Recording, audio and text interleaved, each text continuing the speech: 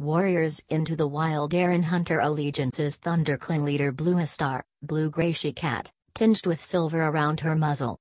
Deputy Redtail, small tortoiseshell tom with a distinctive ginger tail. Apprentice, Dustpaw Medicine Cat Spot Leaf, beautiful dark tortoiseshell she-cat with a distinctive dappled coat. Warriors, toms, and she-cats without kits, Lionheart, magnificent golden tabby tom with thick fur like a lion's mane. Apprentice, Grey Paw Tiger Claw, big dark brown tabby tom with unusually long front claws.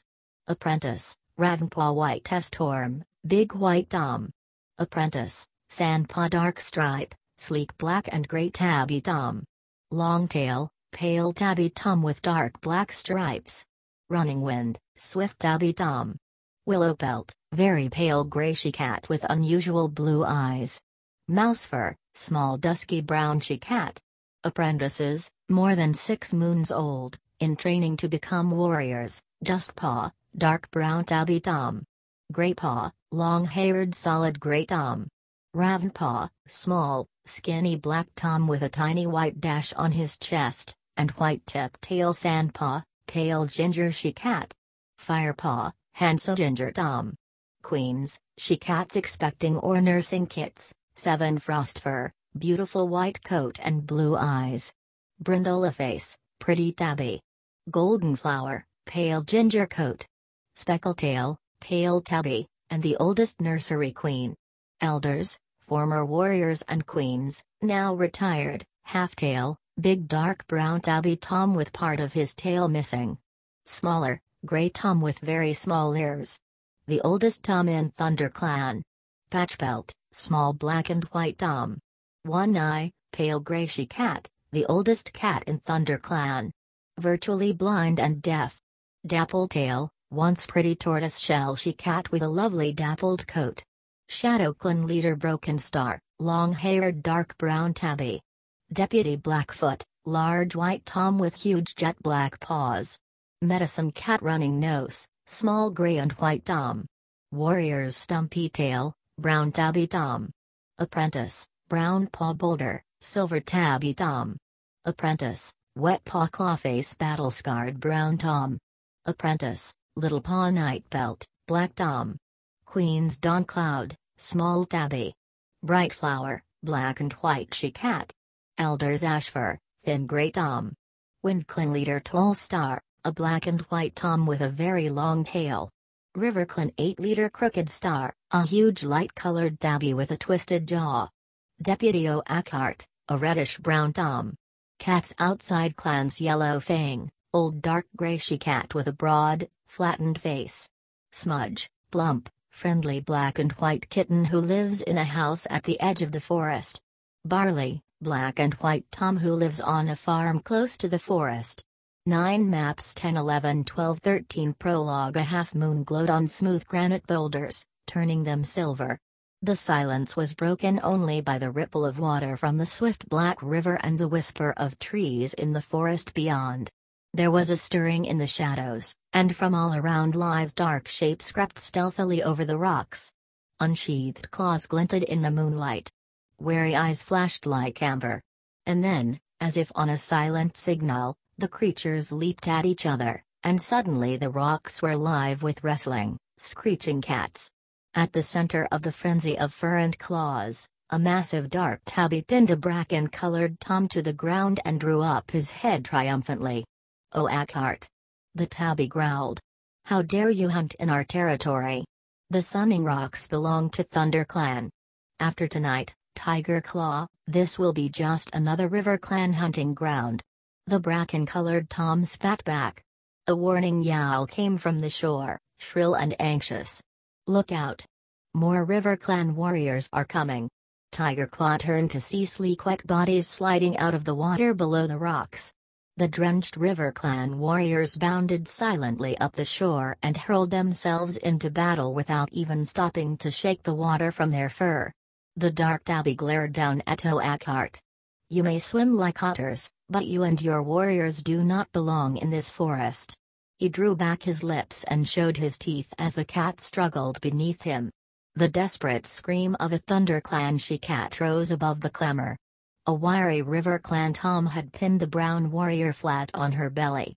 Now he lunged toward her neck with jaws still dripping from his swim across the river. Tiger Claw heard the cry and let go of Oakheart. With a mighty leap, he knocked the enemy warrior away from the she-cat. "Quick, Mousefur, run!" he ordered, before turning on the River Clan Tom who had threatened her. Mousefur scrambled to her paws, wincing from a deep gash on her shoulder, and raced away. Behind her, Tiger Claw spat with rage as the River Clan Tom sliced open his nose. Blood blinded him for an instant, but he lunged forward regardless and sank his teeth into the hind leg of his enemy. The River Clan cat squealed and struggled free. Tiger Claw. The yowl came from a warrior with a tail as red as fox fur. "This is useless. There are too many River Clan warriors. No, Red Tail. Thunder Clan will never be beaten." Tiger Claw yowled back, leaping to Red Tail's side. "This is our territory." Blood was welling around his broad black muzzle, and he shook his head impatiently, scattering scarlet drops onto the rocks. "Thunder Clan will honor your courage, Tiger Claw, but we cannot afford to lose any more of our warriors," Red Tail urged. Bluestar would never expect her warriors to fight against these impossible odds. "We will have another chance to avenge this defeat." He met Tiger Claw's amber-eyed gaze steadily, then reared away and sprang onto a boulder at the edge of the trees. 14 Retreat, Thunder Clan. Retreat. He yowled. At once his warriors squirmed and struggled away from their opponents. Spitting and snarling, they backed toward Red Tail. For a heartbeat, the River Clan cats looked confused. Was this battle so easily won? Then Oakheart yowled a jubilant cry. As soon as they heard him, the River Clan warriors raised their voices and joined their deputy in caterwauling their victory. Red Tail looked down at his warriors. With a flick of his tail, he gave the signal and the Thunder Clan cats dived down the far side of the sunning rocks, then disappeared into the trees. Tiger Claw followed last. He hesitated at the edge of the forest and glanced back at the blood-stained battlefield. His face was grim, his eyes furious slits. Then he leaped after his clan into the silent forest. In a deserted clearing, an old gray she-cat sat alone, staring up at the clear night sky. All around her in the shadows she could hear the breathing and stirrings of sleeping cats. A small tortoise-shell she-cat emerged from a dark corner, her paw steps quick and soundless. The gray cat dipped her head in greeting. "How is Mousefur?" she meowed. "Her wounds are deep, Bluestar," answered the tortoise-shell, settling herself on the night-cool grass. "But she is young and strong, she will heal quickly." "And the others?" "They will all recover, too." Bluestar sighed. "We are lucky not to have lost any of our warriors this time. You are a gifted medicine cat, Spotleaf." She tilted her head again and studied the stars. "I am deeply troubled by tonight's defeat. Thunder Clan has not been beaten in its own territory since I became leader," she murmured. "These are difficult times for our clan. The season of new leaf is late, and there have been fewer kits. Thunder Clan needs more warriors if it is to survive. But the year is only just beginning," Spotleaf pointed out calmly. "There will be more kits when Greenleaf comes." The gray cat twitched her broad shoulders. "Perhaps. But training our young to become warriors takes time. If Thunder Clan is to defend its territory, it must have new warriors as soon as possible." "Are you asking Star Clan for answers?" meowed Spotleaf gently, following Bluestar's gaze and staring up at the swath of stars glittering in the dark sky. "It is at times like this we need the words of ancient warriors to help us." "Has Star Clan spoken to you?" Bluestar asked. "Not for some moons, Bluestar." Suddenly a shooting star blazed over the treetops. Spotleaf's tail twitched and the fur along her spine bristled. Bluestar's ears pricked but she remained silent as Spotleaf continued to gaze upward. After a few moments, Spotleaf lowered her head and turned to Bluestar. "It was a message from Star Clan," she murmured. A distant look came into her eyes. "Fire alone can save our clan." 15 Fire? Bluestar echoed. But fire is feared by all the clans. How can it save us? Spotleaf shook her head. I do not know, she admitted. But this is the message StarClan has chosen to share with me. The ThunderClan leader fixed her clear blue eyes on the medicine cat. You have never been wrong before, Spotleaf, she meowed. If StarClan has spoken, then it must be so. Fire will save our clan. 16 Chapter 1 It was very dark. Rusty could sense something was near. The young tomcat's eyes opened wide as he scanned the dense undergrowth. This place was unfamiliar, but the strange sense drew him onward, deeper into the shadows.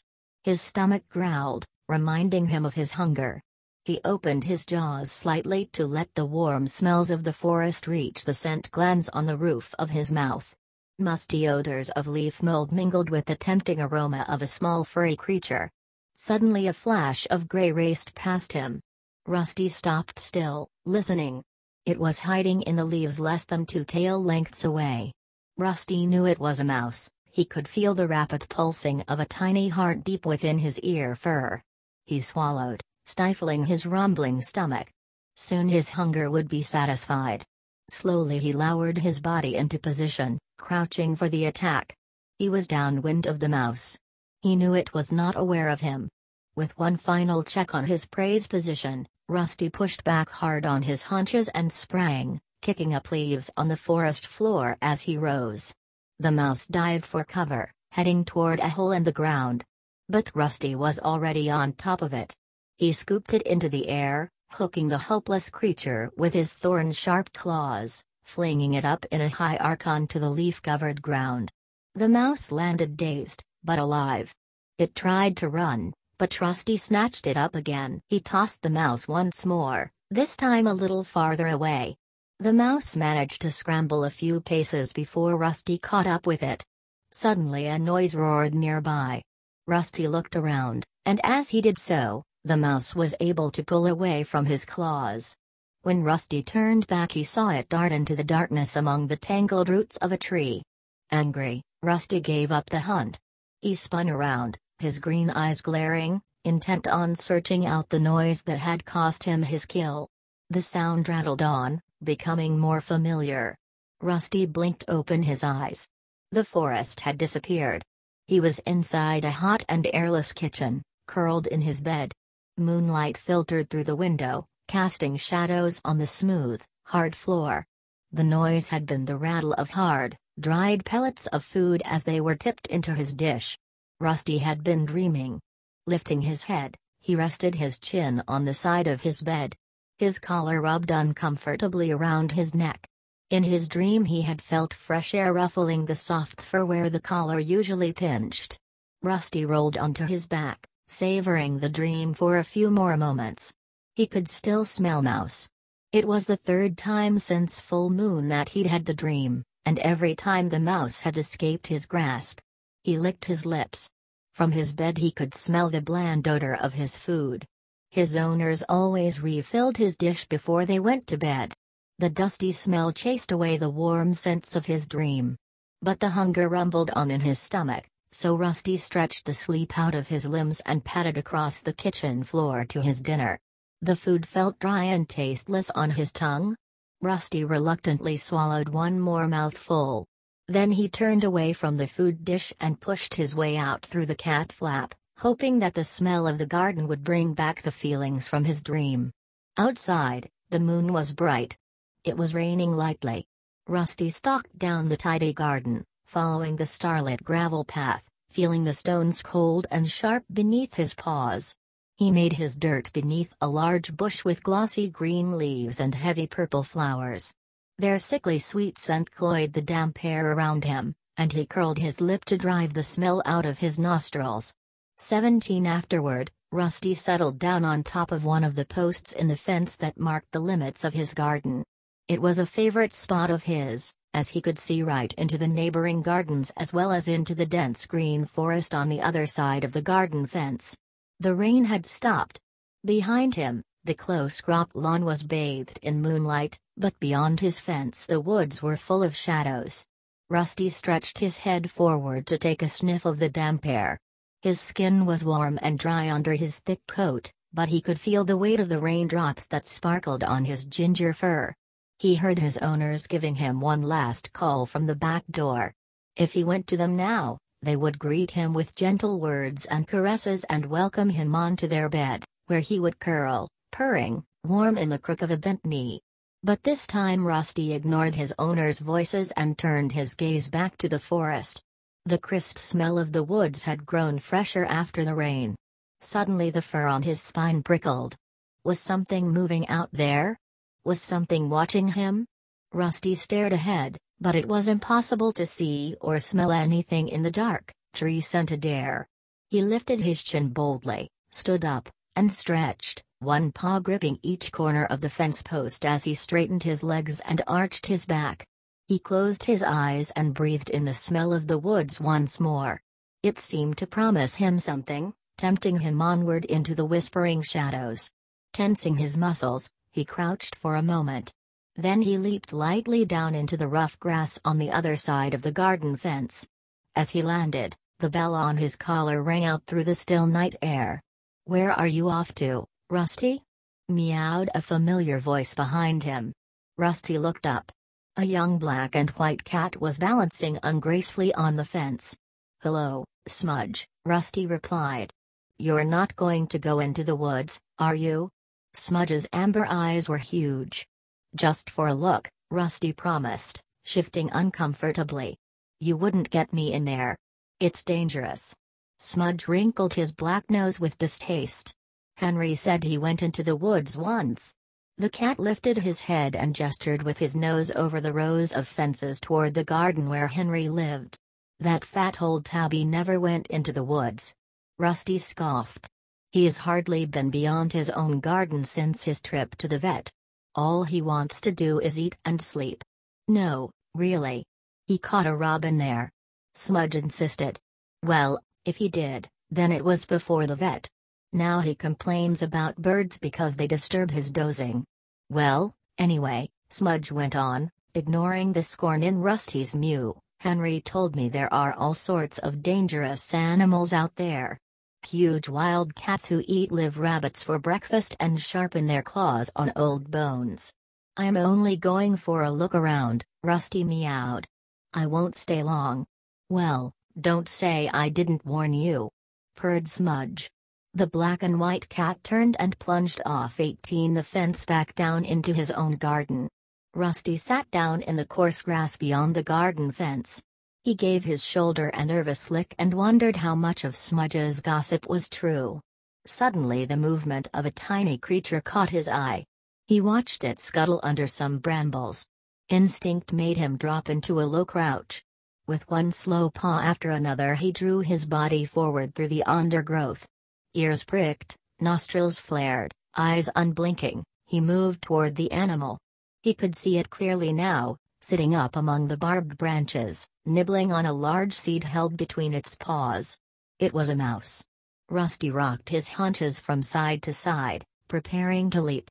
He held his breath in case his bell rang again. Excitement coursed through him, making his heart pound. This was even better than his dreams. Then a sudden noise of cracking twigs and crunching leaves made him jump. His bell jangled treacherously, and the mouse darted away into the thickest tangle of the bramble bush. Rusty stood very still and looked around. He could see the white tip of a red bushy tail trailing through a clump of tall ferns up ahead. He smelled a strong, strange scent, definitely a meat-eater, but neither cat nor dog. Distracted, Rusty forgot about the mouse and watched the red tail curiously. He wanted a better look. All of Rusty's senses strained ahead as he prowled forward. Then he detected another noise. It came from behind, but sounded muted and distant. He swiveled his ears backward to hear it better. Paw steps. He wondered, but he kept his eyes fixed on the strange red fur up ahead, and continued to creep onward. It was only when the faint rustling behind him became a loud and fast-approaching leaf crackle that Rusty realized he was in danger. The creature hit him like an explosion and Rusty was thrown sideways into a clump of nettles. Twisting and yowling, he tried to throw off the attacker that had fastened itself to his back. It was gripping him with incredibly sharp claws. Rusty could feel spiked teeth pricking at his neck. He writhed and squirmed from whisker to tail, but he couldn't free himself. For a second he felt helpless, then he froze. Thinking fast, he flipped over onto his back. He knew instinctively how dangerous it was to expose his soft belly, but it was his only chance. He was lucky, the ploy seemed to work. He heard a huff beneath him as the breath was knocked out of his attacker.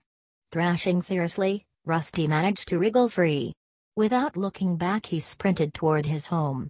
Behind him, a rush of paw steps told Rusty his attacker was giving chase. Even though the pain from his scratches stung beneath his fur, Rusty decided he would rather turn and fight than let himself be jumped on again. He skidded to a stop, spun around, and faced his pursuer. It was another kitten, with a thick coat of shaggy gray fur, strong legs, and a broad face. In a heartbeat, Rusty smelled that it was a tom, and sensed the power in the sturdy shoulders underneath the soft coat. Then the kitten crashed into Rusty at full pelt. Taken by surprise by Rusty's turnabout, it fell back into a dazed heap. The impact knocked the breath out of Rusty, and he staggered. He quickly found his footing and arched his back, puffing out his orange fur, ready to spring onto the other kitten. But his attacker simply sat up and began to lick a forepaw, all signs of aggression gone. 19 Rusty felt strangely disappointed. Every part of him was tense, ready for battle. "Hi there, Kit-Tipet," meowed the great Tom cheerily. "You put up quite a fight for a tame kitty." Rusty remained on tiptoe for a second, wondering whether to attack anyway. Then he remembered the strength he had felt in this kitten's paws when he had pinned him to the ground. He dropped onto his pads, loosened his muscles, and let his spine unbend. "And I'll fight you again if I have to," he growled. "I'm Graypaw, by the way," the gray kitten went on, ignoring Rusty's threat. "I'm training to be a ThunderClan warrior." Rusty remained silent. He didn't understand what this Graywitsit was meowing about, but he sensed the threat had passed. He hid his confusion by leaning down to lick his ruffled chest. "What's a Kit-Tipet like you doing out in the woods? Don't you know it's dangerous?" asked Graypaw. "If you're the most dangerous thing the woods has to offer, then I think I can handle it," Rusty bluffed. Graypaw looked up at him for a moment, narrowing his big yellow eyes. "Oh, I'm far from the most dangerous. If I were even half a warrior, I'd have given an intruder like you some real wounds to think about." Rusty felt a thrill of fear at these ominous words. What did this cat mean by intruder? "Anyway," meowed Graypaw, using his sharp teeth to tug a clump of grass from between his claws, "I didn't think it was worth hurting you. You're obviously not from one of the other clans." "Other clans?" Rusty echoed, confused. Graypaw let out an impatient hiss. "You must have heard of the 4 warrior clans that hunt around here." "I belong to ThunderClan. The other clans are always trying to steal prey from our territory, especially Shadow Clan. They're so fierce they would have ripped you to shreds, no questions asked." Graypaw paused to spit angrily and continued, "They come to take prey that is rightfully ours. It's the job of the ThunderClan warriors to keep them out of our territory. When I've finished my training, I'll be so dangerous, I'll have the other clans shaking in their flea-bitten skins. They won't dare come near us then." Rusty narrowed his eyes. This must be one of the wildcats Smudge had warned him about. Living rough in the woods, hunting and fighting each other for every last scrap of food. Yet Rusty didn't feel scared. In fact, it was hard not to admire this confident kitten. "So you're not a warrior yet?" he asked. "Why? Did you think I was?" Graypaw purred proudly, then he shook his wide, furry head. "I won't be a real warrior for ages.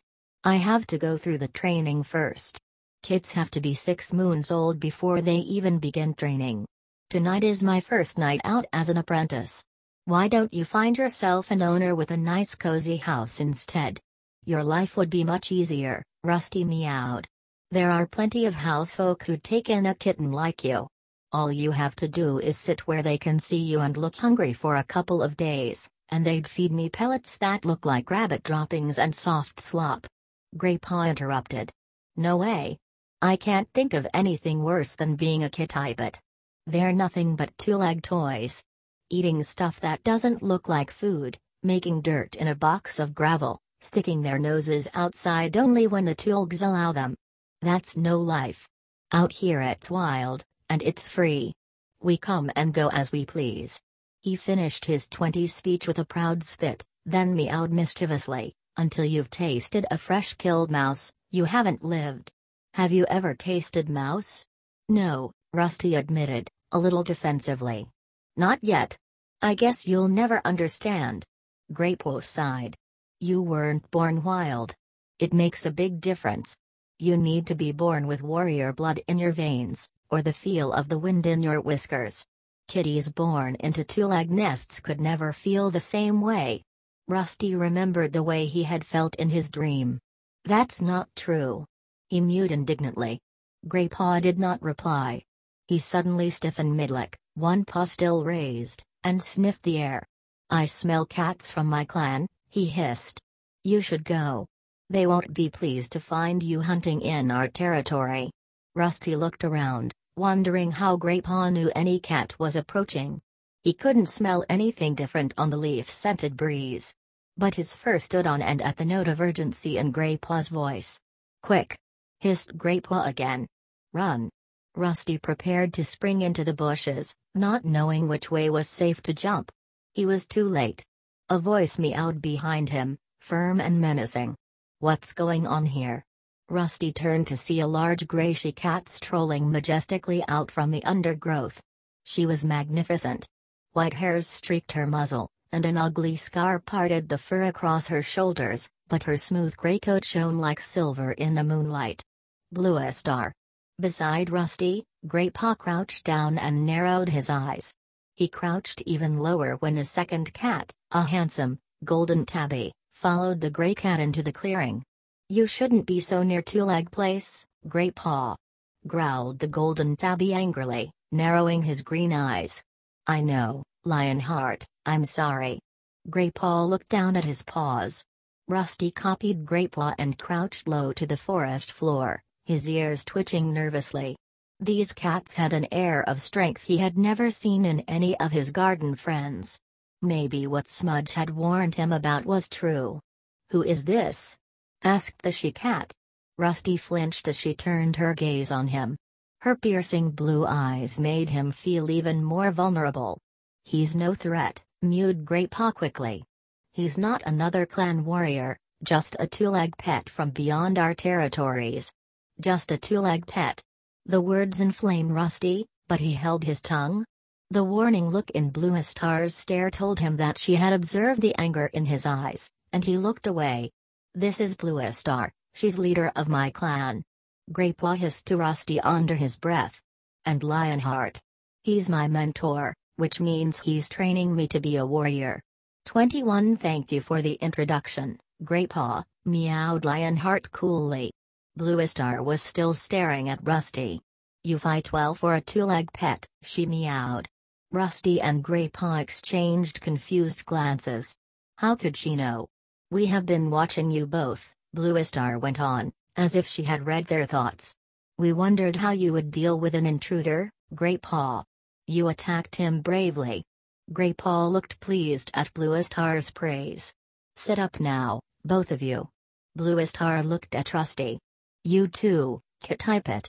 He sat up immediately and held Blue Star's gaze evenly as she addressed him. You reacted well to the attack, Kittypet. Graypaw is stronger than you, but you used your wits to defend yourself. And you turned to face him when he chased you. I've not seen a Kittypet do that before. Rusty managed to nod his thanks, taken aback by such unexpected praise. Her next words surprised him even more. I have been wondering how you would perform out here, beyond the Two-Leg Place. We patrol this border frequently, so I have often seen you sitting on your boundary, staring out into the forest. And now, at last, you have dared to place your paws here. Blue Star stared at Rusty thoughtfully. You do seem to have a natural hunting ability. Sharp eyes. You would have caught that mouse if you had not hesitated so long. Really? Rusty stammered. Lionheart spoke now. His deep meow was respectful but insistent. Bluestar, this is a Kitibet. He should not be hunting in ThunderClan territory. Send him home to his tulgs. Rusty prickled at Lionheart's dismissive words. Send me home? He mewed impatiently. Bluestar's words had made him glow with pride. She had noticed him, she had been impressed by him. But I've only come here to hunt for a mouse or two. I'm sure there's enough to go around. Bluestar had turned her head to acknowledge Lionheart's words. Now her gaze snapped back to Rusty. Her blue eyes were blazing with anger. There's never enough to go around, she spat. If you didn't live such a soft, overfed life, you would know that. Rusty was confused by Bluestar's sudden rage, but one glance at the horrified look on Greypaw's face was enough to tell him he had spoken too freely. Lionheart stepped to his leader's side. Both warriors loomed over him now. Rusty looked into Bluestar's threatening stare and his pride dissolved. These were not cozy fireside cats he was dealing with, they were mean, hungry cats who were probably going to finish what Greypaw had started. 22 Chapter 2 Well? Hissed Bluestar, her face only a mouse length from his now. Lionheart remained silent as he towered over Rusty. He flattened his ears and crouched under the Golden Warrior's cold stare. His fur prickled uncomfortably.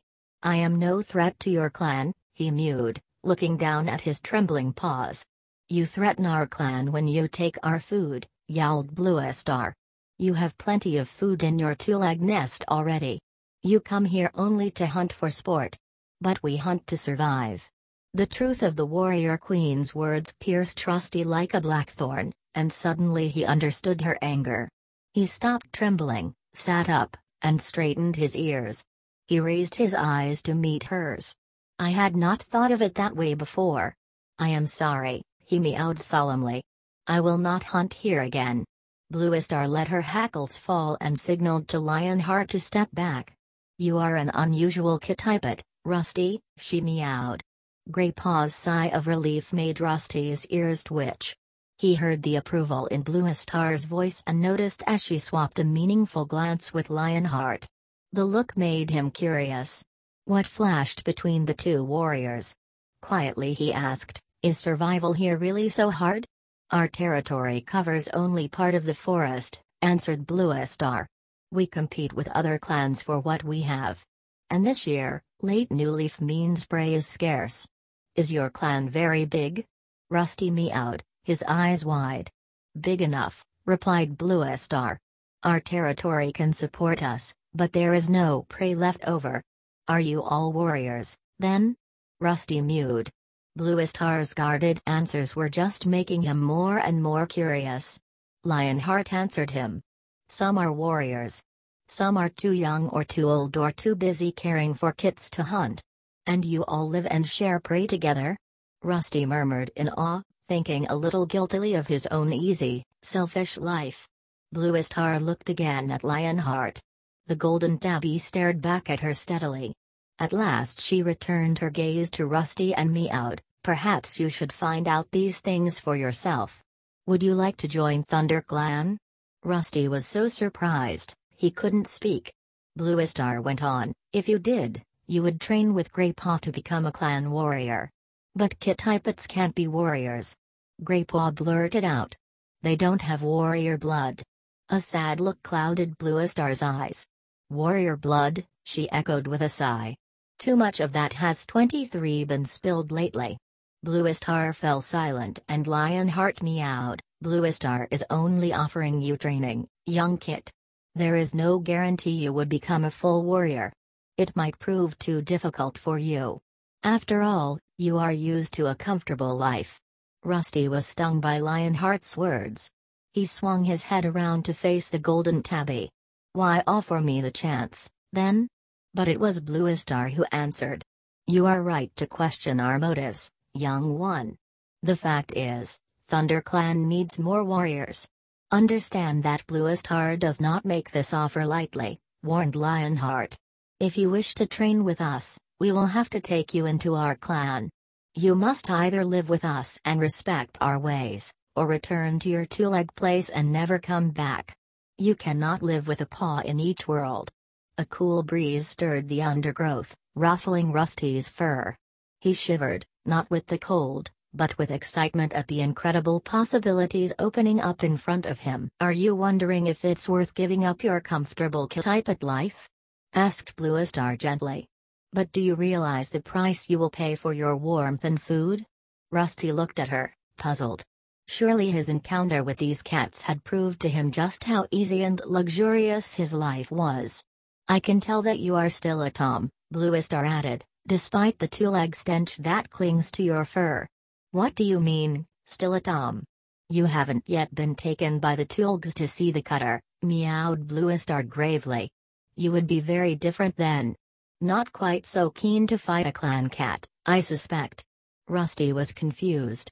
He suddenly thought of Henry, who had become fat and lazy since his visit to the vet. Was that what Bluestar meant by the cutter?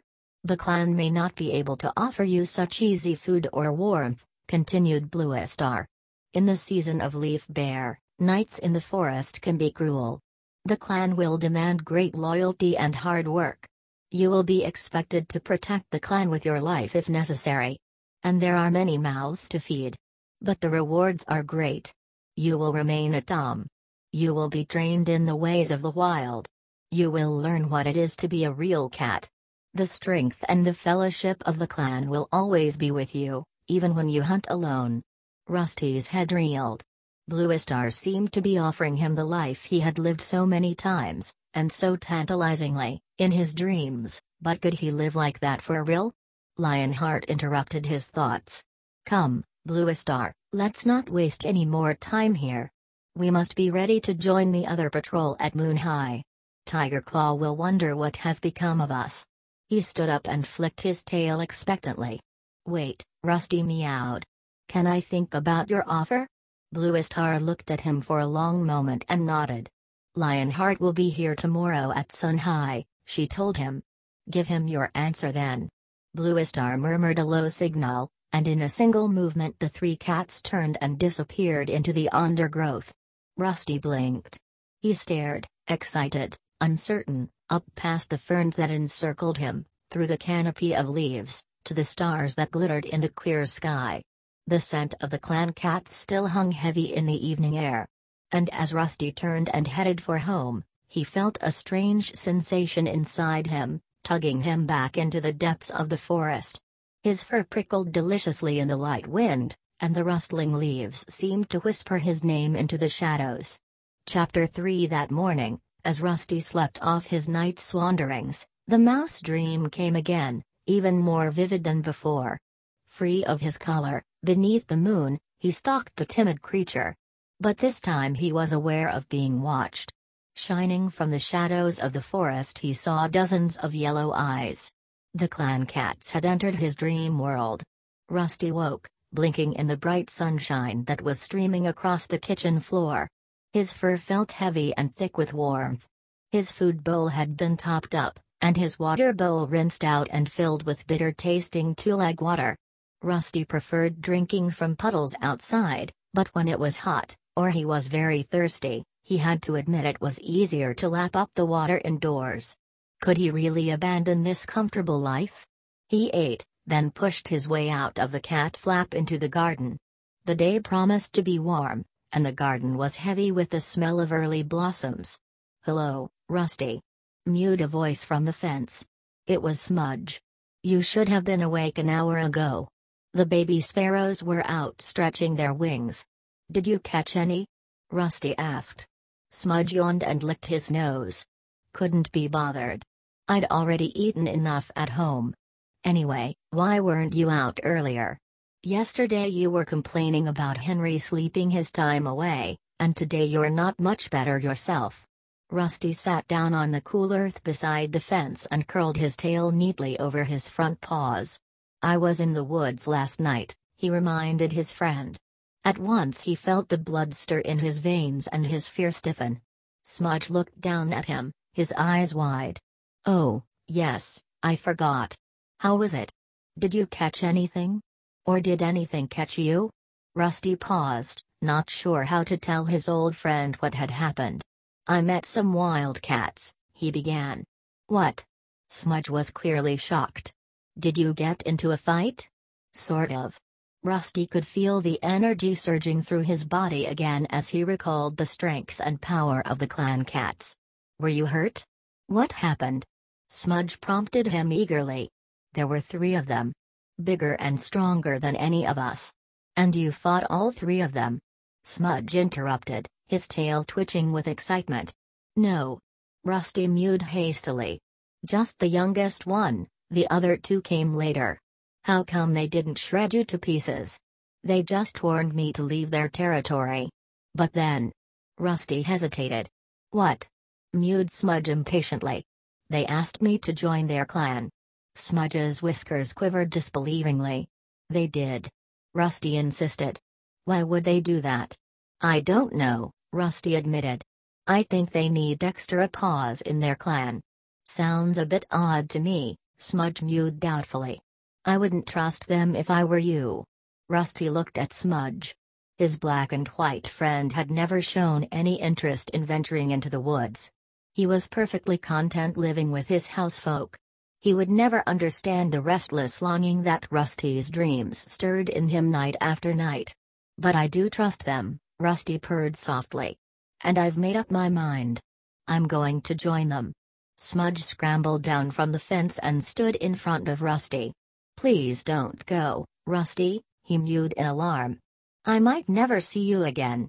Rusty nudged him affectionately with his head. Don't worry. My housefolk will get another cat. You'll get on with him fine. You get along with everyone. But it won't be the same. Smudge wailed. Rusty twitched his tail impatiently. That's just the point. If I stay around here till they take me to the cutter, I won't be the same either. Smudge looked puzzled. The cutter? He echoed. The vet, Rusty explained. To be altered, like Henry was. Smudge shrugged and stared down at his paws. But Henry's all right, he mumbled. I mean, I know he's a bit lazier now, but he's not unhappy. We could still have fun. Rusty felt his heart fill with sadness at the thought of leaving his friend. I'm sorry, Smudge. I'll miss you, but I have to go. Smudge didn't reply, but stepped forward and gently touched Rusty's nose with his own. Fair enough. I can see I can't stop you, but at least let's spend one more morning together. Rusty found himself enjoying the morning even more than usual, visiting his old haunts with Smudge, sharing words with the cats he had grown up with. Every one of his senses felt supercharged, as if he were poised before a huge jump. As Sunhigh approached, Rusty grew more and more impatient to see if Lionheart would really be waiting for him. The idle buzz of meows from his old friends seemed to fade into the background as all his senses strained toward the woods. Rusty jumped down from his garden fence for the last time and crept into the woods. He had said his goodbyes to Smudge. Now all his thoughts were focused on the forest and the cats who lived in it. As he approached the spot where he had met with the clan cats the night before, he sat down and tasted the air. Tall trees shielded the ground from the midday sunshine, making it comfortably cool. Here and there a patch of sunlight shone through a gap in the leaves and lit up the forest floor. Rusty could smell the same cat scent as last night, but he had no idea whether it was old or new. He lifted his head and sniffed uncertainly. You have a lot to learn, meowed a deep voice.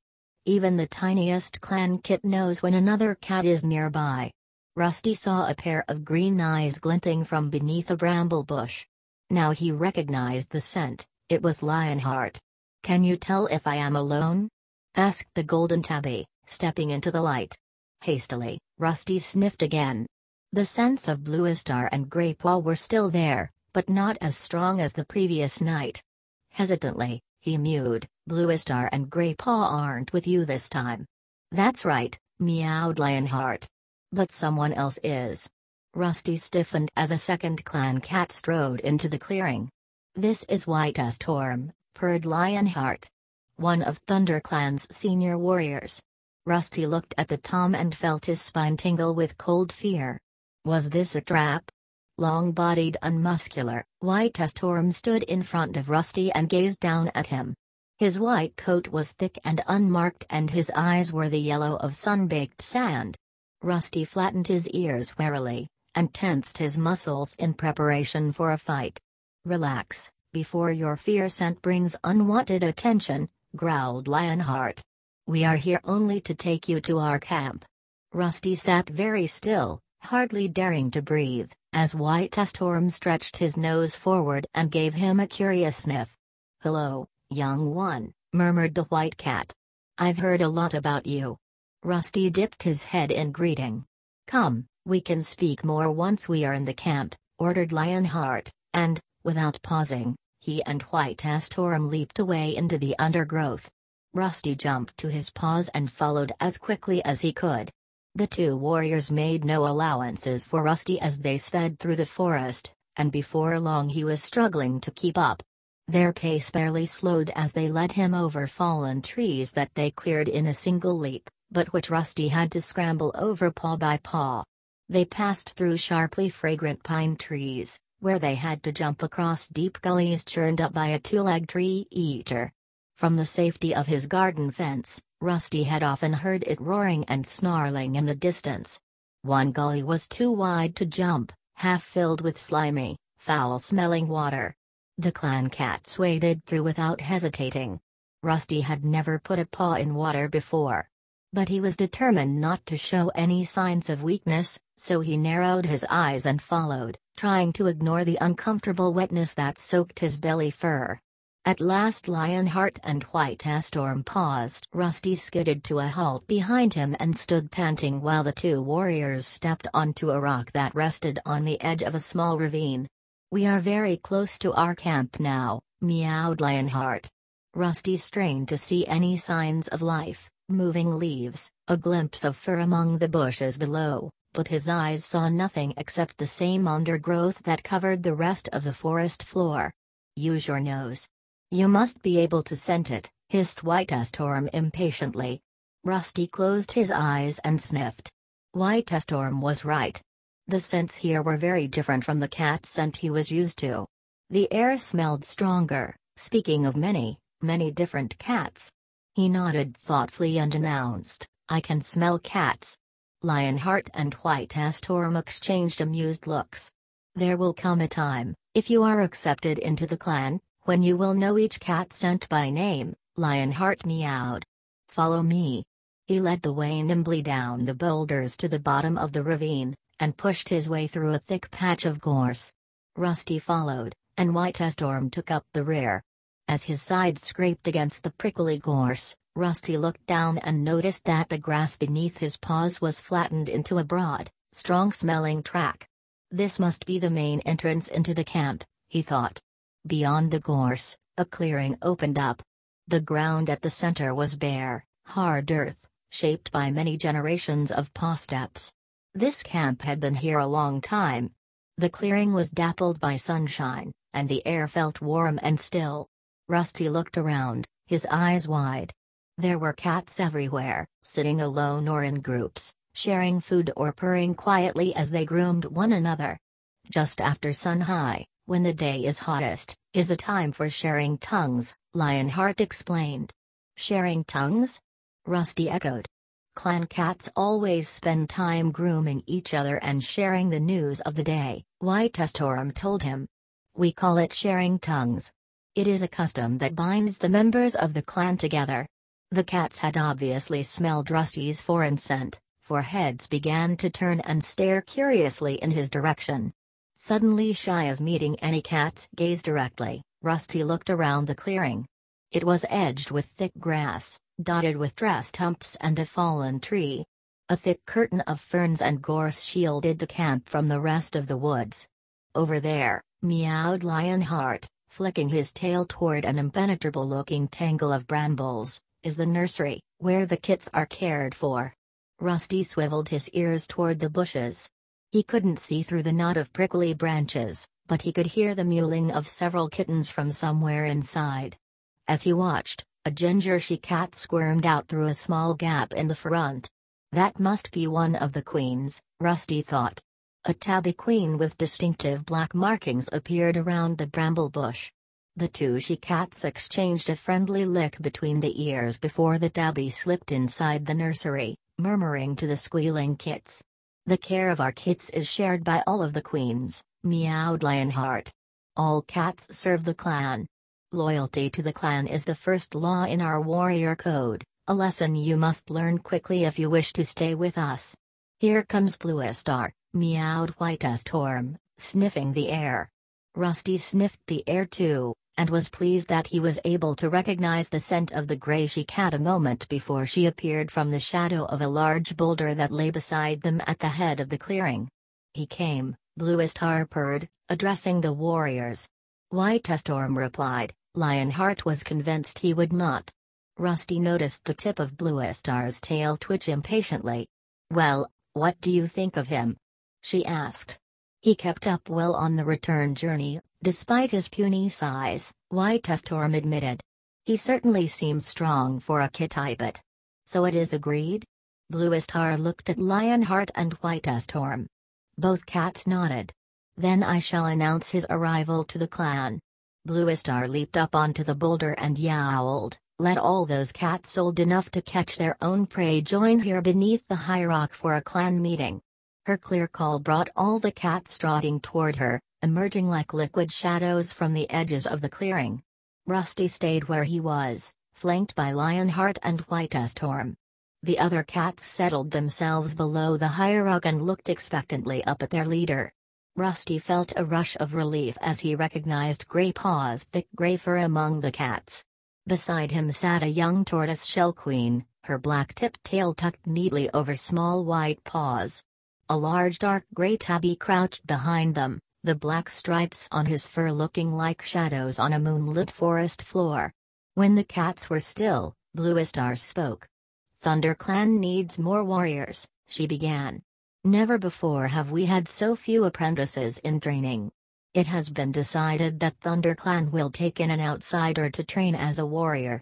Rusty heard indignant mutterings erupt among the clan cats, but Bluestar silenced them with a firm yowl. "I have found a cat who is willing to become an apprentice of ThunderClan." "Lucky to become an apprentice," caterwauled a loud voice above the ripple of shock that spread through the cats. Rusty craned his neck and saw a pale tabby cat standing up and glaring defiantly at the leader. Bluestar ignored the tabby and addressed all of her clan. "Lionheart and Whitestorm have met this young cat, and they agree with me that we should train him with the other apprentices." Rusty looked up at Lionheart, then back at the clan, to find all eyes were on him now. His fur prickled and he swallowed nervously. There was silence for a moment. Rusty was sure they must all be able to hear his heart pulsing and smell his fear scent. Now a deafening crescendo of caterwauling rose from the crowd. "Where does he come from? Which clan does he belong to? What a strange scent he carries. That's not the scent of any clan I know." Then one yowl in particular sounded out above the rest. "Look at his color. He's a Kitibet." It was the pale tabby again. "Once a Kitibet, always a Kitibet. This clan needs wild-born warriors to defend it, not another soft mouth to feed." Lionheart bent down and hissed into Rusty's ear, "That tabby is Longtail. He smells your fear." "They all do. You must prove to him and the other cats that your fear won't hold you back." But Rusty couldn't move. How could he ever prove to these fierce cats that he wasn't just a Kitibet? The tabby continued to jeer at him. "Your color is a mark of the Tulgs, and that noisy jingling will make you a poor hunter at best. At worst, it will bring the Tulgs into our territory, looking for the poor lost Kitibet who fills the woods with his pitiful tinkling." All the cats howled in agreement. Longtail went on, well aware that he had the support of his audience. "The noise of your treacherous spell will alert our enemies, even if your two-leg stench doesn't." Lionheart hissed into Rusty's ear once more, "Do you back down from a challenge?" Rusty still did not move. But this time he was trying to pinpoint Longtail's position. There he was, just behind a dusky brown queen. Rusty flattened his ears, narrowed his eyes and, hissing, leaped through the startled cats to fling himself onto his tormentor. Longtail was completely unprepared for Rusty's attack. He staggered sideways, losing his footing on the hard-baked earth. Filled with rage and desperate to prove himself, Rusty dug his claws deep into the tabby cat's fur and sank in his teeth. No subtle rituals of swiping and boxing preceded this fight. The two cats were locked in a screaming, writhing tussle that flipped and somersaulted around the clearing at the heart of the camp. The other cats had to spring out of the way to avoid the screeching whirlwind of fur. As Rusty scratched and struggled, he was suddenly aware that he felt no fear, only exhilaration. Through the roaring of the blood in his ears, he could hear the cats around them wailing with excitement. Then Rusty felt his collar tighten around his neck. Longtail had gripped it between his teeth and was tugging, and tugging hard. Rusty felt a terrible pressure at his throat. Unable to breathe, he started to panic. He writhed and twisted, but each movement only made the pressure worse. Retching and gulping for air, he summoned up all his strength and tried to pull away from Longtail's grip. And suddenly, with a loud snap, he was free. Longtail tumbled away from him. Rusty scrambled to his paws and looked around. Longtail was crouching 3 tail lengths away. And, dangling from Longtail's mouth, Rusty saw his collar.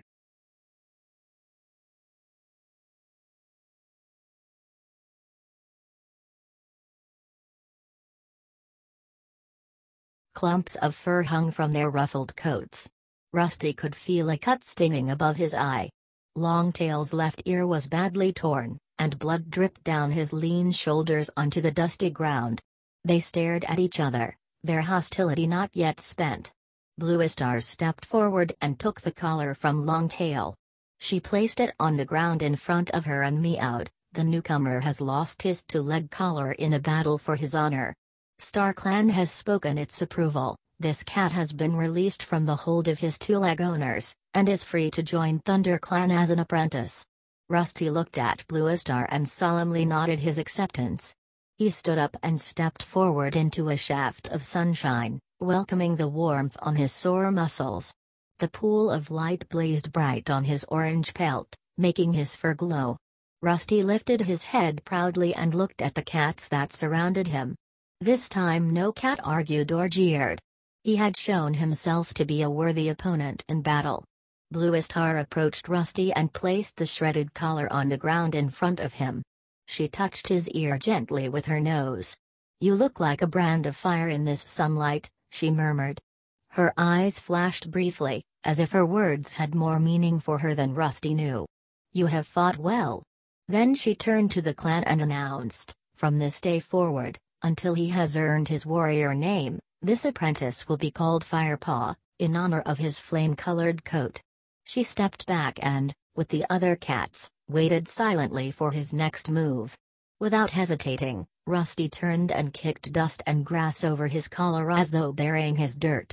Longtail growled and limped out of the clearing toward a fern-shaded corner. The cats split into groups, murmuring to each other excitedly.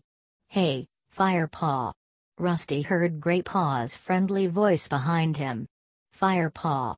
A thrill of pride surged through him at the sound of his new name. He turned to greet the gray apprentice with a welcoming sniff. "Great fight, Firepaw," mewed Greypaw. "Especially for a Kitibet. Longtail is a warrior, although he only finished his training 2 moons ago. That scar you left on his ear won't let him forget you in a hurry. You've spoiled his good looks, that's for sure." "Thanks, Greypaw," Firepaw replied. He put up quite a fight, though. He licked his front paw and began to wipe clean the deep scratch that stung above his eye. As he washed, he heard his new name again, echoing among the meows of the cats. "Firepaw. Hey, Firepaw. Welcome, young Firepaw." Firepaw closed his eyes for a moment and let the voices wash over him. "Good name, too." Greypaw mewed approvingly, jolting him awake. Firepaw looked around. Where did Longtail creep off to? I think he was heading towards Spotleaf's den. Grey Paw tipped his head toward the fern-enclosed corner Longtail had disappeared into. "She's our medicine cat. Not bad looking either. Younger and a lot prettier than most." A low yowl next to the two cats stopped Grey Paw mid-speech. They both turned, and Firepaw recognized the powerful gray tabby cat who had sat behind Grey Paw earlier. 32 Dark Stripe, mewed Grey Paw, dipping his head respectfully. The sleek Tom looked at Firepaw for a moment. "Lucky your collar snapped when it did. Longtail is a young warrior, but I can't imagine him being beaten by a kitipet." He spat the word kitipet scornfully, then turned and stalked off. "Now Dark Stripe," Grey Paw hissed to Firepaw under his breath, "is neither young, nor pretty." Firepaw was about to agree with his new friend when he was interrupted by a warning yowl from an old gray cat sitting at the edge of the clearing. "Smaller smells trouble." Grey Paw meowed, immediately alert. Firepaw barely had time to look around before a young cat crashed through the bushes and into the camp. He was skinny and, apart from the white tip of his long, thin tail, jet black from head to toe. Grey Paw gasped. "That's Ravenpaw. Why is he alone? Where's Tiger Claw?" Firepaw looked at Ravenpaw staggering across the floor of the clearing. He was panting heavily. His coat was ruffled and dusty, and his eyes were wild with fear. "Who are Ravenpaw and Tiger Claw?" Firepaw whispered to Grey Paw, as several other cats raced past him to greet the new arrival. "Ravenpaw's an apprentice. Tiger Claw's his mentor," Grey Paw explained quickly. "Ravenpaw went out with Tiger Claw and Redtail at sunrise on a mission against River Clan, the Lucky Furball." "Redtail?" Firepaw echoed, thoroughly confused by all these names. "Bluestar's deputy," hissed Grey Paw. "But why on earth has Ravenpaw come back alone?" he added to himself. He lifted his head to listen as Bluestar stepped forward. "Ravenpaw?" The she-cat spoke calmly, but a look of worry clouded her blue eyes. The other cats drew back, curling their lips with anxiety. "What has happened?" Bluestar jumped onto the hierarch and looked down at the trembling cat. "Speak, Ravenpaw." Ravenpaw was still struggling for breath, and his sides heaved fitfully while the dust around him turned red with blood, but still he managed to scramble up onto the hierarch and stand beside Bluestar. He turned to the crowd of eager faces that surrounded him, and summoned enough breath to declare, "Redtail is dead." 33 Chapter 4 Shocked yowls rose from the clan cats and echoed through the forest. Ravenpaw staggered slightly. His right foreleg glistened, wet with blood that flowed from the deep gash on his shoulder. "We met 5 River Clan warriors beside the stream, not far from the Sunning Rocks," he went on shakily. "Oakhart was among them." "Oakhart?" Grey Paw gasped beside Firepaw. "He is the deputy of River Clan. He is one of the greatest warriors in the forest. Lucky Ravenpaw. Wish it could have been me." "I'd have really?" Grey Paw was silenced by a fierce glance from the old Grey Tom who had first sensed Ravenpaw's return. Firepaw turned his attention back to Ravenpaw. Redtail warned Oakhart to keep his hunting parties out of Thunder Clan territory. He said the next River Clan warrior to be caught in Thunder Clan territory would be killed, but Oakhart would not back down. He said his CL clan had to be fed, whatever we threatened. Ravenpaw paused to wheeze for breath. His wound was still bleeding heavily, and he stood awkwardly to keep the weight off his shoulder. That's when the River Clan cats attacked. It was hard to see what was happening. The fighting was vicious. I saw Oakhart had Redtail pinned to the ground, but then Redtail. Suddenly Ravenpaw's eyes rolled in his head and he lurched sideways.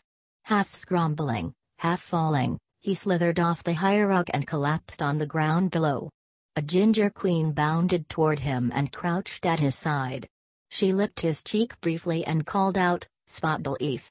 Out of the fern-shaded corner trotted the pretty tortoise-shell Firepaw had noticed sitting beside Grey Paw earlier.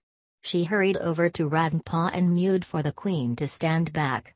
Then she used her small pink nose to roll the apprentice over so that she could take a good look at the wound.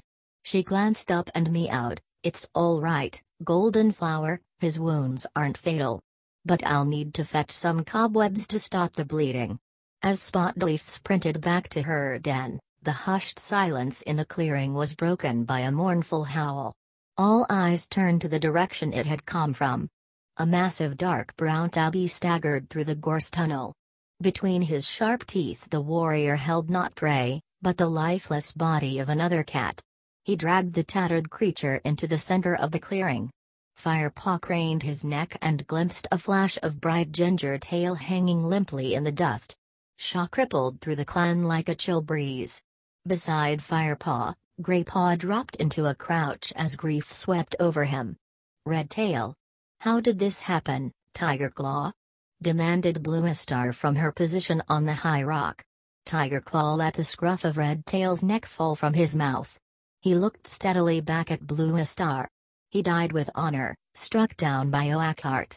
I couldn't save him, but I managed to take Oakhart's life while 34 he was still gloating over his victory. Tigerclaw's voice was strong and deep. Redtail's death was not in vain, for I doubt we'll see River Clan hunters in our territory again. Firepaw glanced at Greypaw. The apprentice's eyes were dark with sadness. After a moment's pause, several of the cats moved forward to lick Redtail's bedraggled fur. As they groomed they purred hushed phrases to the dead warrior. Firepaw whispered into Greypaw's ear, "What are they doing?" Greypaw didn't take his eyes off the dead cat as he replied. His spirit may have left to join StarClan, but the clan will share tongues with Redtail one last time. StarClan? Firepaw echoed. It's the tribe of heavenly warriors that watches over all clan cats. You can see them in Silverpelt. Firepaw looked confused, so Greypaw explained. Silverpelt is that thick band of stars you see each night stretching across the sky. Each star is a StarClan warrior. Redtail will be among them tonight. Firepaw nodded, and Greypaw stepped forward to share tongues with his dead deputy. Bluestar had remained silent while the first cats came to pay their respects to Redtail. Now she leaped down from the high rock and walked slowly toward Redtail's body. The other cats retreated and watched as their leader crouched down to share tongues with her old comrade one last time. When she had finished she raised her head and spoke. Her voice was low and thick with grief, and the clan listened in silence. Redtail was a brave warrior. His loyalty to ThunderClan could never be doubted. I always relied on his judgment, for it bore witness to the needs of the clan, and was never swayed by self-interest or pride. He would have made a fine leader. Then she lowered herself onto her belly, her head bowed, her paws stretched neatly before her, and silently she grieved for her lost friend. Several other cats came and lay down beside her, their bowed heads and hunched backs echoing her mournful pose. Firepaw watched. He had not known Redtail, but he couldn't help feeling moved as he witnessed the clan mourn. Greypaw came and stood beside him again. Dustpaw will be sad, he remarked. Dustpaw? Redtail's apprentice. That brown striped tabby over there. I wonder who his new mentor will be? Firepaw glanced over at the small Tom who squatted near Redtail's body, staring unseeing at the ground. Firepaw looked past him to the clan leader. How long will Bluestar sit with him? He asked. Probably the whole night, replied Greypaw. Redtail was her deputy for many, many moons. She won't want to let him go too quickly. He was one of the best warriors. Not as big and powerful as Tigerclaw or Lionheart, but quick and clever. Firepaw looked at Tigerclaw, admiring the strength that swelled in his powerful muscles and broad head. His massive body showed signs of his warrior life. One of his ears was split into a deep V shape, and a thick scar sliced the bridge of his nose. 35 Suddenly Tigerclaw stood up and stalked over to Ravenpaw. Spotleaf was crouching beside Tigerclaw's wounded apprentice, using her teeth and front paws to press wads of cobweb onto his shoulder wound. Firepaw leaned toward Greypaw and asked, "What's Spotleaf doing?" "Stopping the bleeding. It looked like a nasty cut." And Ravenpaw seemed really shaken up. "He's always been a bit jumpy, but I've never seen him this bad before. Let's go and see if he's woken up yet." They made their way through the grieving cats toward the spot where Ravenpaw lay and settled themselves a respectful distance away to wait until Tiger Claw had finished speaking. "So, Spotleaf." Tiger Claw addressed the tortoiseshell with a confident meow. "How is he? Do you think you can save him? I've spent a lot of time training him up, and I don't want my efforts to be wasted at the first battle." Spotleaf didn't look up from her patient as she replied. "Yes, a pity if, after all your valuable training, he dies in his first fight, eh?" Firepaw could hear a teasing purr in her soft mew. "Will he live?" Tiger Claw demanded. "Of course. He just needs to rest." Tiger Claw snorted and looked down at the motionless black shape. He jabbed Ravenpaw with one of his front claws. "Come on, then. Get up." Ravenpaw didn't move. "Look at the length of that claw." Firepaw hissed. "Too right," replied Greypaw with feeling. "I know I wouldn't want to get into a fight with him." "Not so fast, Tiger Claw." Spotleaf placed her paw over Tiger Claw's sharp talon and gently moved it away. "This apprentice needs to keep as still as possible until the cut has healed. We don't want him opening his wound by jumping about trying to please you. Leave him alone." Firepaw found himself holding his breath as he waited for Tiger Claw's reaction. He guessed that few cats dared to give orders to the warrior like that. The big tabby stiffened, and seemed about to speak when Spotleaf mewed teasingly, "Even you know better than to argue with a medicine cat, Tiger Claw." Tiger Claw's eyes flashed at the little tortoiseshell's words. "I wouldn't dare argue with you, dear Spotleaf," he purred. He turned to leave and caught sight of Greypaw and Firepaw. "Who's this?" he asked Greypaw, towering above them. "He's the new apprentice," Greypaw mewed. "He smells like a kitibet," snorted the warrior. "I was a house cat," Firepaw meowed boldly, "but I am going to train to be a warrior." Tiger Claw looked at him with sudden interest. "Ah, yes. Now I remember. Bluestar mentioned that she had stumbled across some stray kitibet. So she's actually going to try you out, is she?" Firepaw sat up very straight, anxious to impress this distinguished clan warrior. "That's right," he 36 mewed respectfully. Tiger Claw eyed him thoughtfully. "Then I shall watch your progress with interest." Firepaw puffed his chest out proudly as Tiger Claw stalked away. "Do you think he liked me?" "I don't think Tiger Claw likes any apprentices," whispered Greypaw. Just then Ravenpaw stirred and twitched his ears. "Has he gone?" he mumbled. "Who? Tiger Claw?" replied Greypaw, trotting toward him. "Yep, he's gone." "Hi, there," Firepaw began, about to introduce himself. "Go away, both of you," Spotleaf protested. "How am I meant to help this cat with all these interruptions?" She impatiently flicked her tail at Greypaw and Firepaw and pushed her way between them and her patient. Firepaw realized she was serious, despite the lively glimmer in her warm amber eyes. "Come on then, Firepaw," mewed Greypaw. "I'll show you around. See you later, Ravenpaw." The two cats left Spotleaf with Ravenpaw and walked across the clearing. Greypaw looked thoughtful. He was clearly taking his duties as a guide very seriously. "You know the hierarch already," he began, flicking his tail toward the big, smooth rock. "Bluestar always addresses the clan from there. Her den is down there." He lifted his nose toward a hollow in the side of the high rock. Her den was carved out many moons ago by an ancient stream. Hanging lichen draped the entrance, sheltering the leader's nest from wind and rain. "The warriors sleep over here," Greypaw went on. Firepaw followed him to a large bush a few paces away from the high rock. There was a clear view from here right down to the gorse entrance into the camp. The branches of the bush hung low, but Firepaw could see a sheltered space inside where the warriors made their nests. "The senior warriors sleep nearest the center, where it's warmest," explained Greypaw. "They usually share their fresh kill together over by that clump of nettles. The younger warriors eat nearby. Sometimes they are invited to join the senior warriors for eating, which is a big honor." "What about the other clan cats?"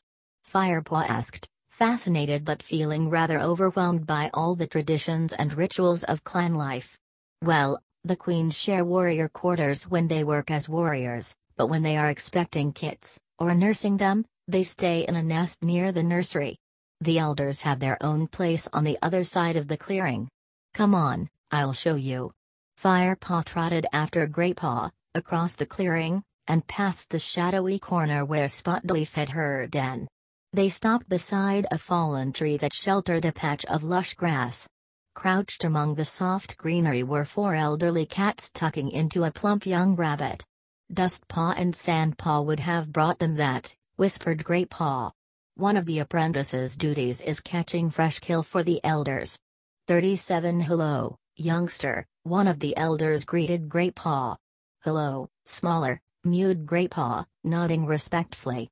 This must be our new apprentice. Firepaw, isn't it? Meowed a second Tom. His patchy fur was dark brown, and there was only a stump where his tail should have been. That's right, Firepaw replied, copying Greypaw's polite nod. I'm Halftail, purred the brown Tom. Welcome to the clan. Have you two eaten? Meowed Smaller. Firepaw and Greypaw both shook their heads. Well, there's enough here. Dustpaw and Sandpaw are turning into fine hunters. Would you mind if these youngsters shared a mouse, One Eye?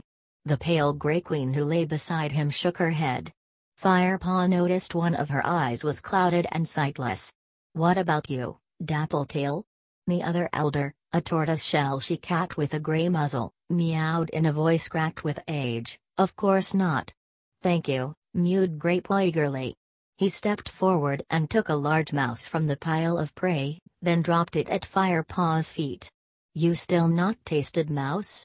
He asked. No, Firepaw admitted. He suddenly felt excited by the warm smells that were rising from this piece of fresh kill. His whole body quivered at the thought of sharing his first real food as a clan member. In that case, you can have first bite. Just save me some. Greypaw dipped his head and stood back to give Firepaw room. Firepaw crouched down and took a large bite from the mouse. It was juicy and tender, and sang with the flavors of the forest. What do you think? Asked Greypaw. Fantastic. Mumbled Firepaw, his mouth still full. Move over then, mewed Greypaw, stepping forward and bending his head to take a bite. As the two apprentices shared the mouse, they listened to the elders talk among themselves. How long before Bluestar appoints a new deputy? Asked Smaller. What did you say, Smaller? Mewed One Eye. I think your hearing has become as poor as your eyesight. Snapped Smaller impatiently. I said, how long before Bluestar appoints a new deputy? One Eye ignored Smaller's irritated reply and spoke instead to the tortoiseshell queen. Dappletail, do 38 you remember the day many moons ago when Bluestar herself was appointed deputy? Dappletail mewed earnestly. Oh, yes. It was not long after she lost her kits. She'll not be happy to be appointing a new deputy, Smaller observed. Redtail served her long and well. But she'll need to make up her mind quickly. According to clan custom, the choice has to be made before a moon high after the death of the old deputy. At least this time the choice is obvious, meowed Halftail. Firepaw raised his head and looked around the clearing. Who could Halftail mean? To Firepaw, all the warriors looked worthy of becoming deputy. Perhaps he meant Tiger Claw, after all, he had avenged Redtail's death. Tiger Claw was sitting not far off, his ears angled toward the elders' conversation.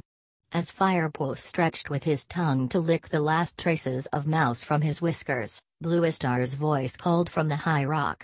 Redtail's body still lay in the clearing below, pale gray in the fading light. A new deputy must be appointed, she meowed. But first, let us give thanks to StarClan for the life of Redtail. Tonight he sits with his fellow warriors among the stars. Silence fell as all the cats looked up into the sky, which was beginning to darken as evening crept over the forest. And now I shall name ThunderClan's new deputy, Bluestar continued. I say these words before the body of Redtail, so that his spirit may hear and approve my choice. Firepaw looked at Tiger Claw. He couldn't help noticing the hunger in the big warrior's amber eyes as he stared up at the high rock. "Lionheart," meowed Bluestar, "will be the new deputy of ThunderClan." Firepaw was curious to see Tiger Claw's reaction. But the Dark Warrior's face revealed nothing as he moved to congratulate Lionheart with a nudge so hearty that it almost pushed the golden tabby off balance. "Why didn't she make Tiger Claw deputy?" Firepaw whispered to Greypaw. "Probably because Lionheart has been a warrior longer, so he has a lot more experience," Greypaw murmured back, still looking up at Bluestar. Bluestar spoke again. "Redtail was also mentor to young Dustpaw. Since there must be no delay in the training of our apprentices, I shall appoint Dustpaw's new mentor immediately. Darkstripe, you are ready for your first apprentice, so you will continue Dustpaw's training. You had a fine mentor in Tiger Claw, and I expect you to pass on some of the excellent skills you were taught." The tabby warrior swelled with pride as he showed his acceptance with a solemn nod. He strode over to Dustpaw, bent his head, and rather awkwardly touched noses with his new apprentice. Dustpaw flicked his tail respectfully, but his eyes were still dull with grief for his lost mentor. Bluestar raised her voice. "I shall keep a vigil with Redtail's body tonight, before we bury him at sunrise." She jumped down from the high rock and walked over to lie beside Redtail's body once more. Many of the other cats joined her, Dustpaw and Smaller among them. 39 Should we sit with them too?" Firepaw suggested. He had to admit the idea didn't appeal to him much. It had been a busy day and he was beginning to feel tired. All he wanted to do was find somewhere warm and dry to curl up and sleep. Greypaw shook his head. "No, only those who were closest to Redtail will share his final night. I'll show you where we sleep. The apprentice's den is over here." Firepaw followed Greypaw to a thick bush of ferns that lay behind a mossy tree stump. "All the apprentices share their fresh kill by this stump," Greypaw told him. "How many apprentices are there?" Firepaw asked. "Not as many as usual, just me, you, Ravenpaw, Dustpaw, and Sandpaw." As Greypaw and Firepaw settled themselves beside the tree stump, a young she-cat crawled out from beneath the ferns. Her coat was ginger, like Firepaw's, but much paler, with barely visible stripes of darker fur. "So here comes the new apprentice." She meowed, narrowing her eyes. "Hello," Firepaw mewed. The young cat sniffed rudely. "He smells like a kitibet. Don't tell me I'm going to have to share my nest with that revolting stench." Firepaw felt rather taken aback. Since his fight with Longtail, all the cats had been quite friendly. Maybe they had just been distracted by Ravenpaw's news, he thought. "You'll have to excuse Sandpaw," apologized Greypaw. "I think she must have a furball stuck somewhere. She's not usually this bad-tempered." "PSST," spat Sandpaw crossly. "Hold on, youngsters." The deep voice of White Testorm sounded behind the apprentices. "Sandpaw. As my apprentice, I expected you to be a little more welcoming to this newcomer." Sandpaw held up her head and looked defiant. "I'm sorry, White Testorm," she purred, not sounding sorry at all. "I just didn't expect to be training with a kitibet, that's all." "I'm sure you'll get used to it, Sandpaw," meowed White Testorm calmly. "Now, it's getting late, and training starts early tomorrow. You three should get some sleep." He gave Sandpaw a stern look, and she nodded obediently. As he walked off, she spun around and vanished into the clump of ferns, sniffing once more as she brushed past Firepaw. With a flick of his tail, Greypaw invited Firepaw to follow him, and led the way after Sandpaw. Inside the sleeping area, the ground was lined with soft moss, and the pale moonlight turned everything a delicate shade of green. The air was fragrant with fern scent, and warmer than outside. "Where do I sleep?" Firepaw asked.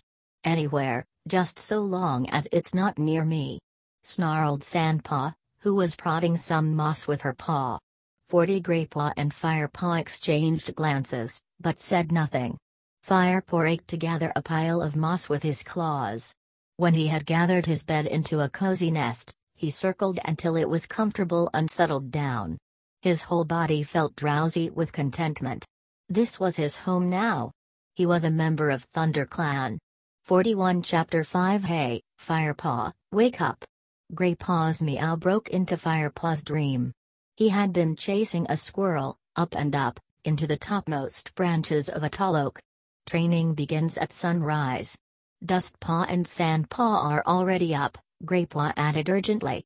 Firepaw stretched sleepily, then remembered, today was his first day of training. He leaped to his paws. His drowsiness evaporated as excitement surged through his veins. Greypaw was giving himself a hasty Washington between licks. He meowed, I've just spoken to Lionheart. Ravenpaw won't be training with us till his wound is better. He'll probably stay at Spotleaf's den for another day or two. Dustpaw and Sandpaw are on hunting duty. So Lionheart thought you and I could train with him and Tiger Claw this morning. We'd better hurry, though, he added. They'll be waiting. Greypaw led Firepaw quickly through the gorse entrance of the camp and up the side of the rock-strewn valley. As they climbed over the crest of the ravine, a cool breeze ruffled their fur. Fat, white clouds raced across the blue sky overhead. Firepaw felt fierce joy well up inside him as he followed Greypaw down a tree-shaded slope and into a sandy hollow. Tiger Claw and Lionheart were indeed waiting, sitting a few tail lengths apart on the sun-warmed sand. In future, I expect you both to be punctual, growled Tiger Claw. Don't be too severe, Tiger Claw, it was a busy night last night. I expect they were tired, meowed Lionheart gently. You have not yet been assigned a mentor, Firepaw, he went on. For now, Tiger Claw and I will share your training.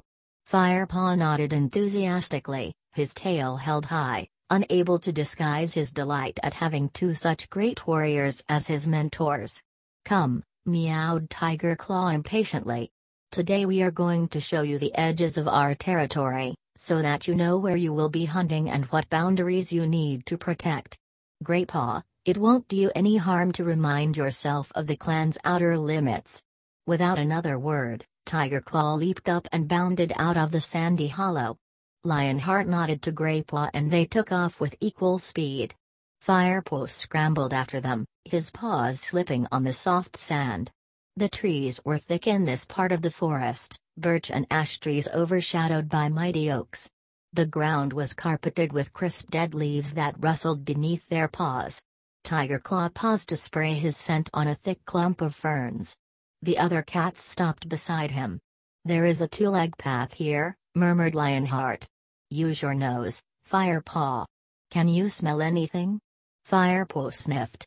There was the faint scent of a two-leg, and the stronger smell of a dog, familiar to him from his old home.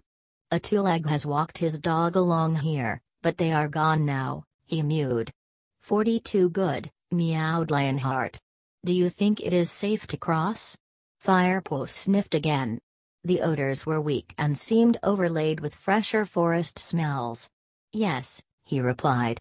Tiger Claw nodded, and the four cats stalked out from beneath the ferns and crossed the sharp stones of the narrow two-leg path. The trees beyond were pine. They grew tall and straight, row after row. It was easy to walk silently here. The ground was thick with layers of dead needles, which prickled against Firepaw's pads but felt spongy underneath. There was no undergrowth here to hide in, and Firepaw sensed tension in the other cats as they stalked unprotected between the tree trunks. Tulgs put these trees here, meowed Tiger Claw. They cut them down with foul-smelling creatures, which spew enough fumes to make a kit go blind. Then they take the fallen trees to the tree-cut place that lies near here. Firepaw stopped and listened for the roar of the tree-eater, which he had heard before. The tree-cut place will be silent for a few moons more, until the time of green leaf, explained Greypaw, noticing his paws. The cats padded on through the pine forest. Two-leg place lies in that direction, meowed Tiger Claw, flicking his thick tail to one side. No doubt you can smell it, Firepaw. Today, however, we will head the other way.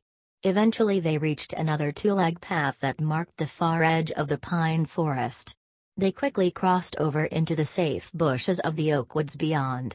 But Firepaw still sensed anxiety in the other cats. "We're approaching River Clan territory," whispered Greypaw. "The sunning rocks are over there." He pointed with his soft muzzle to a treeless mound of boulders. Firepaw felt his fur stand on end. This was where Redtail had been slain. Lionheart stopped by a flat gray rock. "This is the boundary between Thunder Clan and River Clan territory. River Clan rules the hunting grounds beside the Great River," he meowed. "Breathe deeply, Firepaw." The pungent smell of unfamiliar cats hit the roof of Firepaw's mouth. He was surprised how different it smelled from the warm cat scents of the Thunder Clan camp. And he was also surprised to realize just how familiar and comforting the Thunder Clan scents seemed to him already. "That is the smell of River Clan," Tiger Claw growled beside him. "Remember it well. It will be strongest at the boundary, because their warriors will have scent marked the trees along here." With these words, the dark tabby lifted his tail and sprayed his own mark on the flat rock. "We'll follow this boundary line, as it leads straight to 4 trees," Lionheart meowed. He set off quickly, away from the sunning rocks, followed by Tiger Claw. Greypaw and Firepaw trotted after them. "What is 4 trees?" Firepaw panted. "It is where the territories of all 4 clans meet," replied Greypaw. "There are 4 great oaks there, as 43 old as the clans." "Be quiet," ordered Tiger Claw. "Don't forget how close we are to enemy territory." The 2 apprentices fell silent and Firepaw concentrated on walking silently. They crossed a shallow stream, keeping their paws dry by leaping from boulder to boulder across the pebbly riverbed. By the time they reached 4 trees, Firepaw was feeling completely out of breath and his paws ached. He wasn't used to traveling so far and so fast. He was quite relieved when Lionheart and Tiger Claw led them out of the thick woods and stopped at the brow of a bush-covered slope. It was sun-high now. The clouds had cleared, and the wind had dropped. Below, in the dazzling sunlight, stood 4 enormous oaks, their dark green crowns reaching almost to the top of the steep slope. "As Greypaw told you," meowed Lionheart to Firepaw, "this is 4 trees, where the territories of all 4 clans meet. Wind Clan governs the high ground ahead of us, where the sun sets. You won't be able to catch their scent today, the wind is blowing toward them. But you'll learn it soon enough. And Shadow Clan holds power over there, in the darkest part of the forest," added Greypaw, flicking his head sideways. "The elders say that the cold winds from the north blow over the Shadow Clan cats and chill their hearts." "So many clans!" Firepaw exclaimed. "And so well organized," he added to himself, remembering Smudge's lurid tales of wildcats wreaking terror in the forest. "You see now why prey is so precious," meowed Lionheart. "Why we must fight to protect what little we have. But that seems foolish. Why can't the clans work together and share their hunting grounds, instead of fighting each other?" Firepaw suggested boldly. A shocked silence greeted his words. Tiger Claw was the first to reply. "That is treacherous thinking, Kit-Ibit," he snapped. "Don't be too fierce, Tiger Claw," warned Lionheart. "The ways of the clans are new to this apprentice." He looked at Firepaw. "You speak from your heart, young Firepaw. This will make you a stronger warrior one day." Tiger Claw growled. "Or it might make him give in to Kit-Ibit weakness right at the moment of attack." Lionheart glanced briefly at Tiger Claw before he continued. "The 4 clans do come together peacefully, in a gathering each moon. Here he bent his head toward the 4 mighty oaks below, is where they meet. The truce lasts for as long as the moon is at its fullest. Then there must be a meeting very soon?" Firepaw suggested, remembering how bright the moonlight had been the night before. "Indeed there is," answered Lionheart, sounding impressed. "Tonight, in fact. The gatherings are very important because they allow the clans to come together in peace for one night. But you must understand that longer alliances bring more trouble than they're worth. It is our clan loyalty that makes us strong," Tiger Claw meowed in agreement. "If you weaken that 44 loyalty, you weaken our chances of survival." Firepaw nodded. I understand, he mewed. Come on, meowed Lionheart, standing up. Let's keep moving. They paced along the ridge of the valley where 4 trees stood. Now they were heading away from the sun as it began to sink in the afternoon sky. They crossed the stream at a place where it was narrow enough to leap over in one jump. Firepaw sniffed the air. A new cat scent touched his mouth glands, strong and sour. Which clan is that? He asked. Shadow Clan, answered Tiger Claw grimly. We are traveling along their border. Keep your wits about you, Firepaw. Fresher scents mean that a Shadow Clan patrol is in the area. As Firepaw nodded, he heard a new noise. He stiffened, but the other cats kept up their pace, heading straight for the ominous rumbling. What's that? He called, trotting to catch up with them. You'll see in a moment, replied Lionheart. Firepaw peered through the trees ahead. They seemed to be getting thinner, letting in a broad band of sunlight. Are we at the edge of the woods? He asked. Then he stopped and took a deep breath. The green forest scents were overlaid with other strange, dark smells. This time it was not cat scent, but an odor that reminded him of his old two-leg home. And the rumbling was getting louder, a ceaseless roar that made the ground tremble and ached in Firepaw's ears.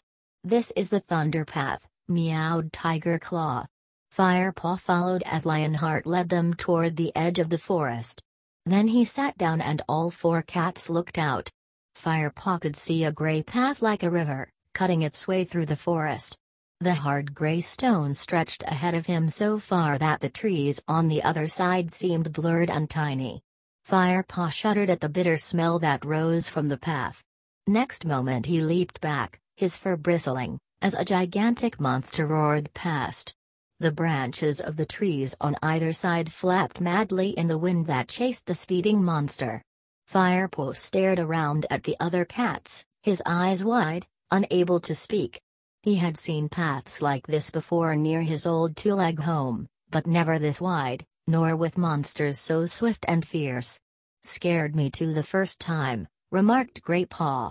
But at least it helps to keep Shadow Clan warriors from crossing into our territory.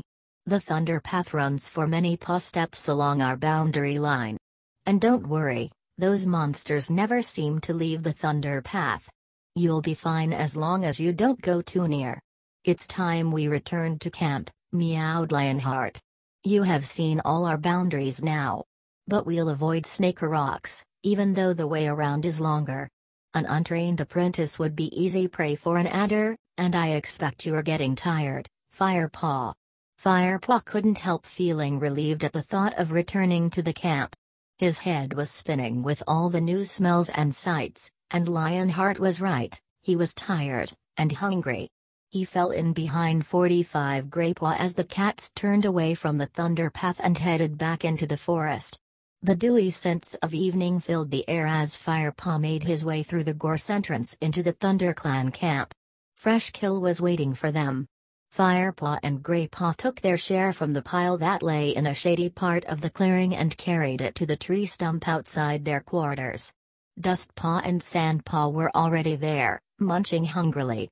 Hi, there, Kitibbit, mewed Dustpaw, narrowing his eyes scornfully at Firepaw. Enjoy the food we caught for you. Who knows, you might even learn to catch your own one day. Sneered Sandpaw. Are you two still on hunting duty? Asked Greypaw innocently. Never mind. We've been patrolling our territory borders. You'll be glad to know all is safe. I'm sure the other clans were terrified when they smelled you two coming. Yowled Dustpaw. They didn't even dare show their faces, retorted Greypaw, unable to hide his anger. Well, we'll ask them tonight when we see them at the clan gathering, mewed Sandpaw. Are you going? Firepaw blurted out, impressed in spite of the apprentice's hostility. Of course, replied Dustpaw loftily. It's a great honor, you know. But don't worry, we'll tell you all about it in the morning. Greypaw ignored Dustpaw's gloating and started eating his fresh kill. Firepaw was hungry too, and crouched down to eat. He couldn't help feeling a twinge of envy that Dustpaw and Sandpaw were actually going to meet the other clans tonight. A loud call from Bluestar made Firepaw look up. He watched several of the clan warriors and elders gather in the clearing. It was time for the clan party to leave for the gathering. Dustpaw and Sandpaw leaped to their feet and trotted off to join the other cats. "Bye, you two," called Sandpaw over her shoulder. "Have a nice, quiet evening." The assembled cats stalked out of the camp entrance in single file, with Bluestar at the head. Her fur glowed like silver in the moonlight, and she looked calm and confident as she led her clan to the brief truce between old enemies. "Have you ever been to a gathering?" Firepaw asked Greypaw wistfully. "Not yet," replied Greypaw, crunching loudly on a mouse bone. "But it won't be long now, just you wait. All the apprentices get to go sometime." The two apprentices ate the rest of their meal in silence. When they had finished, Greypaw wandered over to Firepaw and began to groom his head. Together they washed, sharing tongues as Firepaw had seen the other cats do when he first arrived. Then, tired after the long trek, they pushed their way into their den. They settled down in their nests and quickly fell asleep. 46 The following morning, Greypaw and Firepaw arrived early at the sandy hollow. They had crept out before Sandpaw and Dustpaw woke. Firepaw had been eager to hear about the gathering, but Greypaw had dragged him away. "You'll hear all about it later, if I know those two," he had mewed. It promised to be another warm day. And this time Ravenpaw came to join them. Thanks to Spotleaf, his wound was healing well. Greypaw played around, scooping leaves into the air and leaping after them. Firepaw watched, his tail twitching with amusement. Ravenpaw sat quietly at one side of the hollow, looking tense and unhappy. "Cheer up, Ravenpaw," called Greypaw. "I know you don't like training, but you're not usually this miserable." The scents of Lionheart and Tigerclaw warned the apprentices of their approach, and Ravenpaw mewed hastily, "I suppose I'm just worried about my shoulder getting hurt again." At that moment, Tigerclaw emerged from the bushes, closely followed by Lionheart. "Warriors should suffer their pain silently," growled Tigerclaw. He looked Ravenpaw straight in the eye. "You need to learn to hold your tongue?" Ravenpaw flinched and dropped his eyes to the ground. "Tigerclaw's a bit grumpy today," Greypaw whispered into Firepaw's ear. Lionheart glanced at his apprentice sternly and announced, "Today we are going to practice stalking. Now, there is a big difference between creeping up on a rabbit and creeping up on a mouse. Can any of you tell me why?" Firepaw had no idea, and Ravenpaw seemed to have taken Tigerclaw's comment to heart and was holding his tongue. "Come on!" snorted Tigerclaw impatiently. It was Greypaw who answered, "Because a rabbit will smell you before he sees you, but a mouse will feel your paw steps through the ground before he even smells you." "Exactly, Greypaw. So what must you bear in mind when hunting mice?"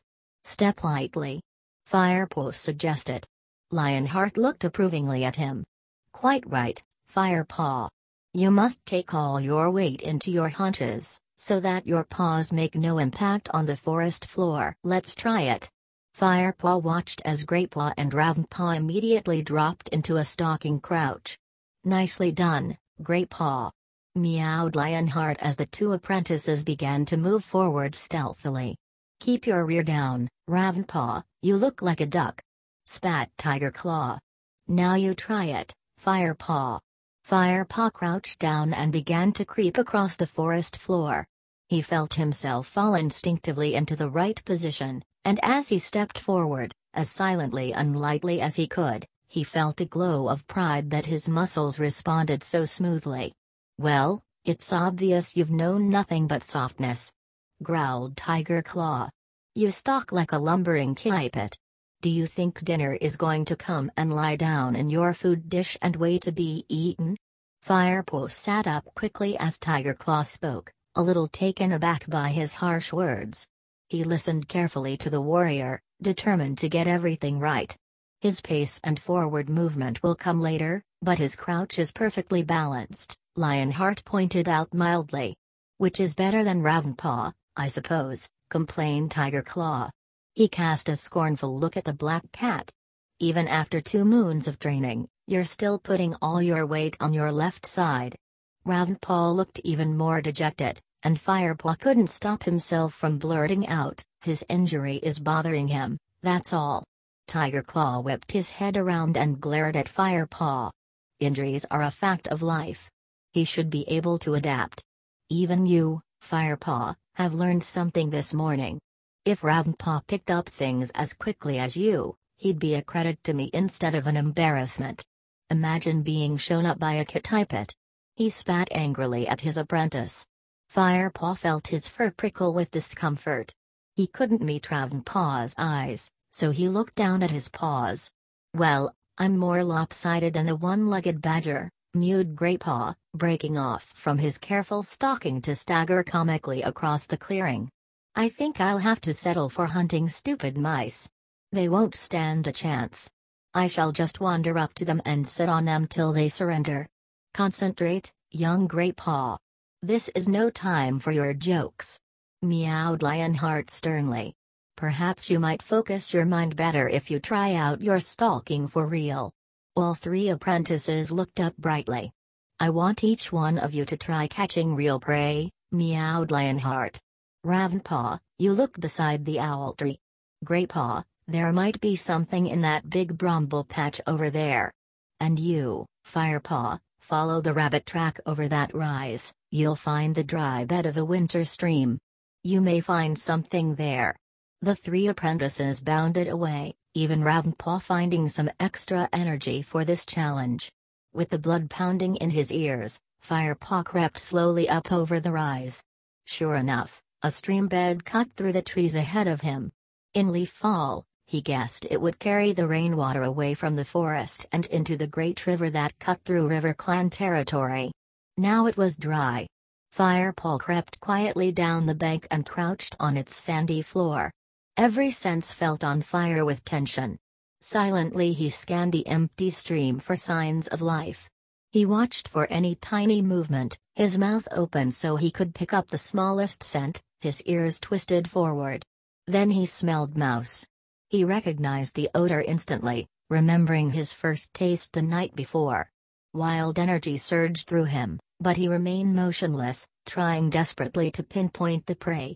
He strained his ears forward until he picked up the rapid pulsing of a tiny mouse heart. Then a flash of brown caught his eye. The creature was scrambling through the long grass that draped the edges of the stream. Firepaw shifted closer, remembering to keep his weight on his haunches until he was within striking distance. Then he pushed back hard on his hind paws and sprang, kicking up sand as he rose. 48 The mouse raced away. But Firepaw was quicker. He scooped it into the air with one paw, threw it onto the sandy stream bed, and lunged on top of it. He killed it quickly with one sharp bite.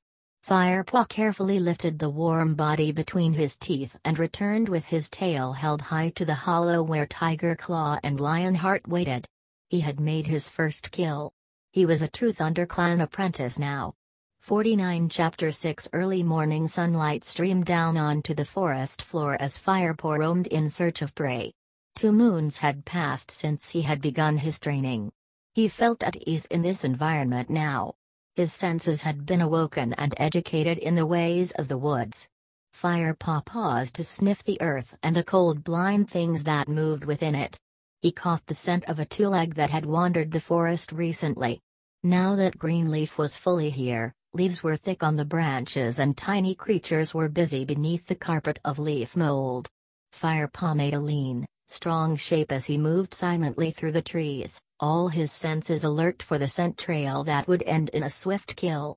Today he had been set his first solo task. He was determined to do well, even if his task was only to bring back fresh kill for the clan. He headed for the stream that he had crossed on that first trek through the ThunderClan hunting grounds. It gurgled and spattered as it ran downhill over the smooth, round pebbles. Firepaw paused briefly to lap at the cold, clear water, then lifted his head and tested the air again for any scent of prey. The stench of a fox lay heavy in the air here. The smell was stale, so the fox must have drunk here earlier in the day. Firepaw recognized the odor, he had smelled it on his first visit to the forest. Since then, Lionheart had taught him it was fox scent, but, apart from the glimpse of the fox's brush he had caught on that first outing, Firepaw had still never seen one properly. He struggled to screen out the fox stench and concentrate on prey scent.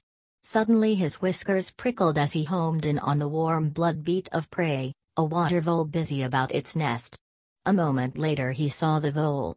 The fat brown body was darting back and forth along the bank as it gathered grass stalks. Firepaw's mouth watered in anticipation. His last meal had been many hours ago, but he dared not hunt for himself until the clan had been fed. He remembered the words repeated by Lionheart and Tigerclaw time and time again, the clan must be fed first. Dropping into a crouch, Firepaw began to stalk the little creature. His orange belly fur brushed against the damp grass. He crept closer, his eyes never leaving his prey. Almost there. Another moment and he would be near enough to spring. Suddenly there was a loud rustle in the ferns behind him. The water vole's ears twitched and it disappeared down a hole in the bank. Firepaw felt the hackles rising along his spine. Whatever had ruined his first good chance of catching prey would have to pay. He sniffed the air. He could tell it was a cat, but he realized with a jolt that he couldn't identify which clan it belonged to. The stale stench of fox still confused his smell sense.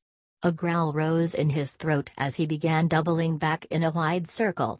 He pricked up his ears and opened his eyes wide, seeking out any movement. He heard the undergrowth rustle again. It was louder now, off to one side.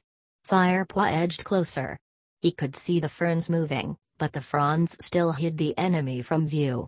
A twig snapped with a sharp cracking noise. From the noise it's making, it must be big, Firepaw thought, preparing himself for a fierce battle. 50 He leaped for the trunk of an ash and climbed swiftly and silently up to an overhanging branch.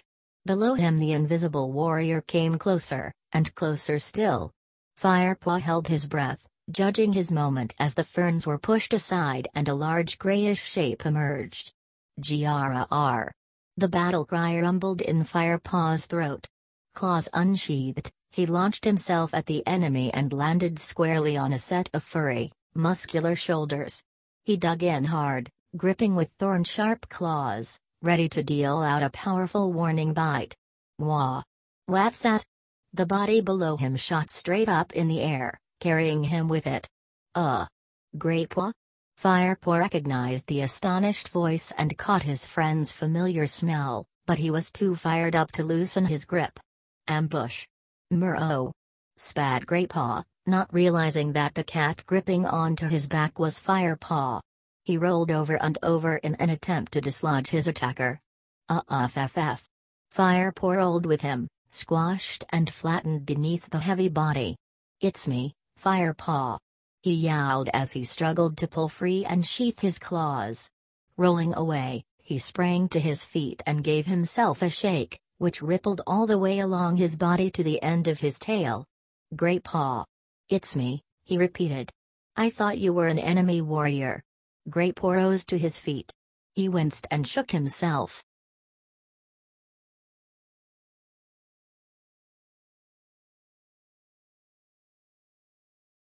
It felt like it. He grumbled, twisting his head around to lick his sore shoulders.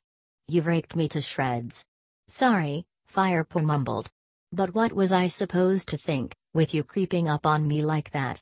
Creeping up? Great Paw's eyes were round with indignation. That was my best stealth crouch. Stealth? You still stalk like a lopsided badger. Firepaw teased. He flattened his ears playfully. Great Paw gave a hiss of delight. I'll show you lopsided.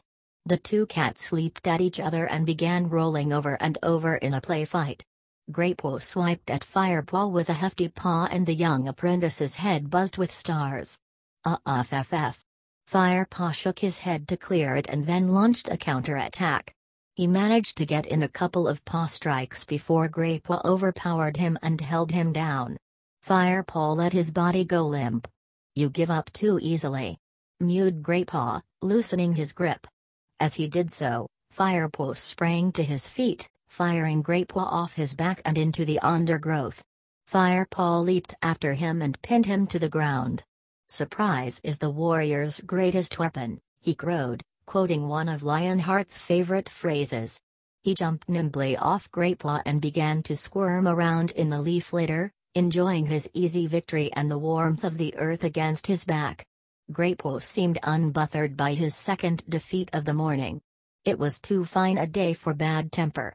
"So how are you getting on with your task?" he asked. Firepaw sat up. "I was doing just fine till you came along. I was about to catch a vole when your noisy trampling frightened it off." "Oh, sorry," mewed Greatpaw. 51 Firepaw looked at his crestfallen friend. "That's okay. You didn't know," he purred. "Anyway," he continued, "shouldn't you be heading to meet the patrol on the Wind Clan border? I thought you had to give them a message from Blue Star." "Yeah, but there's plenty of time. I was going to do a little hunting first. I'm starving." "Me too. But I've got to hunt for the clan before I can hunt for myself. I bet Dustpaw and Sandpaw used to swallow a shrew or two when they were on hunting duty," snorted Greatpaw. "I wouldn't be surprised if they did, but this is my first solo assignment. And you want to do it right, I know." Greatpaw sighed. "What is the message from Blue Star, anyway?" Firepaw asked, changing the subject. "She wants the patrol to wait at the Great Sycamore until she joins them at Sun High. Seems that some Shadow Clan cats have been prowling around. Blue Star wants to check things out." "You'd best get going then," Firepaw reminded him. "The Wind Clan hunting grounds aren't too far from here."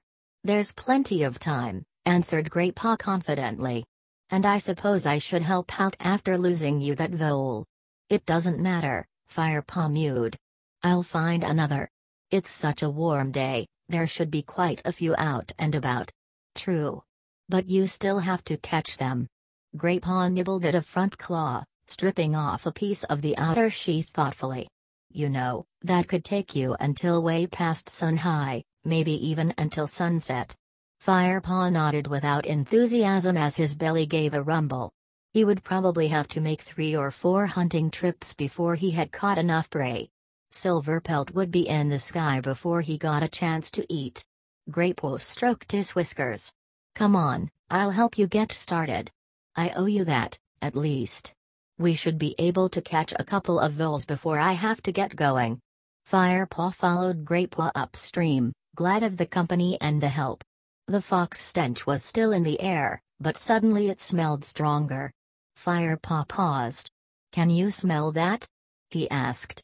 Greatpaw stopped and sniffed the air too. "Fox?" "Yeah, I smelled it earlier. Doesn't it smell fresher to you now, though?" Firepaw asked. Greatpaw sniffed again, opening his mouth slightly. "You're right," he murmured, lowering his voice.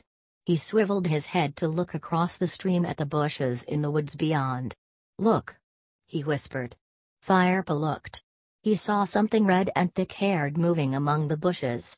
It stepped into a clearing in the undergrowth and Firepaw saw a low body, glinting red in the dappled sunlight. Its tail was heavily furred and it had a long, narrow snout. 52 So that's a fox?" Firepaw whispered. "What an ugly muzzle." "You can say that again," agreed Greatpaw. "I was following one of those when we first met," whispered Firepaw. "More likely it was following you, you idiot," hissed Greatpaw. "Never trust a fox. Looks like a dog, behaves like a cat. We must warn the queens that one has strayed into our territory. Foxes are as bad as badgers when it comes to killing young kits. I'm just glad you didn't catch up with the one you saw last time. He'd have made mouse meat out of a tiny scrap like you." Firepaw looked a little put out, and Greatpaw added, "You'd stand a better chance these days, though. Anyway, Blue Star will probably send a warrior patrol to scare it off. Put the queen's minds at rest." The fox had not noticed them, so the 2 apprentices continued along the stream. "So what does a badger look like?" Firepaw asked as they prowled along, sniffing to either side. "Black and white, short legs. You'll know one when you meet one. They're bad-tempered, lumbering animals.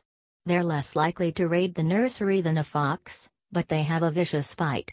How do you think Old Halftail earned his name? He hasn't been able to climb a tree since a badger bit his tail off. Why not? Scared of falling. A cat needs his tail if he wants to land on his feet. It helps him spin in midair. Firepaw nodded in understanding. As Firepaw had predicted, hunting was good that day.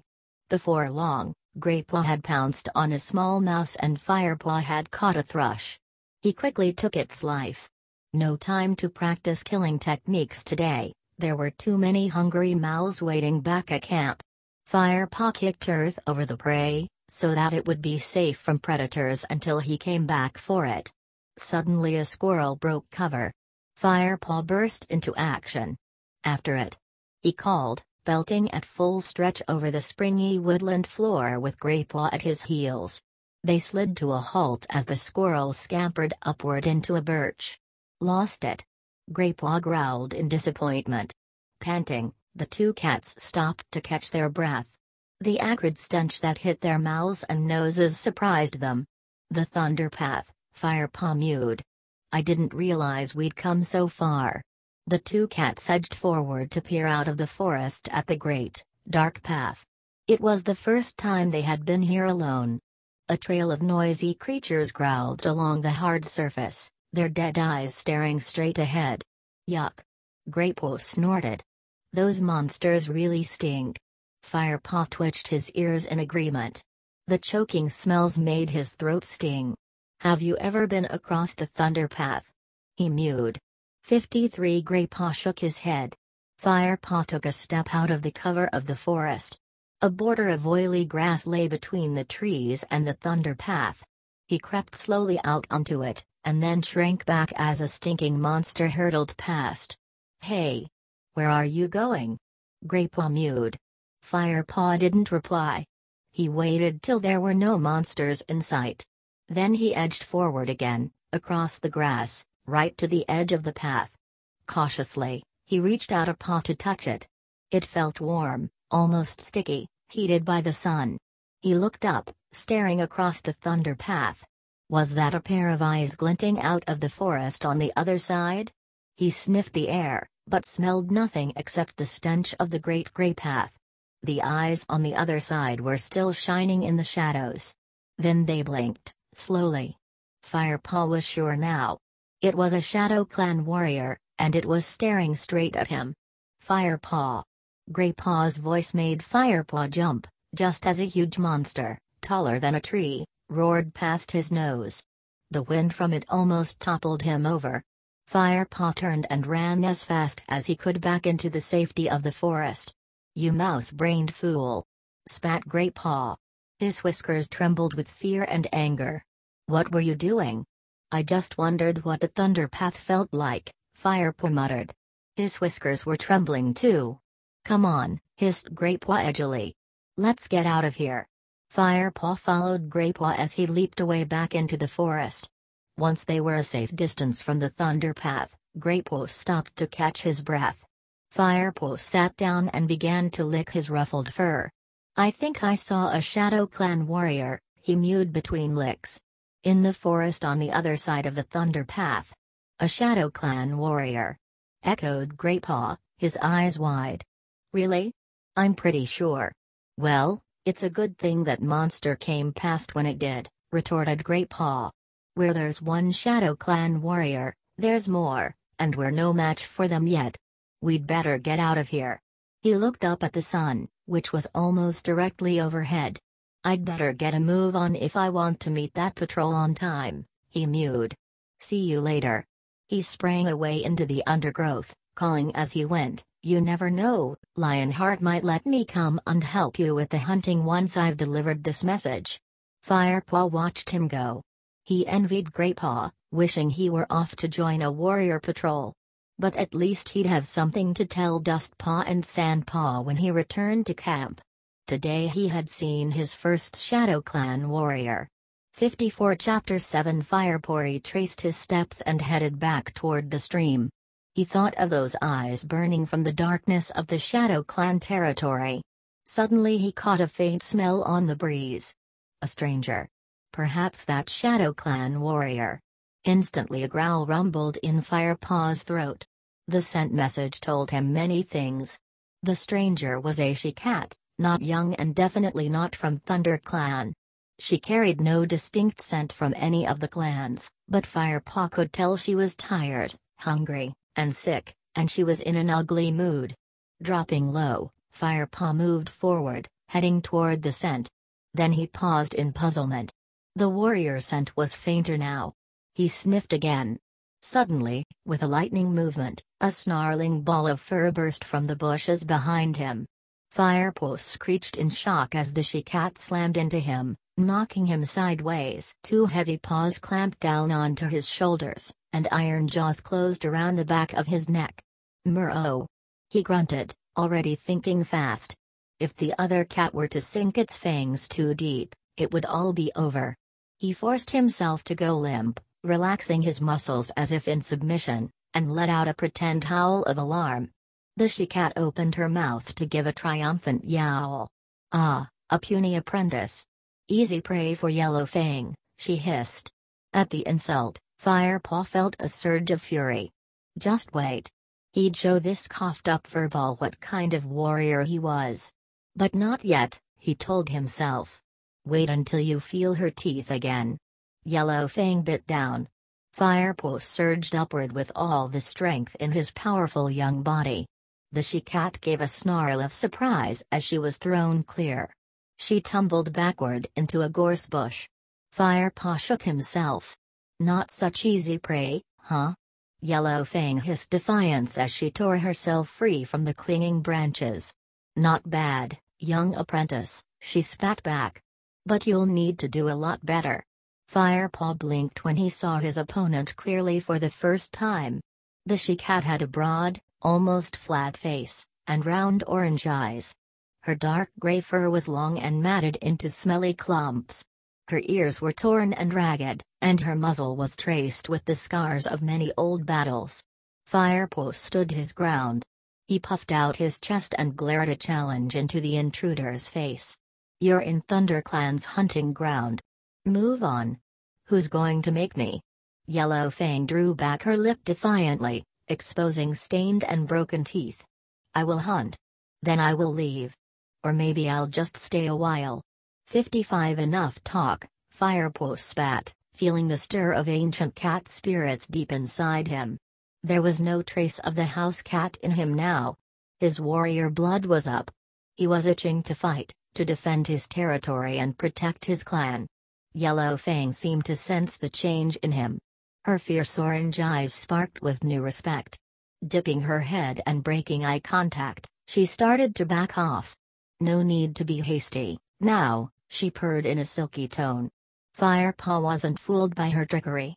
Claws extended and fur on end, he leaped forward, his war cry ringing out, "Grrrr!" With a hiss of rage the other cat responded. Snarling and spitting, young cat and old locked together. They rolled over and over, teeth and claws flashing. Ears pressed flat to his head, Firepaw fought to get a grip. But the she-cat's clumpy fur snagged in his claws, and he couldn't break through to skin. Then Yellow Fang reared up on her back legs. With her filthy tail bristling, she looked even bigger. Firepaw sensed Yellow Fang's huge jaws lunging toward him. He leaned backward, just in time. Snap! Bared teeth closed on the air next to his ear. Instinctively Firepaw lashed out with a back swipe. His paw caught the side of Yellow Fang's head. The force of it sent shockwaves up his front leg. Yeow! Stunned, Yellow Fang dropped onto four paws. She shook her head to clear it. In the single heartbeat before the she-cat recovered, Firepaw saw his chance. He threw himself forward, crouching low, and clamped his jaws tight on Yellow Fang's back leg. Murruck! The taste of the matted fur was horrible, but he chomped down hard. Meow ow wow! Yellow Fang screamed in agony and whipped around to snap at Firepaw's tail. Her teeth connected and pain lanced up Firepaw's spine, but it only made him angrier. He ripped his tail from his opponent's grip, and lashed it back and forth in rage. Yellow Fang crouched, ready for a fresh attack. Her breath seemed to wheeze up from her foul-smelling lungs. The scent blasted Firepaw's nose. Up close, the message of desperation and weakness, and the aching void of the she-cat's hunger, was almost painful. Something stirred inside him, an unwarrior-like feeling he didn't want, pity. He tried not to dwell on this instinct. He knew his loyalty must be to his clan, but he couldn't shake free of it. You speak from your heart, young Firepaw. Lionheart's words echoed in his head once more. This will make you a stronger warrior one day. Then Tiger Claw's warning rang in his ears, or it might make him give in to Kitipet weakness right at the moment of attack. Yellow Fang lunged forward and Firepaw jerked instantly back into aggression. The bigger cat tried to reach up onto his shoulders and get a killing grip, but this time she was hampered by her wounded leg. Gar off. Firepaw arched his spine, but Yellow Fang managed to dig in her claws and hung on tight. The bigger cat's weight forced him to the ground. Firepaw tasted earth on his tongue and spat out a mouthful of grit. Paw. He twisted nimbly to avoid Yellow Fang's thrashing back legs and the thorn-sharp claws that were trying 56 to rake at his soft underbelly. Over and over they rolled, biting and snapping. Moments later they broke apart. Firepaw was gasping for breath now. But he sensed that Yellow Fang was weakening. The she-cat was badly wounded, and her back legs could barely support her scrawny body. Had enough yet? Firepaw growled. If the intruder gave way, he'd let her go with just a warning bite to remember him by. Never. Yellow Fang hissed back bravely. But her injured leg gave way and she slumped to the ground. She tried to get up and failed. Her eyes were dull as she hissed up at Firepaw, "If I weren't so hungry and tired, I'd have shredded you into mousy dust." The she-cat's mouth twisted in pain and defiance. "Finish me off. I won't stop you." Firepaw hesitated. He'd never killed another cat before. Perhaps, in the heat of battle, he would, but a mercy killing, in cold blood? This was something very different. "What are you waiting for?" Yellow Fang taunted. "You're dithering like a Kitipet." Firepaw smarted at the she-cat's words. Could she smell the scent of tulgs on him, even now, after all this time? "I'm an apprentice warrior of ThunderClan," he snapped. Yellow Fang narrowed her eyes. She'd seen Firepaw flinch at her words and she knew she'd hit a nerve. "Ha," she snorted. "Don't tell me ThunderClan is so desperate they have to recruit Kitipets now." "ThunderClan is not desperate," hissed Firepaw. "Prove it then. Act like a warrior and finish me off. You'll be doing me a favor." Firepaw stared at her. He would not be goaded into killing this miserable creature. He felt his muscles relax as curiosity pricked him. How had a clan cat gotten in such a state? ThunderClan elders were looked after better than kits. "You seem in an awful hurry to die," he meowed. "Yeah? Well, that's my business, mouse fodder," Yellow Fang snapped. "What's your problem, kitty? Are you trying to talk me to death?" Her words were brave, but Firepaw could smell the hunger and sickness that were coming off the other cat in waves. She was going to die anyway if she didn't eat soon. And since she could hardly hunt for herself, perhaps he should kill her now. The two cats looked at each other, uncertainty in both their gazes. "Wait here," Firepaw ordered at last. Yellow Fang seemed to deflate. Her hackles smoothed out and her tail lost its coarse bush stiffness. "Are you kidding, kitty? I'm going nowhere." She grunted, limping painfully toward a patch of soft heather. She flopped down and began licking her leg wound. Firepaw glanced briefly over his shoulder at her and hissed quietly in exasperation before heading for the trees.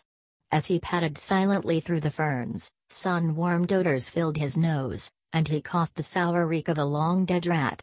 He heard the scratching of insects beneath bark, the rustle of furry things scurrying over leaves. His first thought had been to go and dig up the thrush he had killed earlier, but that would take 257 long. Maybe he should go and scoop up the rat carcass. Easy meat, but a starving cat needed fresh kill. Only when times were very hard would a warrior eat crow food. Just then he paused, scenting a young rabbit ahead. A few more steps and he saw it. Flattening himself down, he stalked the creature. He was barely a mouse length away before it detected him. By then it was too late. The white bobtail darting away sent the thrill of the chase surging through Firepaw's veins. A rush of speed, a flash of claws, and he had it. He held the wriggling body fast and finished it off quickly. Yellow Fang looked up tiredly as Firepaw dropped the rabbit on the ground beside her. Her grizzled jaw dropped. "Well, hello again, kitty.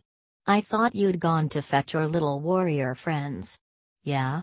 Well, I might still do that. And don't call me kitty." Firepaw growled, shoving the rabbit nearer with his nose. He felt embarrassed by his kindness. "Look, if you don't want this." "Ah, no," Yellow Fang meowed hastily.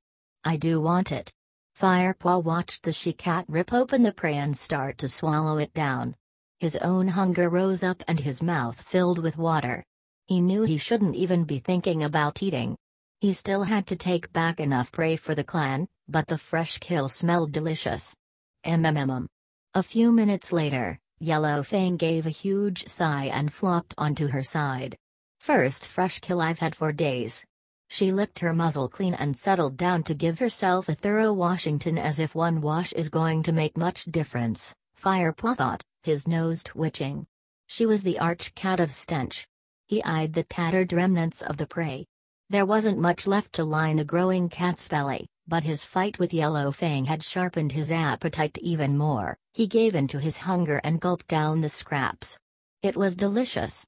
He licked his lips, savoring every last taste, tingling from head to paw. Yellow Fang watched him closely, showing her stained teeth.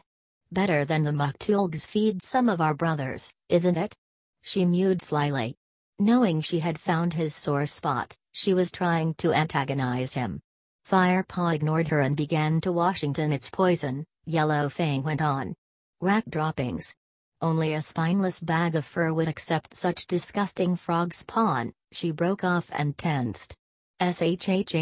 Warriors coming. Firepaw was also aware of cats approaching.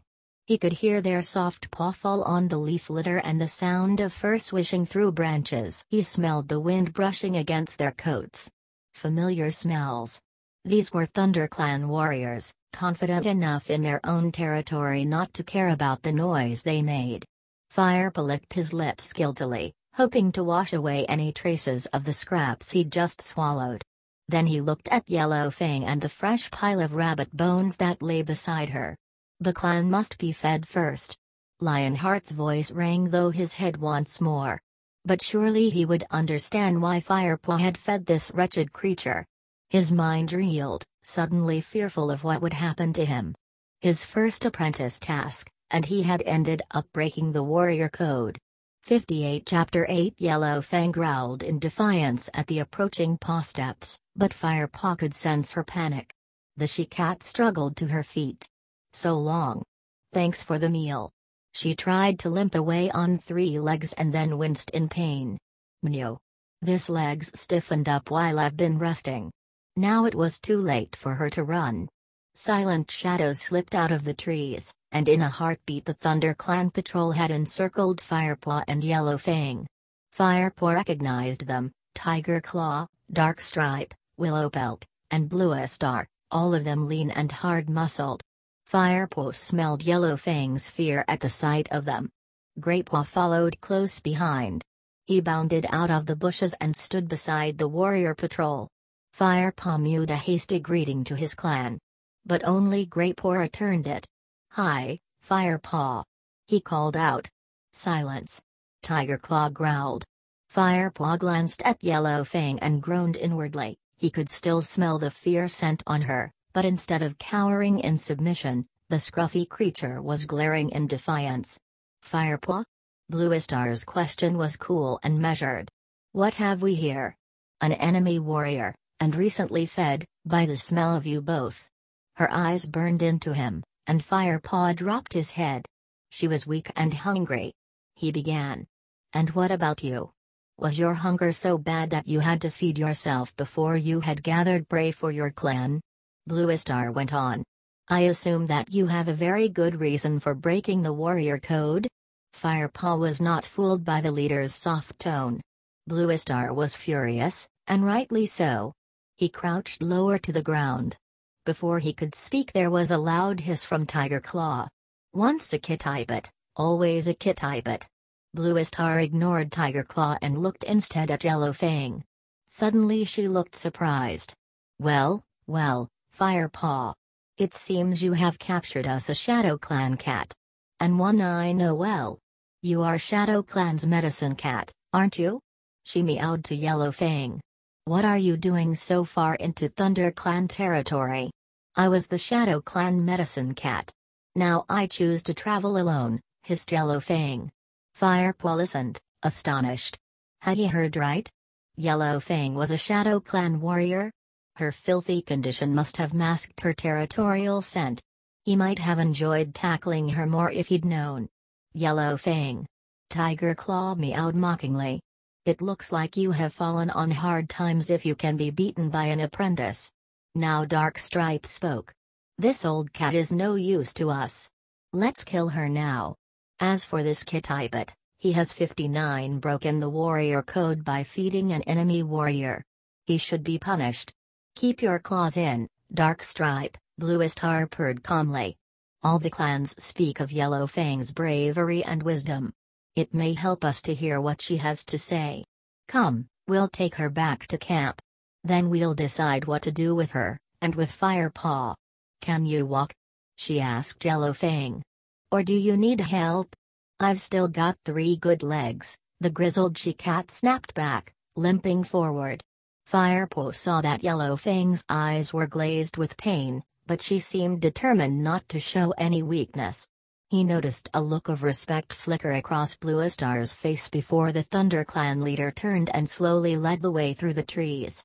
The other warriors took up positions on either side of Yellow Fang, and the patrol moved off, carefully keeping pace with their lame prisoner.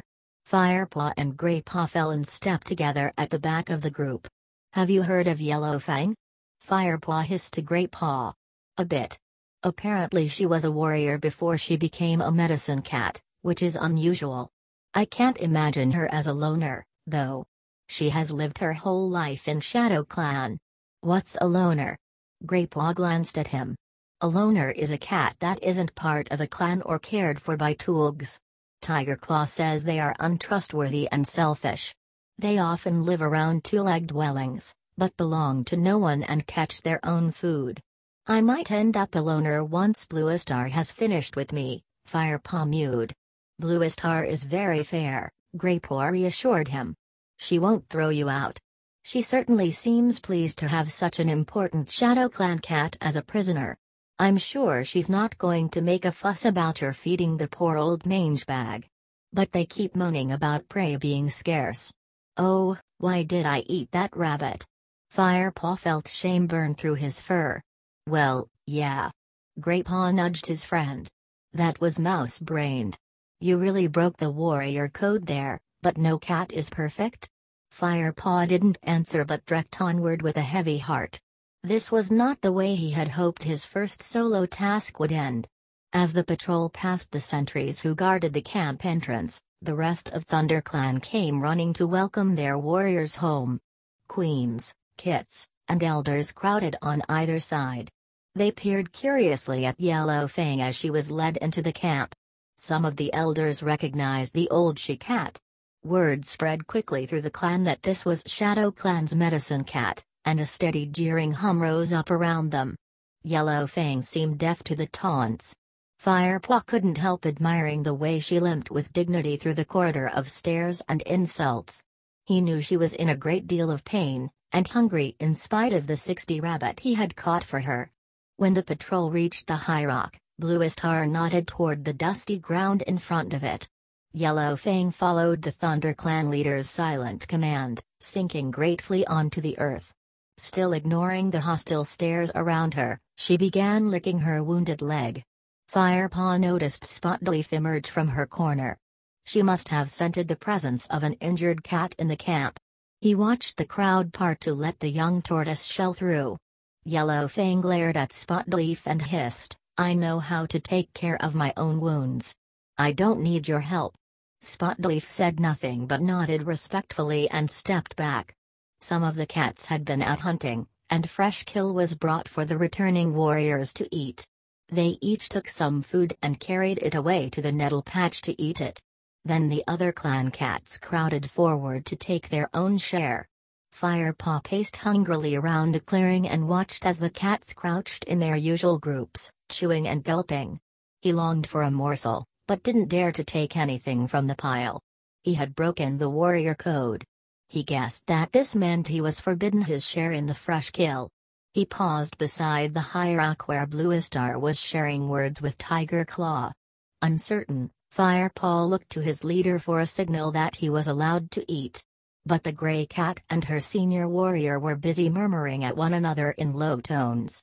Firepaw wondered if they were talking about him.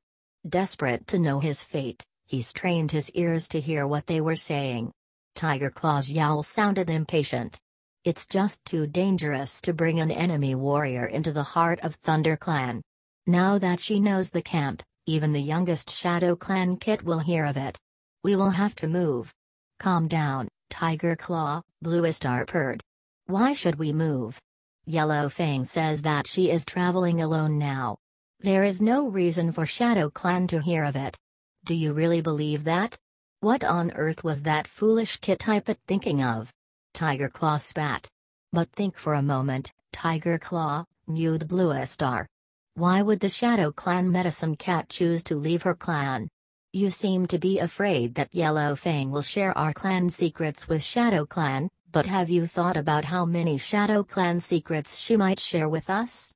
Firepaw could see by the way Tiger Claw's fur began to flatten that Bluestar's words made sense. The warrior nodded briefly, and then stalked off to take his share of the fresh kill. Bluestar remained where she was. She looked out across the clearing, where some of the younger kits were fighting and tumbling playfully in the dust. Then she stood up and began to walk toward Firepaw. His heart lurched. What was she going to say to him? But Bluestar walked straight past him. She did not even glance at him, her eyes were clouded with unknown distant thoughts. "Frostfur," she called out as she approached the nursery. A pure white cat with dark blue eyes slipped out of the brambles. Inside, the noise of mewling grew louder. 61 Hush, kits," purred the white cat reassuringly. "I won't be long." Then she turned to her leader. "Yes, Bluestar? What is it?" "One of our apprentices has seen a fox in the area. Warn the other queens to guard the nursery carefully. And make sure all kits less than 6 moons stay inside the camp until our warriors have driven it away." Frostfur nodded. "I will pass on the warning, Bluestar. Thank you." Then she turned and squeezed back into the nursery to quiet the crying kits. At last Bluestar strode over to the pile of fresh kill and took her share. A plump wood pigeon had been left for her there. Firepaw looked on longingly as she carried it away to eat with the senior warriors. Finally his hunger drove him forward. Greypaw was with Ravenpaw, wolfing down a small finch beside the tree stump. He saw Firepaw approach the pile and flicked his head encouragingly. Firepaw bent his neck, ready to take a small wood mouse in his teeth. "Not for you," Tiger Claw growled, striding up behind him and pawing the mouse away. "You didn't bring back any prey. The elders will eat your share. Take it to them." Firepaw looked over to Bluestar. She nodded shortly. "Do as he says." Obediently, Firepaw picked up the mouse and carried it across to Smaller. The delicious smell of it wafted up Firepaw's nose. He wanted nothing more than to crunch it up with his strong teeth. He could almost feel its life energy flooding his young body. With great self-control, he laid the prey down in front of the Great Tom and then backed away politely. He expected no thanks and was offered none. Now he was glad that he had gobbled up the remains of the rabbit he had caught for Yellow Fang. There would be nothing else for him to eat until he went out hunting again tomorrow. Firepaw wandered over to Greypaw. His friend had eaten his fill and lay with Ravenpaw outside the apprentice's den. He was stretched out on his side, rhythmically washing a foreleg.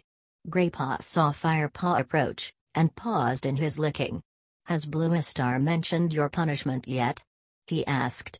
"Not yet," Firepaw replied gloomily. Greypaw narrowed his eyes sympathetically and said nothing. Blue Star's call sounded across the clearing. "Let all those cats old enough to catch their own prey join together for a meeting of our clan." Most of the warriors had finished eating and, like Greypaw, were busy grooming themselves. They lifted themselves gracefully to their paws and walked over to the high rock, where Blue Star waited to speak. "Come on," mewed Greypaw. He leaped up. Ravenpaw and Firepaw followed him as he scampered over and nudged his way forward into a good position. "I'm sure you have all heard about the prisoner we brought back with us today," Blue Star began. "But 62, there is something else you need to know." She glanced down at the rattled she-cat who lay very still beside the high rock. "Can you hear me from there?" she asked. "I may be old, but I'm not deaf yet." Yellow Fang spat in reply. Blue Star ignored the prisoner's hostile tone and continued. "I'm afraid I have some very grave news. Today I traveled with a patrol into Wind Clan territory. The air was filled with the scent of Shadow Clan. Almost every tree had been sprayed by Shadow Clan warriors. And we met no Wind Clan cats even though we journeyed deep into their heartland." Her words were met with silence. Firepaw saw confusion in the faces of the clan cats. "Do you mean Shadow Clan has chased them out?" called Smaller hesitantly. "We can't be sure," Blue Star meowed. "Certainly the scent of Shadow Clan was everywhere. We found blood, too, and fur. There must have been a battle, though we found no bodies from either clan." A shocked yowl rose from the crowd in a single voice. Firepaw felt the cats around him stiffen with shock and fury. Never before had one clan driven another from its hunting grounds. "How can Wind Clan have been driven out?" One Eye croaked hoarsely. "Shadow Clan is fierce, but Wind Clan is many. They have lived in the uplands for generations. Why have they been chased out now?" She shook her head anxiously, her whiskers trembling. "I don't know the answers to any of your questions," meowed Blue Star. "It is well known that Shadow Clan has recently appointed a new leader, following the death of Ragged Star. Their new leader, Broken Star, gave no hint of any threat when we met him at the last gathering. Perhaps Yellow Fang has answers," snarled Dark Stripe. "After all, she is of Shadow Clan. I am no traitor. Nothing would make me share the secrets of Shadow Clan with a brute like you," growled Yellow Fang, glaring aggressively at Dark Stripe. The Thunder Clan warrior moved forward, ears flat, eyes closed to slits, ready for a fight. "Stop!" yowled Blue Star. Dark Stripe immediately halted in his tracks, even though Yellow Fang goaded him on with blazing eyes and a ferocious hiss. "That's enough," Blue Star growled. "This situation is too serious for us to be fighting among ourselves. ThunderClan must prepare itself. From this moonrise onward, warriors will travel in larger groups. Other clan members will remain close to the camp. Patrols will travel the boundary edges more frequently, and all the kits must stay in the nursery." The cats below her nodded in agreement. Blue Star continued. "Our need for warriors is our greatest obstacle. We shall get around this by speeding up the training of our apprentices. They need to be ready even sooner to fight for our clan." Firepaw saw Dustpaw and Sandpaw exchange a thrilled glance.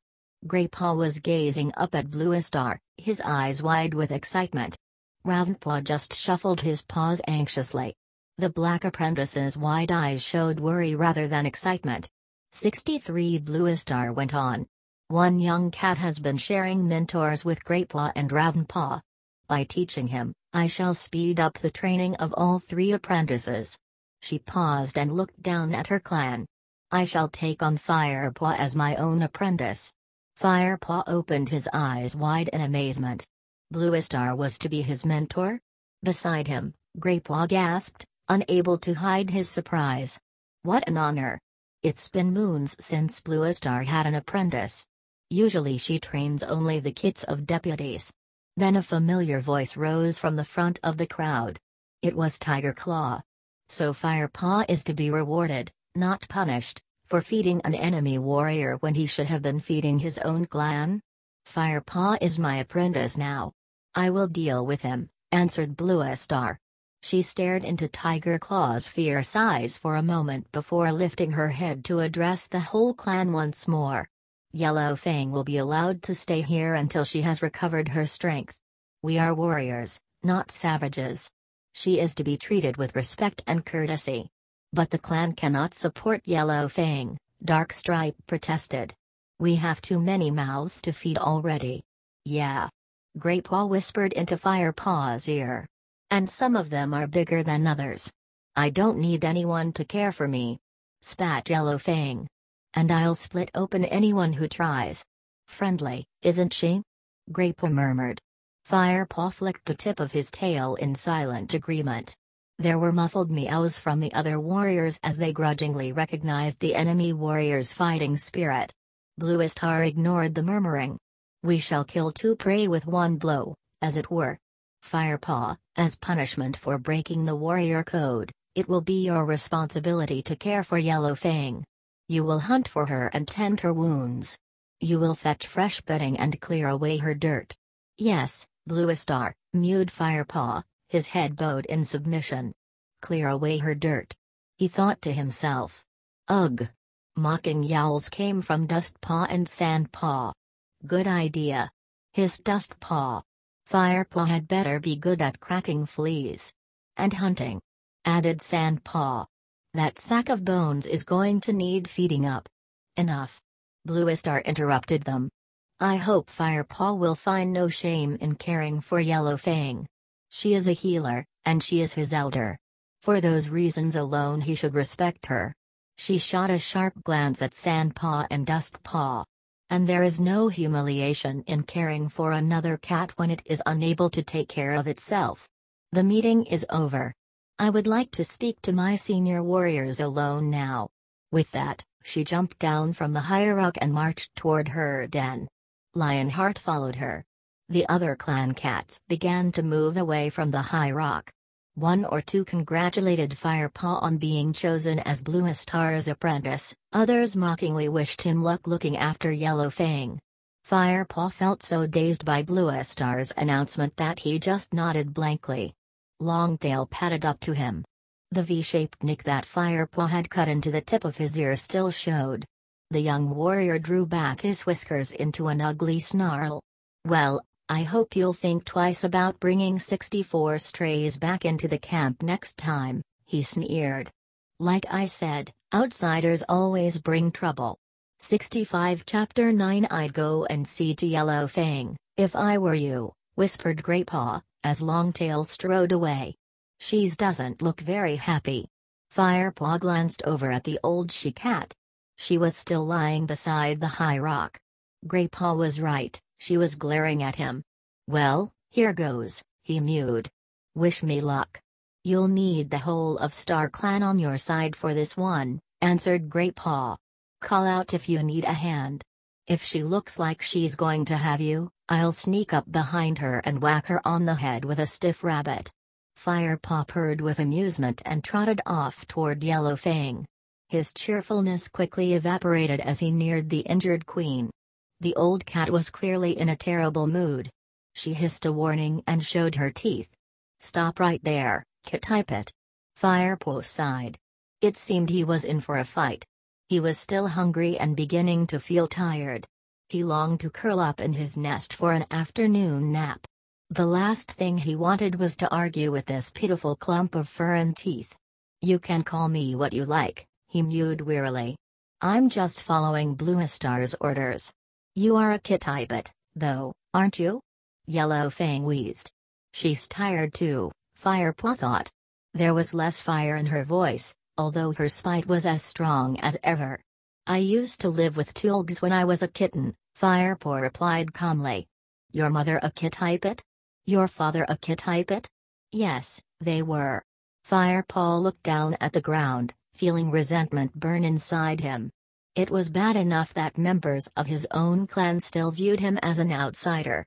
He certainly didn't have to answer to this foul-tempered prisoner. Yellow Fang seemed to take his silence as an invitation to go on. Kipit blood is not the same as warrior blood.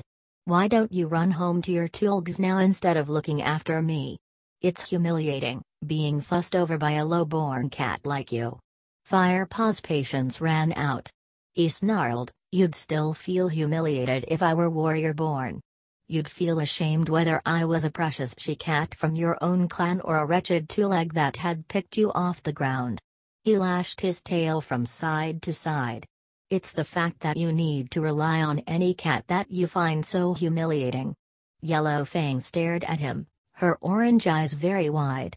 66 Firepaw carried on fiercely, "You're just going to have to get used to being cared for until you are well enough to look after yourself, you spiteful old bone bag." He stopped as Yellow Fang began to make a low, harsh, wheezing sound.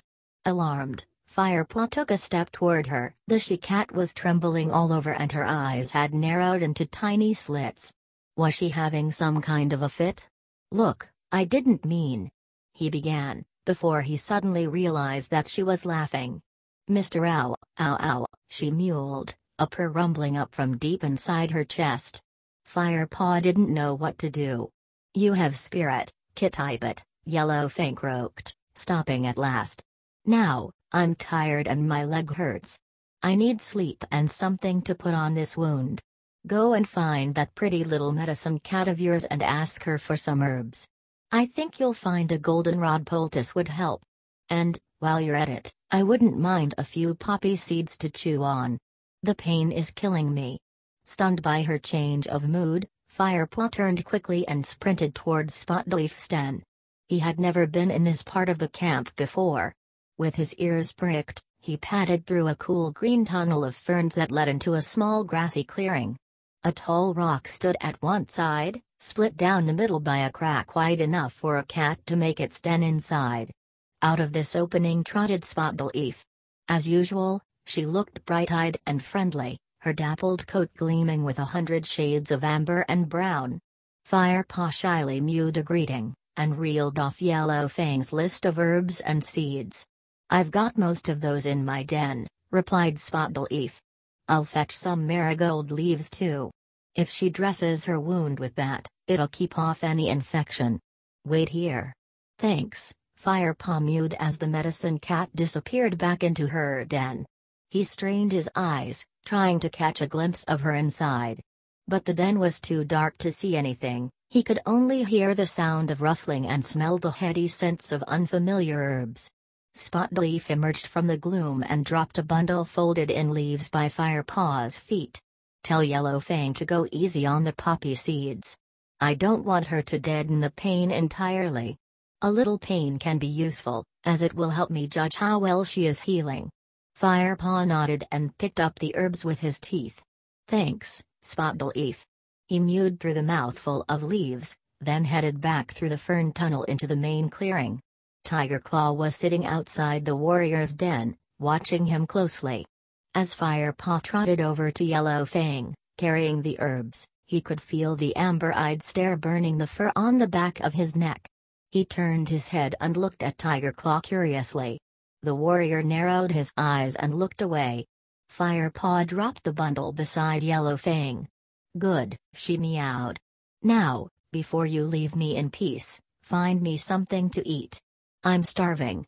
The sun had risen 3 times since Yellow Fang had entered the camp.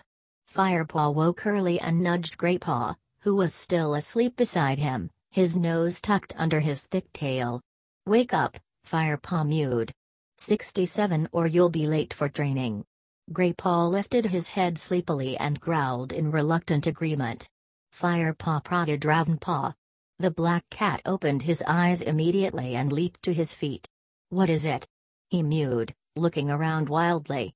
"Calm down, Ravenpaw. It's time for training soon," Firepaw soothed. Dustpaw and Sandpaw began to stir too, in their mossy nests on the far side of the den. Firepaw stood up and pushed his way out of the ferns. The morning was warm. Firepaw could see a deep blue sky through the leaves and branches that overhung the camp. Today, however, a heavy dew glistened on the fern fronds and sparkled on the grass. Firepaw sniffed the air. Greenleaf was drawing to a close, and soon it would start to feel colder.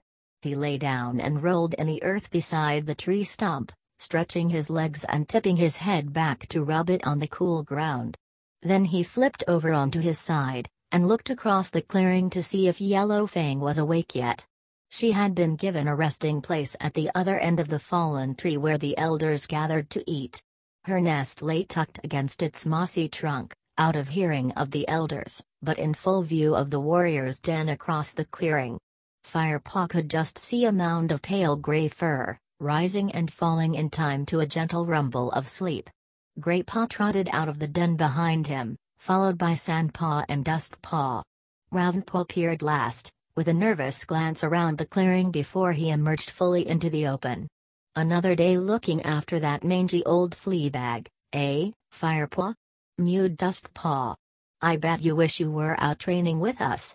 Firepaw sat up and shook the dust from his fur. He wasn't going to let himself get annoyed by Dustpaw's taunts. "Don't worry, Firepaw," murmured Graypaw. "Bluestar will have you back in training before long. Perhaps she thinks a kit typet is better off staying in camp, tending to the sick," mewed Sandpaw rudely, tossing her sleek ginger head and throwing him a scornful look. Firepaw decided to ignore her barbed comments. "What is Whitestorm teaching you today, Sandpaw?" he mewed. "We're doing battle training today." "He's going to teach me how a real warrior fights," Sandpaw replied proudly. "Lionheart's taking me to the Great Sycamore," mewed Graypaw, "to practice my climbing. I'd best go. He'll be waiting." "I'll come with you to the top of the ravine," mewed Firepaw. "I have to catch breakfast for Yellow Fang." "Coming, Ravenpaw? Tiger Claw must have something planned for you." Ravenpaw sighed and nodded, then followed Graypaw and Firepaw as they trotted out of the camp. 68 Even though his injury was completely healed, he still seemed to have little enthusiasm for warrior training. "Here," mewed Firepaw. He dropped a large mouse and a chaffinch onto the ground beside Yellow Fang. "About time," she growled. The she-cat had still been sleeping when Firepaw had entered the camp after his hunting trip. But the smell of fresh kill must have woken her, for now she had pulled herself into a sitting position. She dropped her head and hungrily gulped down Firepaw's offerings. She had developed a massive appetite as her strength returned. Her wound was healing well, but her temper remained as fierce and unpredictable as ever. She finished her meal and complained, "The base of my tail itches like fury, but I can't reach it. Give it a wash, will you?" With an inward shudder, Firepaw crouched down and set to work. As he cracked the plump fleas between his teeth, he noticed a gang of small kits tumbling in the dusty earth nearby. They were mauling each other and play-fighting, sometimes quite viciously. Yellow Fang, who had closed her eyes as Firepaw groomed her, half opened one eye to observe the kits as they played. To his surprise, Firepaw felt her spine stiffen beneath his teeth. He listened for a moment to the tiny yelps and squeaks of the kits. "Feel my teeth, Broken Star," mewed one small tabby. He leaped onto the back of a little gray and white kit, who was pretending to be the Shadow Clan leader. The two kits bundled toward the high rock. Suddenly the gray and white kit gave a mighty heave and flung the tabby from his back.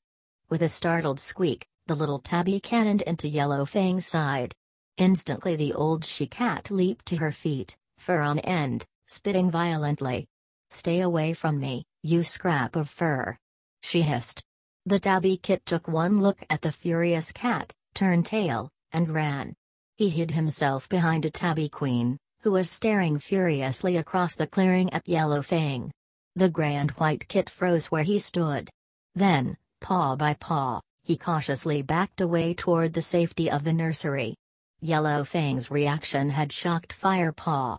He thought he'd seen her at her most vicious when they fought after their first meeting, but her eyes burned with a new rage now. "I think the kits are finding it hard being confined to camp," he mewed cautiously. "They're getting restless." "I don't care how restless they are," growled Yellow Fang. "Just keep them away from me." "Don't you like kits?" Firepaw asked, curious in spite of himself. "Did you never have kits of your own?" Don't you know medicine cats don't have kits? Hissed Yellow Fang furiously.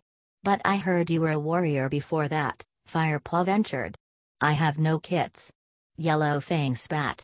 She snatched her tail away from him and sat up. Anyway, her voice suddenly lowered, and she sounded almost wistful. Accidents seem to happen to kits when I'm around them. Her orange eyes clouded with emotion.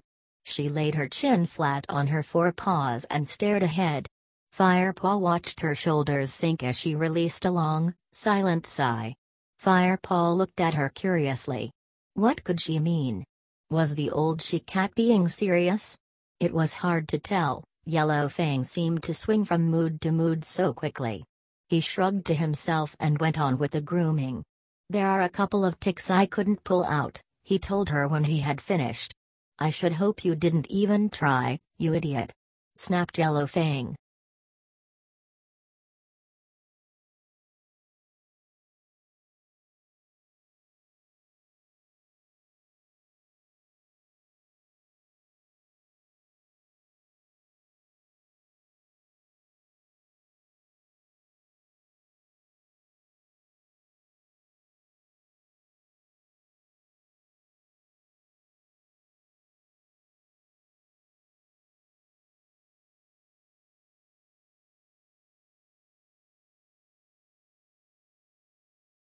I don't want any tickheads embedded in my rear, thank you very much. Ask Spotleaf for a little mouse bile to rub on them. A splash of that in their breathing holes and they'll soon loosen their grip. I'll get some now. Firepaw offered. He was glad of a chance to get away from the grumpy cat for a while. And it was certainly no hardship to go and see Spotleaf again. He walked toward the fern tunnel. Cats crossed the clearing around him, carrying sticks and twigs in their teeth. While he had been grooming Yellow Fang, the camp had grown active. It had been like this every day since Bluestar had announced WindClan's disappearance. The queens were weaving twigs and leaves into a dense green wall around the sides of the nursery, making sure that the narrow entrance was the only way in and out of the bramble patch. Other cats were working at the edges of the camp, filling in any spaces in the thick undergrowth. Even the elders were busy, scraping out a hole in the ground. Warriors filed steadily past, piling pieces of fresh kill beside them, ready to be stored inside the newly dug hole. There was an air of quiet concentration, a determination to make the clan as secure and well supplied as possible. If Shadow Clan made a move on their territory, Thunder Clan would shelter inside the camp. They would not let themselves be driven from their hunting grounds as easily as Wind Clan had been. Darkstripe, Longtail, Willowpelt, and Dustpaw were waiting silently at the camp entrance. Their eyes were fixed on the opening to the gorse tunnel. A patrol was just returning, Dusty and Pawsore. As soon as the warriors entered the camp, Darkstripe and his companions approached and exchanged words with them. Then they slipped quickly out of the camp. Thunder Clan's borders were not being left unguarded for a moment. Firepaw headed down the fern tunnel that led to Spotleaf's den. As he entered the clearing, he could see Spotleaf was preparing some sweet-smelling herbs. Can I have some mouse bile for Yellow Fang's ticks? Firepaw mewed. In a moment, replied Spotleaf, pawing two piles of herbs together and mixing the fragrant heap with one delicately extended claw. Busy? Firepaw asked, settling down on a warm patch of earth. I want to be prepared for any casualties, Spotleaf murmured, glancing up at him with her clear amber eyes. Firepaw met her gaze for a moment, then looked away, an uncomfortable feeling prickling his fur. Spotleaf turned her attention back to the herbs. Firepaw waited, happy to sit quietly and watch her at work. 70 right, she mewed at last. What was it you wanted? Mouse bile? Yes, please. Firepaw stood up and stretched each back leg in turn. The sun had warmed his fur and made him feel sleepy. Spotleaf bounded into her den and brought something out. She held it gingerly in her mouth. It was a small wad of moss dangling on the end of a thin strip of bark. She passed it to Firepaw. He tasted her warm, sweet breath as he took the bark strip between his teeth. The moss is soaked in bile, Spotleaf explained. Don't get any in your mouth, or you'll have a foul taste for days. Press it onto the ticks and then wash your paws, in a stream, not with your tongue. Firepaw nodded and trotted back to Yellow Fang, feeling suddenly cheerful and tingling with energy. Hold still. He mewed to the old she-cat. Carefully he used his forepaws to press the moss onto each tick. You may as well clear away my dirt now, your paws are already foul. She meowed when he had finished. I'm going to take a nap. She yawned, revealing her blackened and broken teeth. The warmth of the day was making her sleepy, too. Then you can go and do whatever it is you apprentices do, she murmured. When Firepaw had cleared away Yellow Fang's dirt, he left her dozing and made his way to the gorse tunnel.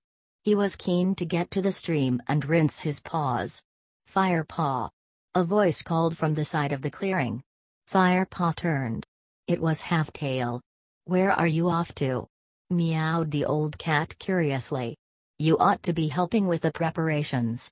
I've just been putting mouse bile on Yellow Fang's ticks, replied Firepaw. Amusement flickered through Halftail's whiskers. So now you're off to the nearest stream. Well, don't come back without fresh kill. We need as much as we can find. Yes, Halftail, Firepaw replied. He made his way out of the camp and up the side of the ravine. He trotted down to the stream where he and Greypaw had hunted on the day he had found Yellow Fang. Without hesitating he jumped down into the cold, clear water. It came up to his haunches, and wet his belly fur.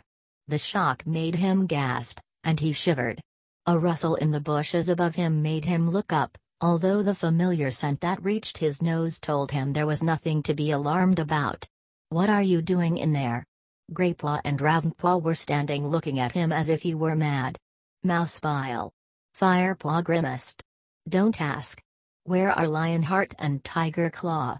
71. They've gone to join the next patrol, answered Greypaw. They ordered us to spend the rest of the afternoon hunting.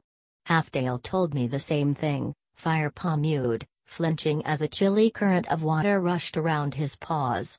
Everyone's busy back at camp. You'd think we were about to be attacked at any moment. He climbed up onto the bank, dripping. Who says we won't be? Mewed Ravenpaw, his eyes flicking from side to side as if he expected an enemy patrol to leap out of the bushes at any time. Firepaw looked at the heap of fresh kill that was piled beside the two apprentices. Looks like you've done all right today, he mewed. Yeah, mewed Greypaw proudly. And we've still got the rest of the afternoon to hunt. Do you want to join us? You bet. Firepaw purred. He gave himself a final shake, then bounded into the undergrowth after his friends. Firepaw could tell that the cats back at camp were impressed with the amount of prey the three apprentices had managed to catch during their afternoon hunt. They were welcomed back with high tails and friendly nuzzles. It took them 4 journeys to carry their bumper catch to the storage hole the elders had dug. Lionheart and Tiger Claw had just returned with their patrol as Firepaw, Greypaw, and Ravenpaw carried their last load into the camp. Well done, you three, meowed Lionheart. I hear you've been busy. The store is almost full. You might as well add that last lot to the pile of fresh kill for tonight. And take some of it back to your den with you. You deserve a feast. The 3 apprentices flicked their tails with delight. I hope you've not been neglecting Yellow Fang with all this hunting, Firepaw, Tiger Claw growled warningly. Firepaw shook his head impatiently, eager to get away. He was starving. He had obeyed the warrior code this time and not eaten a morsel while he was hunting for the clan. Nor had Greypaw or Ravenpaw. They trotted away and dropped the last of their catch on the fresh kill that already lay at the center of the clearing. Then each of them took a piece and carried it back to their tree stump. The den was empty. Where are Dustpaw and Sandpaw? Asked Ravenpaw. They must still be out on patrol, Firepaw guessed. Good, meowed Greypaw. Peace and quiet. They ate their fill and lay back to Washington. The cool evening air was welcome after the heat of the day. Hey! Guess what? Mewed Greypaw suddenly. Ravenpaw managed to squeeze a compliment out of old Tiger Claw this morning. 72 really? Firepaw gasped. What on earth did you do to please Tiger Claw, Fly? Well, Roundpaw began shyly, looking at his paws. I caught a crow. How do you manage that? Firepaw mewed, impressed. It was an old one, Roundpaw admitted modestly. But it was huge, added Greypaw. Even Tiger Claw couldn't find fault with that. He's been in such a bad mood since Bluestar took you on as her apprentice. He licked his paw thoughtfully for a moment. Hang on, make that since Lionheart was made deputy. He's just worried about Shadow Clan, and the extra patrols, mewed Roundpaw, hastily. You should try not to annoy him. Their conversation was interrupted by a loud yowl from the other side of the clearing. Oh, no. Firepaw groaned, getting to his paws. I forgot to take Yellowfang her share. You wait here, mewed Greypaw, leaping up. I'll take her something. No, I'd better go, Firepaw protested. This is my punishment, not yours. No one will notice, argued Greypaw. They're all busy eating. You know me, quiet as a mouse, quick as a fish. Wait here. Firepaw sat down again, unable to hide his relief. He watched his friend trot away from the tree stump to the pile of fresh kill. As if he were carrying out orders, Greypaw confidently picked out two of the juiciest-looking mice. Quickly, he began to pad across the clearing toward Yellowfang. Stop, Greypaw. A loud growl rumbled from the entrance to the warrior's den. Tiger Claw strode out and marched over to Greypaw. Where are you taking those mice? He demanded. With a sinking feeling in his stomach, Firepaw watched, helpless, from the tree stump. Beside him, Roundpaw froze mid-chew and crouched over his meal with his eyes wider than ever. Greypaw dropped the mice and shuffled his paws uncomfortably. Not helping young Firepaw by feeding that greedy traitor over there, are you? Firepaw watched Greypaw study his paws for a moment. Finally he replied, I was just feeling hungry. I was going to take them off and eat them by myself. If I let that bear get a look, and he glanced at Firepaw and Roundpaw, they'll leave me with nothing but bones and fur. Oh, really? Mewed Tiger Claw. Well, if you're so hungry, you might as well eat them here and now. But, Greypaw began, looking up at the senior warrior in alarm. Now, growled Tiger Claw. Greypaw bent his head quickly and began to eat the mice. He demolished the first one in a couple of bites and swallowed it quickly. The second mouse took longer for him to eat. Firepaw thought he'd never 73 manage to swallow it, and his own stomach clenched in sympathy, but eventually Greypaw gave a final, difficult gulp and the last bit of mouse disappeared. Better now? Asked Tiger Claw, his voice smooth with mock sympathy. Much, replied Greypaw, stifling a burp. Good. Tiger Claw stalked off again, back to his den. Greypaw slunk uncomfortably back to Firepaw and Roundpaw. Thanks, Greypaw, Firepaw mewed gratefully, nudging his friend's soft fur. That was quick thinking. The noise of Yellowfang's yowl rose into the air once more. Firepaw sighed and got to his paws. He would make sure he took her enough to see her through the night. He wanted to turn in early. His stomach was full and his paws were tired. Are you okay, Greypaw? He asked as he turned to leave. Ow, moaned Greypaw. He was hunched into a low crouch, squinting with pain. I've eaten too much. Go and see Spotleaf, Firepaw suggested. I'm sure she'll find something to help. I hope so, mewed Greypaw, tottering slowly away. Firepaw wanted to watch him go, until another angry yowl from Yellowfang sent him sprinting across the clearing. 74 Chapter 10 By the following morning, a thin drizzle soaked the treetops and dripped down into the camp. Firepaw woke up feeling damp. It had been an uncomfortable night. He stood up and shook himself vigorously, fluffing out his fur. Then he left the apprentice's den and trotted across the clearing to Yellowfang's nest. Yellowfang was just stirring. She lifted her head and squinted at Firepaw as he approached. My bones ache this morning. Has it been raining all night? Since just after moon high, Firepaw replied. He reached out and prodded her mossy nest cautiously. Your bedding is soaking wet. Why don't you move nearer to the nursery? It's more sheltered there. What? And be kept awake all night by those mewling kits? I'd rather get wet. Yellowfang growled. Firepaw watched her circle stiffly on her mossy bed. Then at least let me fetch you some dry bedding, he offered, keen to drop the subject of kits if it upset the old she-cat so much. Thank you, Firepaw, replied Yellowfang quietly, settling down again.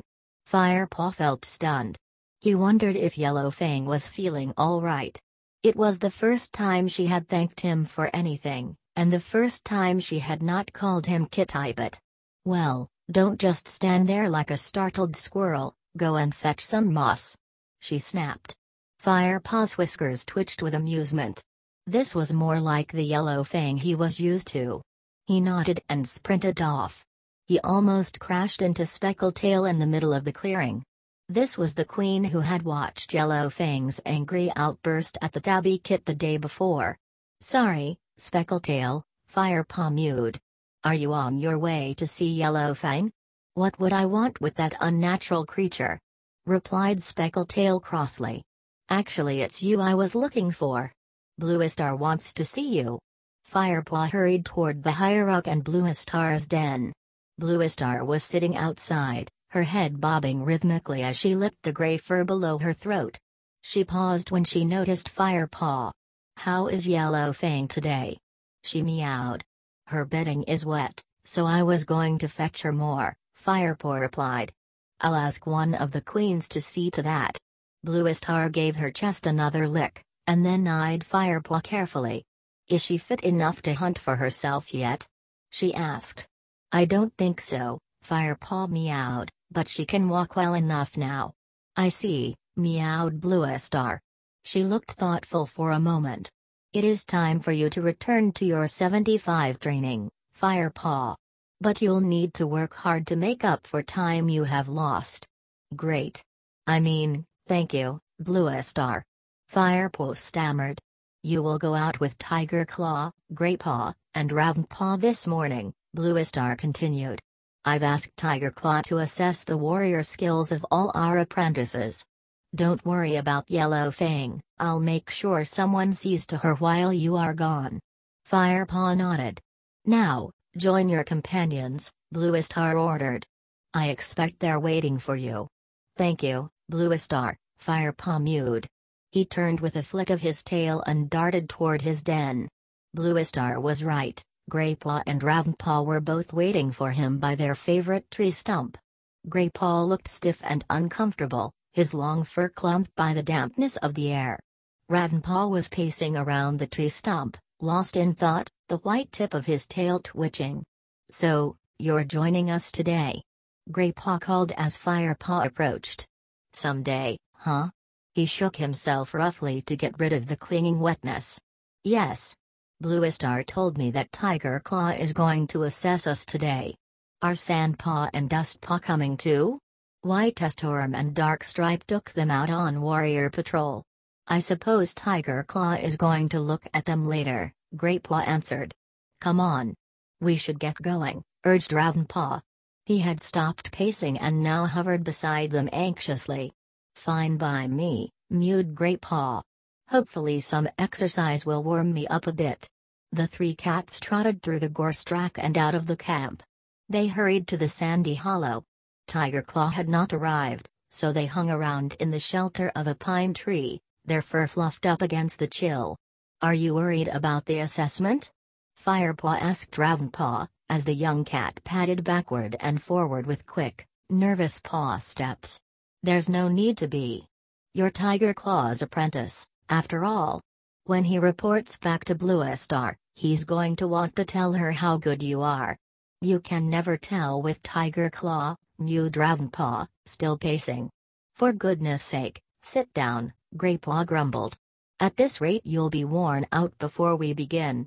By the time Tiger Claw arrived, the sky had changed. The clouds looked less like thick gray fur, and more like the soft white balls of down that queens used to line the nests of their newborns. Blue skies couldn't be far behind, but the breeze that brought the softer clouds carried a fresh chill. Tiger Claw greeted them briskly and launched straight into the exercise details. "Lionheart and I have spent the last few weeks trying to teach you how to hunt decently," he meowed. "Today you'll have a chance to show me how much you have learned. Each of you will take a different route and hunt as much prey as possible. And whatever you catch will be added to the supplies in the camp." 76 The three apprentices looked at one another, nervous and excited. Firepaw felt his heart begin to beat faster at the prospect of a challenge. "Ravenpaw, you will follow the trail beyond the great sycamore as far as the Snake Rocks. That should be easy enough for your pitiful skills. You, Greypaw," Tiger Claw continued, "will take the route along the stream, as far as the Thunder Path." "Great," mewed Greypaw. "Wet paws for me." Tiger Claw's stare silenced him. "And finally you, Firepaw. What a shame your great mentor couldn't be here today to witness your performance for herself. You shall take the route through the Dalpines, past the tree-cut place, to the woods beyond." Firepaw nodded, frantically tracing the route in his head. "And remember," Tiger Claw finished, fixing them all with his pale-eyed stare, "I shall be watching all of you." Ravenpaw was the first to sprint away toward the Snake Rocks. Tiger Claw took a different track into the woods, leaving Greypaw and Firepaw alone in the hollow, trying to guess who Tiger Claw would follow first. "I don't know why he thinks Snake Rocks is an easy route," mewed Greypaw. "The place is crawling with adders. Birds and mice stay away from there because there are so many snakes. Ravenpaw'll have to spend his whole time trying not to get bitten," Firepaw agreed. "Oh, he'll be okay," mewed Greypaw. "Not even an adder would be fast enough to catch Ravenpaw at the moment, he's so jumpy. I'd better get going. See you back here later on. Good luck." Greypaw raced off toward the stream.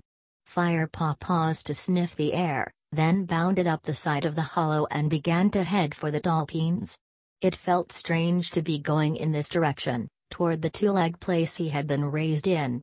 Cautiously Firepaw crossed the narrow path into the pine forest. He looked through the straight rows of trees, across the flat forest floor, alert for the sight and scent of prey. A movement caught his eye. It was a mouse, scrabbling through the pine needles. Remembering his first lesson, Firepaw dropped into the stalking position, keeping his weight in his haunches, his paws light on the ground. The technique worked perfectly. The mouse didn't detect Firepaw until his final leap. He caught it with one paw and killed it swiftly. Then he buried it, so that he could pick it up on his return journey. Firepaw traveled a little farther into the Dalpines. The ground here was deeply rutted by the tracks of the huge two-leg monster that tore down the trees. Firepaw took a deep breath, his mouth open. The monster's acid breath had not touched the air here for a while. Firepaw followed the deep tracks, jumping across the ruts. They were half filled with rain, which made him feel thirsty. He was tempted to stop and take a few mouthfuls, but he hesitated. One lap of that muddy trench water and he'd taste the monster's foul-smelling tracks for days. He decided to wait. Perhaps there would be a rainwater puddle beyond the Dalpines. He hurried onward through the trees and crossed the two-leg path on the far boundary. He was back amid the thick undergrowth of oak woods. He moved onward until he found a puddle and 77 lapped up a few mouthfuls of the fresh water.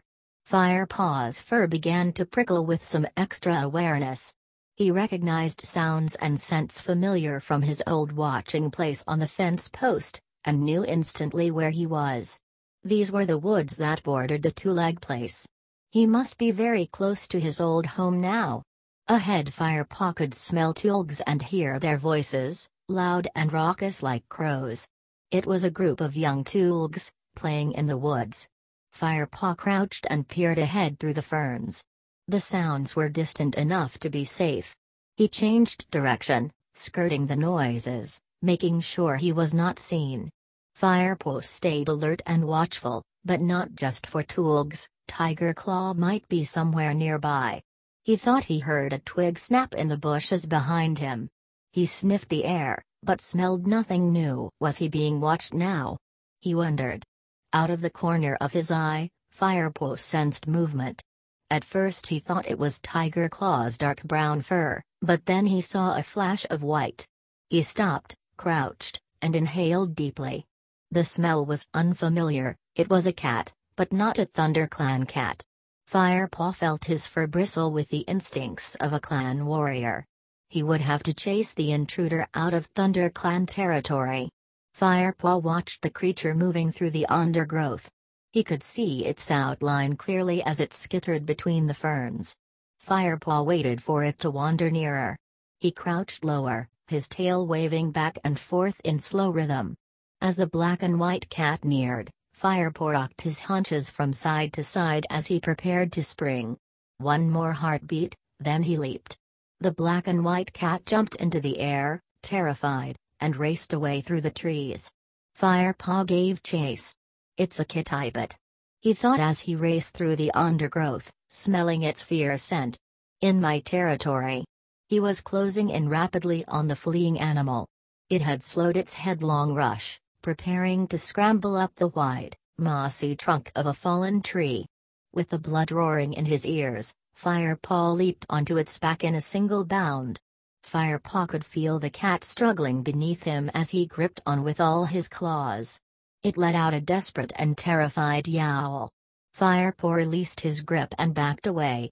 The black and white cat cringed at the foot of the fallen tree, trembling, and looked up at him.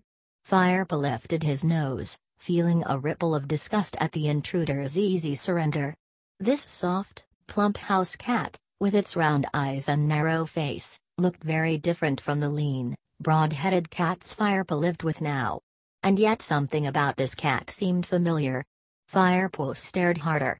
He sniffed, drawing in the other cat's scent. "I don't recognize the smell," he thought, searching his memory. Then it came to him. "Smudge." He meowed out loud. "Ho, how did you know my name?" stammered Smudge, still crouching. "It's me." Firepaw meowed. The house cat looked confused. "We were kittens together. I lived in the garden next to you." Firepaw insisted. 78 Rusty? Mewled Smudge in disbelief. "Is that you? Did you find the wild cats again? Or are you living with new housefolk?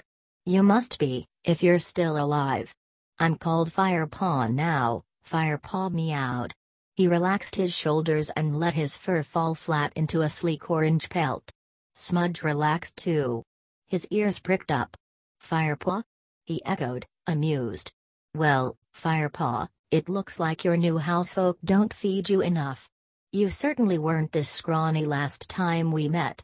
"I don't need tulgs to feed me," Firepaw replied. "I've got a whole forest of food to eat." "Tulgs? Housefolk? That's what the clans call them." Smudge looked bewildered for a second, then his expression changed to one of complete astonishment. "You mean you're really living with the wild cats?" "Yes." Firepaw paused. You smell different. Unfamiliar." "Unfamiliar?" Smudge echoed. He sniffed. "I suppose you're used to the smell of those wild cats now." Firepaw shook his head, as if to clear his mind. "But we were kittens together. I should know your smell like I'd know the smell of my birth mother." Then Firepaw remembered. Smudge had passed 6 moons. No wonder he looked so soft and fat, and smelled so strange. "You've been to the cutter?" he gasped. "I mean, the vet." Smudge shrugged his plump black shoulders. "So?" he mewed. Firepaw was speechless. So Bluestar was right. "Come on, then. What's it like, living wild?" Smudge demanded. "Is it as good as you thought it'd be?" Firepaw thought for a moment, about last night, sleeping in a damp den. He thought about Mouse Island clearing away Yellow Fang's dirt, and trying to please both Lionheart and Tiger Claw at once during training. He remembered the teasing he suffered about his kitibet blood. Then he remembered the thrill of his first catch, of charging through the forest in pursuit of a squirrel, and of warm evenings beneath the stars sharing tongues with his friends. "I know who I am now," he meowed simply. Smudge tipped his head to one side and stared at Firepaw, clearly confused. I should be getting home, he mewed. Mealtime soon. Go carefully, Smudge. Firepaw leaned forward and gave his old friend an affectionate lick between the ears. Smudge nuzzled him in return. And stay alert. There may be another cat in the area who is not as fond of house cats, as I am. Smudge's ears flicked nervously at these words. He looked around cautiously and leaped up onto the trunk of the fallen tree. Goodbye, Rusty, he mewed. I'll tell everyone at home that you're okay. Bye, Smudge, meowed Firepaw. Enjoy your meal. He watched the white tip of Smudge's tail disappear over the edge of the tree. In the distance he could hear the rattle of dried food being shaken, and a two-leg voice calling. Firepaw turned, his tail high, and started back toward his own home, sniffing the air as he went. I'll find a finch or two here, he decided. Then I'll catch something else on the way back through the pines. He felt bursting with energy after meeting Smudge and realizing just how lucky he was to live in the clan.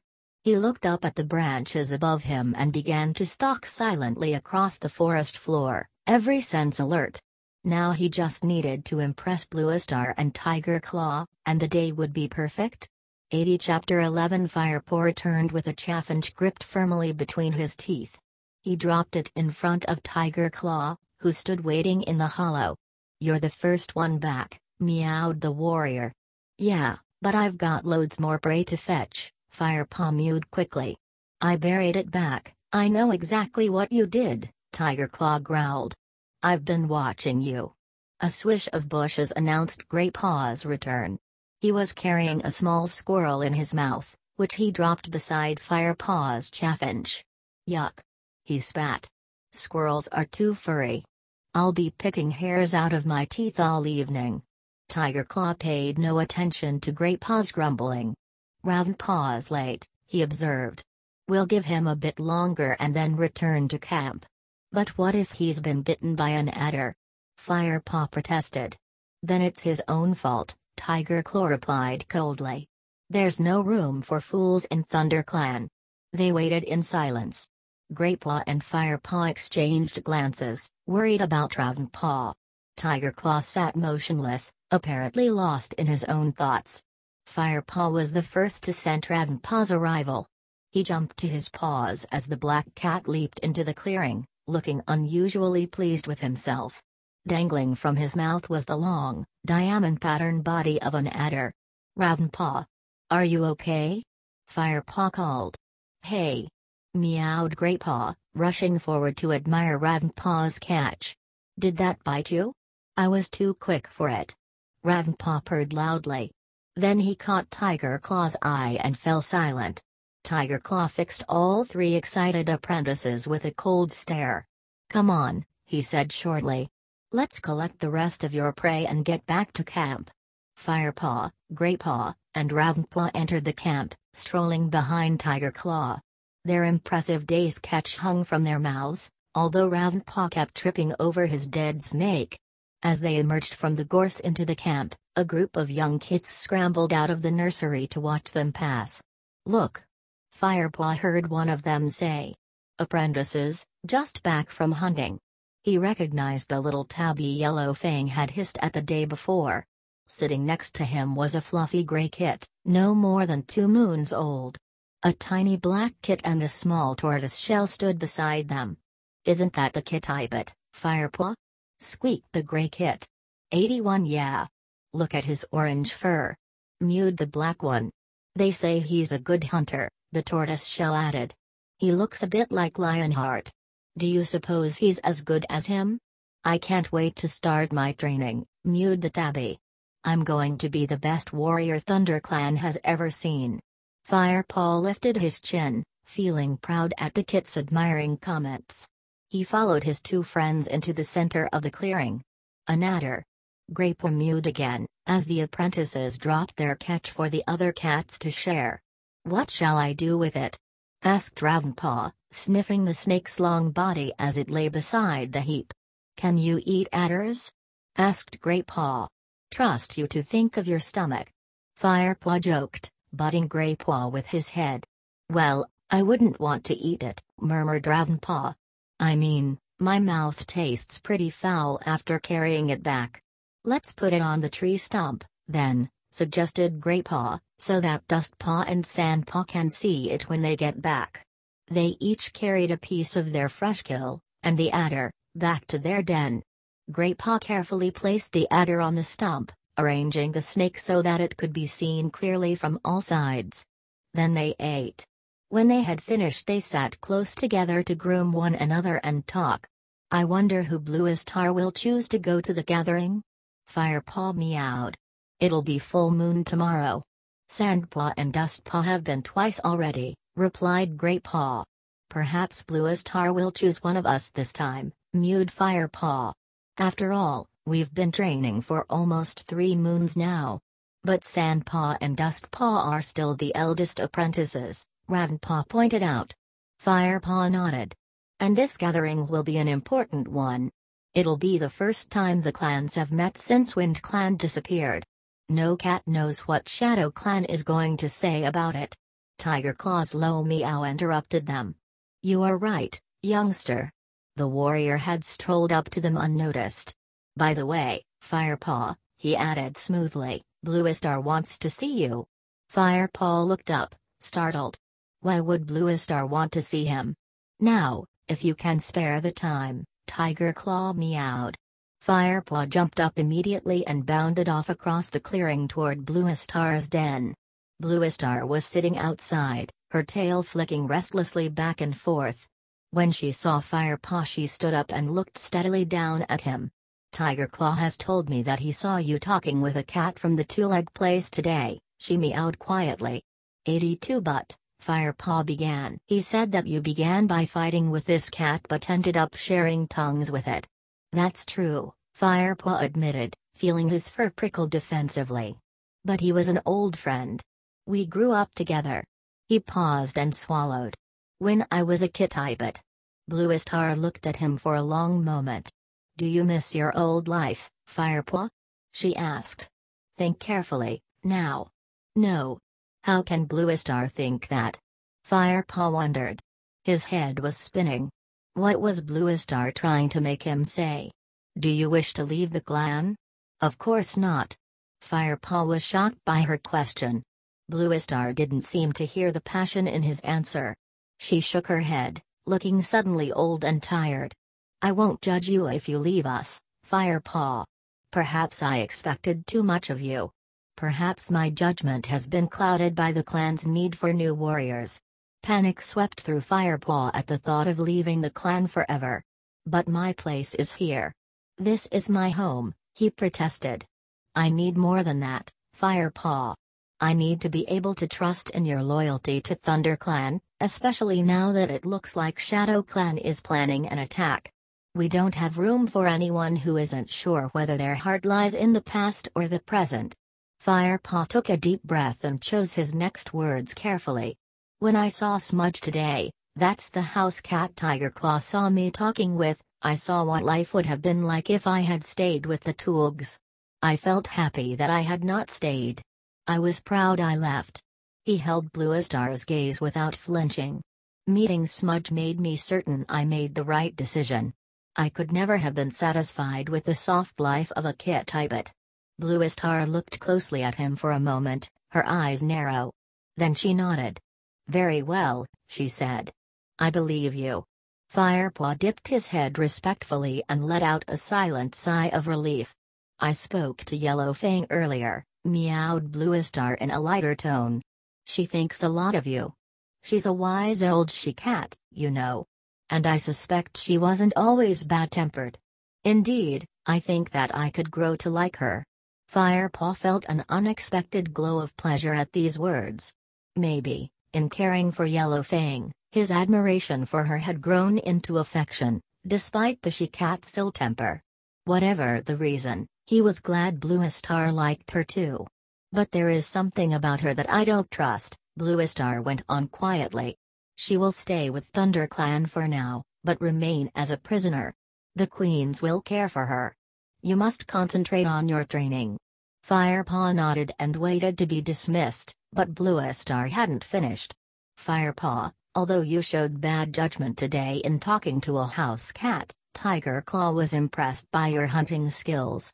In fact, 83 he reported that you all did well. I am pleased with your progress. You will come to the gathering, all three of you. Firepaw could hardly stand still. His body tingled with excitement. The gathering. What about Sandpaw and Dustpaw? He mewed. They will remain behind and guard the camp, replied Bluestar. Now you may go. She flicked her long tail to show he was dismissed, and returned to her grooming. Greypaw and Ravenpaw looked stunned to see Firepaw bounding happily toward them. They had been waiting nervously for him beside the tree stump. Firepaw sat down and looked at his friends. Well? Greypaw demanded. What did she say? Tiger Claw told us you'd been sharing tongues with a Kit-Typet this morning, burst out Ravenpaw. Are you in trouble? No. Although Bluestar wasn't pleased, Firepaw admitted ruefully. She thought I might want to leave ThunderClan. You don't, do you? Asked Ravenpaw. Of course he doesn't. Mewed Greypaw. Firepaw gave his gray friend an affectionate swipe. Yeah, you'd hate that. You need me to catch mice for you.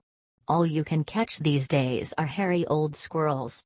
Greypaw dodged out of the way of Firepaw's blow, and reared up on his back legs to retaliate. You'll never guess what else she said. Firepaw went on. He was too excited to waste time play fighting. Greypaw immediately dropped back onto all four paws. What? He asked. We're going to the gathering. Greypaw let out a yowl of delight and bounded up onto the tree stump.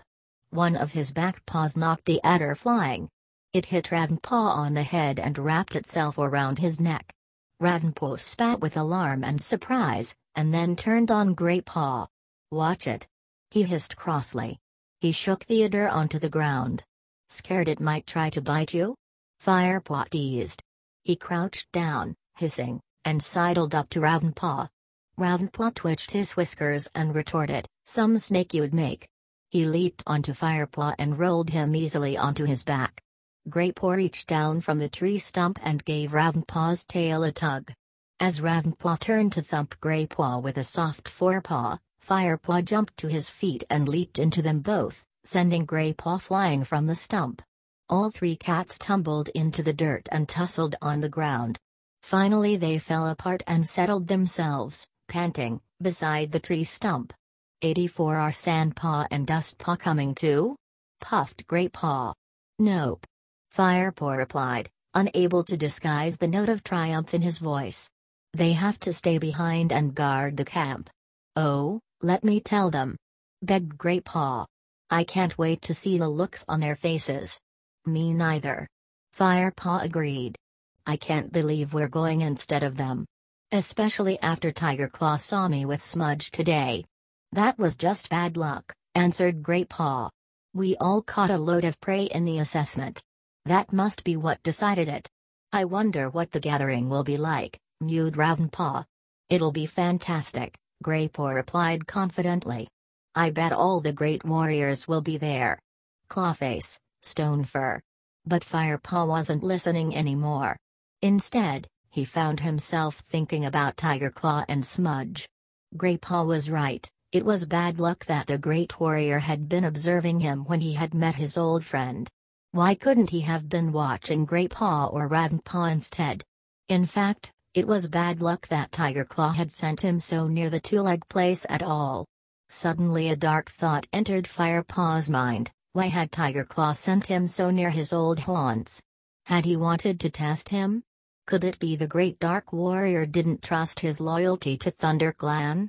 85 Chapter 12 Firepaw peered over the brow of a bush-covered slope. Greypaw and Ravenpaw crouched beside him. Next to them a group of ThunderClan elders, queens, and warriors waited in the undergrowth for Bluestar to give the signal. Firepaw had not been to this place since his first journey with Lionheart and Tiger Claw. The steep-sided glade looked different now. The rich greenness of the woods had been bleached away by the cold light of the full moon, and the leaves on the trees glowed silver. At the bottom stood the large oaks that marked where the corner of each clan's territory touched the other three. The air was thick with the warm scents of cats from the other clans. Firepaw could see them quite clearly in the moonlight, moving about below in the grassy clearing that lay between the four oaks. In the center of the clearing, a large, jagged rock rose from the forest floor like a broken tooth. "Look at all those cats down there," hissed Ravenpaw under his breath. "There's Crooked Star." Greypaw hissed back. "River Clan's leader." "Where?" Firepaw mewed, nudging Greypaw impatiently. "That light-colored tabby, beside the great rock." Firepaw followed Greypaw's nod and saw a huge Tom, even bigger than Lionheart, sitting at the center of the clearing. His striped coat shone pale in the moonlight. Even from this distance, his old face showed the signs of a harsh life, and his mouth looked twisted, as if it had once been broken and had healed badly. "Hey!" mewed Greypaw. "Did you see Sandpaw spit when I told her I hoped she had a nice evening at home?" "You bet." Firepaw purred. Ravenpaw interrupted them with a muffled growl. "Look! There's Broken Star, Shadow Clan's leader," he hissed. Firepaw looked down at the dark brown tabby. His fur was unusually long and his face was broad and flattened. There was a stillness in the way he sat and stared around him that made Firepaw's fur prickle uncomfortably. "He looks pretty nasty," Firepaw muttered. "Yeah," agreed Greypaw. "He's certainly got a reputation among all the clans for not suffering fools gladly. And he's not been leader that long, 4 moons, ever since his father, Ragged Star, died." "What does the leader of Wind Clan look like?" Firepaw asked. "Tall Star? I've never seen him, but I know he's black and white with a very long tail," answered Greypaw. 86 Can you see him now?" asked Ravenpaw. Greypaw peered down, searching the crowd of cats below. "Nope. Can you scent any Wind Clan cats?" Firepaw asked. Greypaw shook his head. "No." Lionheart's meow sounded softly beside them. "The Wind Clan cats may just be late. But what if they don't turn up at all?" mewed Greypaw. "Hush. We must all be patient. These are difficult times. Now keep quiet. Blue Star will give the signal to move soon," Lionheart meowed quietly. As he spoke, Blue Star stood, and, holding her tail high, flicked it from one side to the other. Firepaw's heart missed a beat as the Thunder Clan cats rose as one and bounded through the bushes, down toward the meeting place. He raced alongside them, feeling the wind rush in his ears and his paws tingle with anticipation. The Thunder Clan cats paused instinctively on the edge of the clearing, outside the boundary of the oaks. Blue Star sniffed the air. Then she nodded and the troop moved forward into the clearing. Firepaw felt thrilled. The other cats looked even more impressive close up, milling about the great rock. A large white warrior strode past. Firepaw and Ravenpaw looked at him in awe. "Look at his paws," Ravenpaw murmured. Firepaw looked down and realized the huge paws of this great Tom were jet black. "It must be Blackfoot," mewed Greypaw. Shadow Clan's new deputy.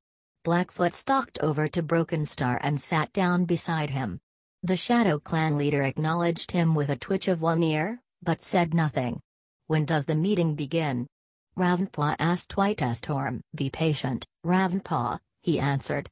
"The sky is clear tonight, so we have plenty of time."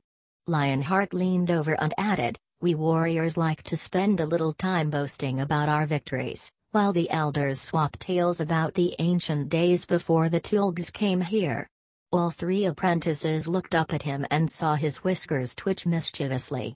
Dappletail, One Eye, and Smaller headed straight off toward a group of elderly cats who were settling themselves below one of the oak trees. Whitestorm and Lionheart strolled over to another pair of warriors whom Firepaw did not know. He sniffed the air and recognized their scent as River Clan. Blue Star's voice sounded behind the 3 apprentices. "Don't waste any of your time tonight," she warned. "This is a good opportunity to meet your enemies.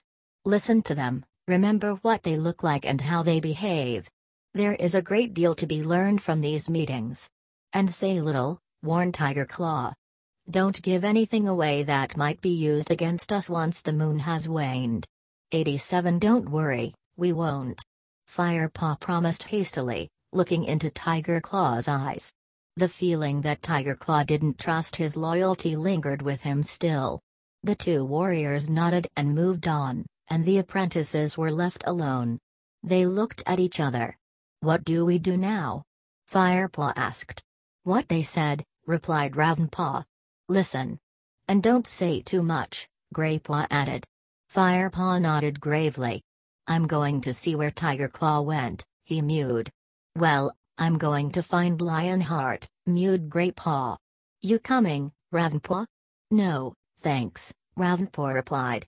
"I'm going to find some of the other apprentices."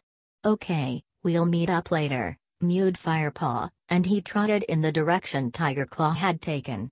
He scented Tiger Claw easily and found him sitting at the center of a group of huge warriors, behind a great rock. Tiger Claw was speaking. It was a tale Firepaw had heard many times at camp. Tiger Claw was describing his recent battle against the River Clan hunting party. "I wrestled like a Lion Clan cat. 3 warriors tried to hold me but I threw them off. I fought them until 2 lay knocked out and the other had run off into the forest like a kit crying for its mother." This time Tiger Claw didn't mention killing Oakhart in vengeance for Redtail's death. Perhaps it's so he doesn't offend the River Clan warriors, Firepaw decided. Firepaw listened politely to the end of the story, but a familiar scent was distracting him. As soon as Tiger Claw had finished speaking, Firepaw turned and crept away toward the sweet smell, which was coming from a group of cats nearby. He found Greypaw sitting among these cats, but that was not the scent he had been following. Sitting opposite Greypaw, between 2 River Clan toms, was Spotleaf. Firepaw glanced at her shyly and settled himself beside his friend.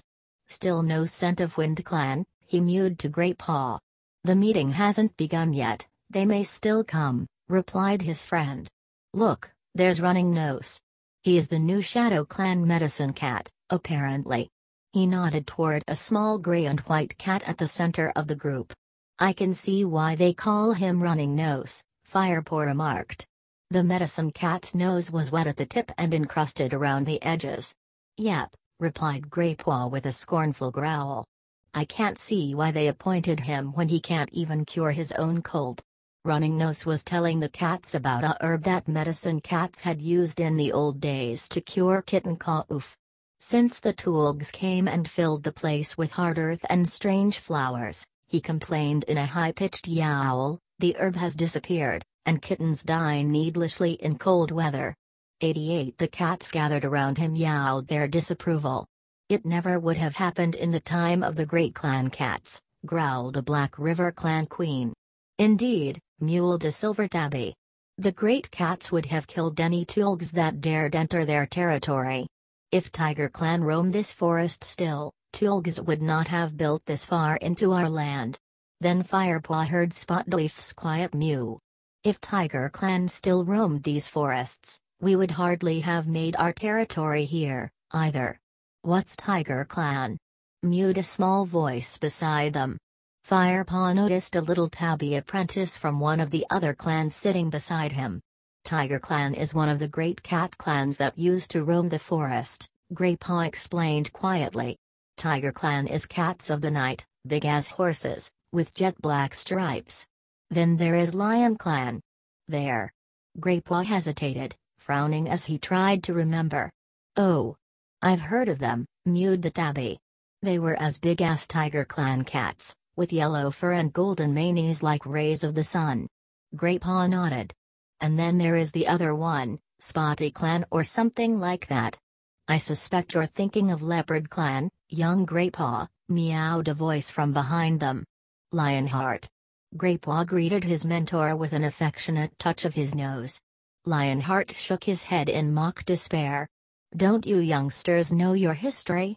Leopard Clan are the swiftest cats, huge and golden, spotted with black paw prints. You can thank Leopard Clan for the speed and hunting skills you now possess." "Thank them? Why?" asked the tabby. Lionheart gazed down at the little apprentice and answered, "There is a trace of all the great cats in every cat today." We would not be night hunters without our tiger clan ancestors, and our love of the sun's warmth comes from Lion Clan. He paused. You're a Shadow Clan apprentice, aren't you? How many moons are you? The tabby stared awkwardly down at the ground. 6 moons, he stammered, not meeting Lionheart's eye. Rather small for 6 moons, Lionheart murmured. His tone was gentle, but his gaze was searching and serious. My mother was small too, answered the tabby nervously. He bowed his head and backed away, disappearing into the crowd of cats with a twitch of his light brown tail. Lionheart turned to Firepaw and Greypaw. Well, he might be small, but at least he was curious. If only you two showed as much interest in the stories your elders tell. Sorry, Lionheart, Firepaw and Greypaw mewed, exchanging doubtful glances. Lionheart grunted good-naturedly. Oh, go away, the pair of you. Next time I hope Bluestar decides to bring apprentices who appreciate what they hear. And with a half-hearted growl he chased them away from the group. 89 Come on, purred Greypaw as they leaped away. Let's see where Ravenpaw's gotten to. Ravenpaw was in the middle of a group of apprentices who were clamoring for him to tell them about a battle with River Clan. Go on, Ravenpaw, tell us what happened. Called a pretty black and white she-cat. Ravenpaw shyly shuffled his paws and shook his head. Come on, Ravenpaw, insisted another. Ravenpaw looked around and saw Firepaw and Greypaw at the edge of the crowd. Firepaw nodded encouragingly. Ravenpaw flicked his tail in acknowledgement and began his story. He stumbled a bit at first, but as he continued, the tremor disappeared from his voice and his audience leaned in, their eyes growing wider. Fur was flying everywhere. Blood spattered the leaves of the bramble bushes, bright red against green. I'd just fought off a huge warrior and sent him squealing into the bushes when the ground shook, and I heard a warrior scream. It was Oakhart. Redtail raced past me, his mouth dripping blood and his fur torn. Oakhart is dead. He howled. Then he rushed off to help Tigerclaw as he fought another warrior. Who would have thought Ravenpaw was such a good storyteller? Greypaw murmured to Firepaw, sounding impressed. But Firepaw was thinking of something else. What was it Ravenpaw had said? That Redtail had killed Oakhart? But according to Tigerclaw, Oakhart had killed Redtail and he, Tigerclaw, had killed Oakhart in revenge. If Redtail killed Oakhart, who killed Redtail? Firepaw hissed to Greypaw. If who did what? Greypaw echoed absent-mindedly. He was only half listening to Firepaw. Firepaw shook his head to clear it. Ravenpaw must have been mistaken, he thought. He must have meant Tigerclaw. Ravenpaw was coming to the end of his story. Finally, Redtail dragged the wailing cat off Tigerclaw by his tail and, with the strength of the whole of Tiger Clan, flung him into the bushes. A moving shadow caught Firepaw's eye. He glanced around and saw Tigerclaw standing a short distance away. The warrior was watching Ravenpaw with an iron stare. Unaware of his mentor's presence, Ravenpaw continued to answer question after question from his enthusiastic audience. What were Oakhart's dying words? Is it true that Oakhart had never lost a battle before? Ravenpaw replied promptly, with his voice high and clear and his eyes shining.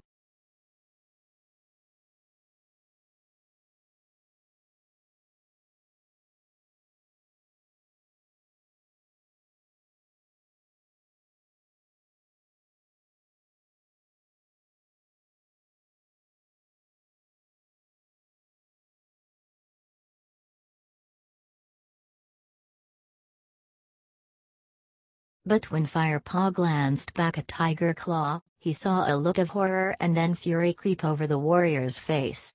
Clearly Tigerclaw wasn't enjoying Ravenpaw's story at all. Firepaw was just about to say something to Greypaw when a loud yowl signaled to all the cats for quiet. Firepaw couldn't help feeling relieved as Ravenpaw fell silent at last, and Tigerclaw turned away. 90 Firepaw looked up to see where the yowl had come from. 3 cats sat silhouetted against the moonlit sky on top of the great rock. They were Bluestar, Broken Star, and Crooked Star. The clan leaders were about to begin the meeting. But where was the Wind Clan leader? Surely they won't start the meeting without Tall Star? Firepaw hissed under his breath. I don't know, Graypaw muttered back. Haven't you noticed? There isn't a single Wind Clan cat here, whispered a River Clan apprentice on the other side of Firepaw. Firepaw guessed that similar conversations were going on all around him. As the other cats were gathering beneath the great rock, an unsettled murmuring rumbled in their throats. We can't start yet, yowled one voice above the noise.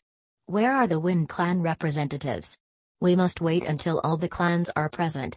On top of the rock, Bluestar stepped forward. Her gray fur glowed almost white in the moonlight. Cats of all clans, welcome, she meowed in a clear voice. It is true that Wind Clan is not present, but Brokenstar wishes to speak anyway. Brokenstar padded noiselessly up to stand beside Bluestar. He surveyed the crowd for a few moments, his orange eyes burning. Then he took a deep breath and began. Friends, I come to speak to you tonight about the needs of Shadow Clan, but he was interrupted by raised, impatient voices from below. Where is Tall Star? Cried one. Where are the Wind Clan warriors? Yowled another. Brokenstar stretched up to his full height and lashed his tail from side to side. As the leader of Shadow Clan, it is my right to address you here. He growled in a voice full of menace. The crowd fell into an uneasy silence. All around him, Firepaw could smell the acrid tang of fear. Brokenstar yowled again. We all know that the hard time of Leaf Bear, and late New Leaf, have left us with little prey in our hunting grounds. But we also know that Wind Clan, River Clan, and Thunder Clan lost many kits in the freezing weather that came so late this season. Shadow Clan did not lose kits. We are hardened to the cold north wind. Our kits are stronger than yours from the moment they are born. And so we find ourselves with many mouths to feed, and too little prey to feed them. The crowd, still silent, listened anxiously. The needs of Shadow Clan are simple. In order to survive, we must increase our hunting territory. That is why I insist that you allow Shadow Clan warriors to hunt in your territories. A shocked but muted growl rippled through the crowd. Share our hunting grounds? Called the outraged voice of Tiger Claw. It is unprecedented, cried a tortoiseshell queen from River Clan. The clans have never shared 91 hunting rights. Should Shadow Clan be punished because our kits thrive? Yowled Brokenstar from the Great Rock. Do you want us to watch our young starve? You must share what you have with us. Must. Spat Smaller furiously from the back of the crowd. Must, repeated Brokenstar. Wind Clan failed to understand this.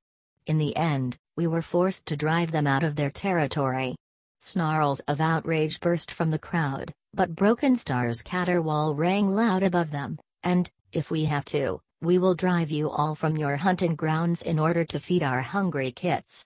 There was instant silence. On the other side of the clearing, Firepaw heard a River Clan apprentice start to mutter something, but he was quickly hushed by an elder. Satisfied that he had every cat's attention, Brokenstar continued. Each year, the Tulgs spoil more of our territory. At least one clan must remain strong, if all the clans are to survive. Shadow Clan thrives while you all struggle. And there may come a time when you will need us to protect you. You doubt our strength? Hissed Tiger Claw. His pale eyes glared threateningly at the Shadow Clan leader, and his powerful shoulders rippled with tension. I do not ask for your answer now. Brokenstar ignored the warrior's challenge. You must each go away and consider my words. But bear this in mind, would you prefer to share your prey, or be driven out and left homeless and starving? Warriors, elders, and apprentices looked at one another in disbelief. In the anxious pause that followed, Crooked Star stepped forward. I have already agreed to allow Shadow Clan some hunting rights in the river that runs through our territory, he meowed quietly, gazing down on his clan. Horror and humiliation rippled through the River Clan cats at their leader's words. We were not consulted, cried a grizzled silver tabby. I feel that this is best for our clan. For all the clans, Crooked Star explained, his voice heavy with resignation. There are plenty of fish in the river. It is better to share our prey than to spill blood fighting over it. And what of ThunderClan? Smaller croaked. Blue Star? Have you, too, agreed to this outrageous demand? Blue Star unwaveringly met the old cat's gaze. I have made no agreement with Broken Star except that I shall discuss his proposal with my clan after the gathering. Well, at least that's something, muttered Greypaw in Firepaw's ear. We'll show them we're not as soft as that yellow-bellied river clan. Broken Star spoke up again, his rasping voice sounding arrogant and strong after Crooked Star's surrender. I also bring news that is important to the safety of your kits. A Shadow Clan cat has turned rogue and spurned the warrior code. We chased her out of our camp, but we do not know where she is now. She looks a mangy old creature, but she has a bite like Tiger Clan. 92 Firepaw's fur bristled. Could Broken Star possibly be talking about Yellowfang? He pricked up his ears, curious to hear more.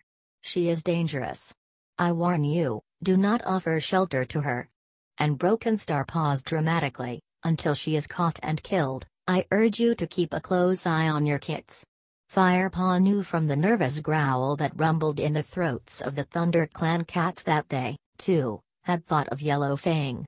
The bold she-cat had done nothing to endear herself to her reluctant hosts, and Firepaw guessed it wouldn't take much to drum up hatred against her. Even the words of a despised enemy like Broken Star would be enough.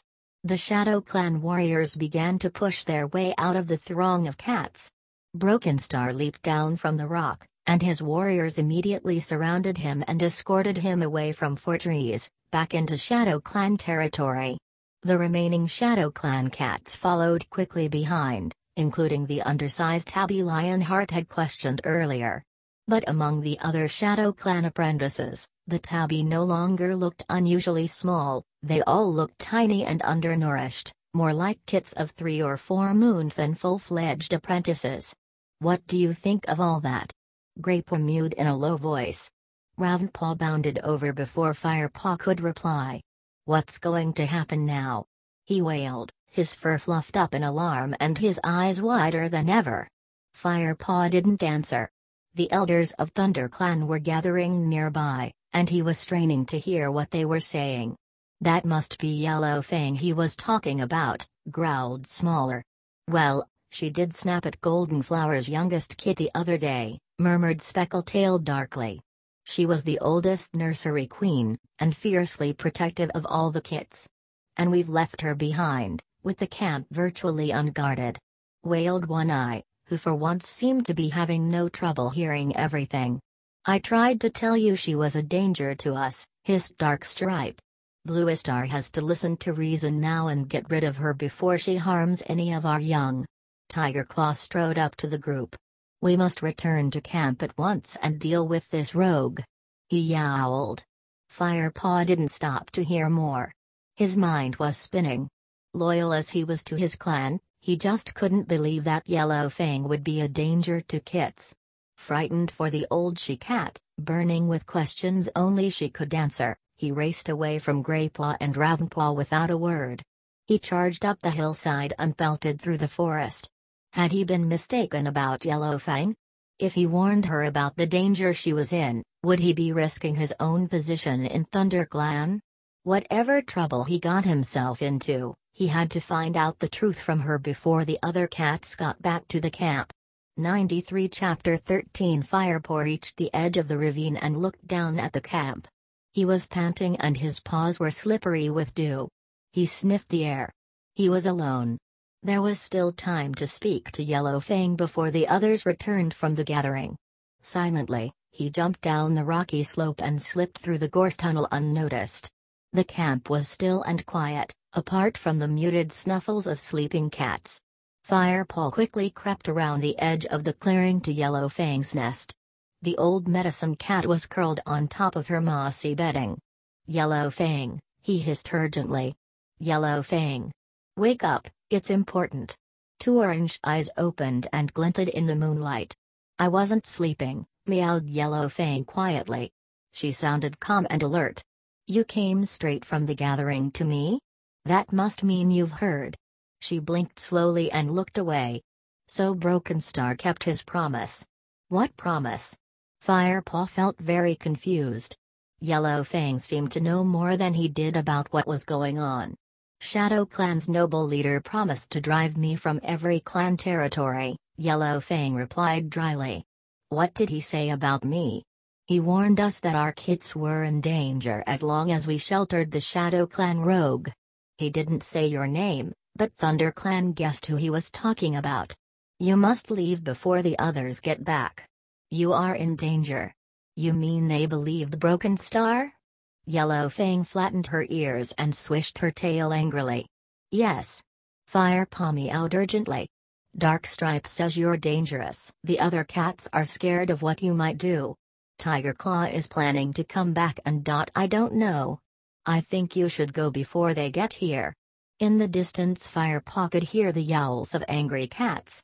Yellow Fang struggled stiffly to her paws. Firepaw gave her a nudge to help her up, his mind still spinning with questions. What did Broken Star mean when he warned us to keep a close eye on our kits? He couldn't stop himself from asking. Would you really do something like that? Would I what? Would you harm our kits? Yellow Fang flared her nostrils and looked steadily at him. Do you think so? Firepaw met her gaze without flinching. No. I don't believe you would ever harm a kit. But why would Broken Star say such a thing? The noise of the cats was coming nearer, and with it, the sense of aggression and anger. Yellow Fang looked wildly from side to side. 94 go. Firepaw urged. Her safety was more important than his curiosity. But Yellow Fang remained where she was and stared at him. A calm look suddenly came into her wide eyes. Firepaw, you believe I'm innocent, and I'm grateful for that. If you believe me, then others might. And I know Blue Star will give me a fair hearing. I can't run forever. I'm too old. I shall stay here and face whatever your clan decides for me. She sighed and sank down onto her bony haunches. But what about Tiger Claw? What if he is headstrong, and he knows the power he has over the other clan cats? They are in awe of him. But even he will obey Blue Star. Rustling in the undergrowth beyond the camp boundary told Firepaw that the cats were almost at the entrance. Go away, Firepaw, hissed Yellow Fang, baring her blackened teeth at him. Don't make trouble for yourself by being seen with me now. There is nothing you can do for me. Have faith in your leader, and let her decide what happens to me. Firepaw realized Yellow Fang had made up her mind. He touched his nose to her patchy fur, then crept silently away into the shadows to watch. Through the gorse came the cats, Blue Star first, accompanied by Lionheart. Frostfur and Willowbelt were right behind them. Frostfur raced away from the troop immediately and ran toward the nursery, the fur on her tail bristling in alarm. Tiger Claw and Dark Stripe strode into the clearing, shoulder to shoulder, looking grim. The others followed behind, with Ravenpaw and Greypaw at the rear. As soon as he saw his friends, Firepaw trotted out to join them. You went to warn Yellow Fang, didn't you? Whispered Greypaw when Firepaw reached his side. Yes, I did, Firepaw admitted. But she won't leave. She trusts Blue Star to treat her fairly. Did anyone miss me? Only us, replied Ravenpaw. Around the camp, the cats who had stayed behind began to wake up. They must have scented the aggression and heard the tension in the voices of the returning cats, for they all came running into the clearing, their tails held high. What has happened? Called a tabby warrior named Running Wind. Broken Star has demanded hunting rights for Shadow Clan in our territory. Replied Longtail loudly enough for all the cats to hear. And he warned us about a rogue cat who will harm our kits. Added Willowbelt. It must be Yellow Fang. Meows of anger and distress rose from the crowd. Silence! Ordered Blue Star, leaping onto the high rock. Instinctively, the cats settled in front of her. A loud screech made every cat turn its head toward the fallen tree where the elders slept. Tiger Claw and Dark Stripe were dragging Yellow Fang roughly from her nest. She shrieked furiously as they hauled her into 95 the clearing and dumped her in front of the high rock. Firepaw felt every muscle in his body tense. Without thinking, he dropped into a low crouch, ready to spring at Yellow Fang's persecutors. "Wait, Firepaw," growled Greypaw in his ear. "Let Bluestar deal with this." "What is going on?" demanded Bluestar, jumping down from the high rock and glaring at her warriors. "I gave no order to attack our prisoner." Tiger Claw and Darkstripe instantly let go of Yellow Fang, who crouched in the dust, hissing and spitting. Frostfur appeared from the nursery and pushed her way through to the front of the clan. "We got back in time," she meowed with a gasp. "The kits are safe." "Of course they are," snapped Bluestar. Frostfur seemed taken aback.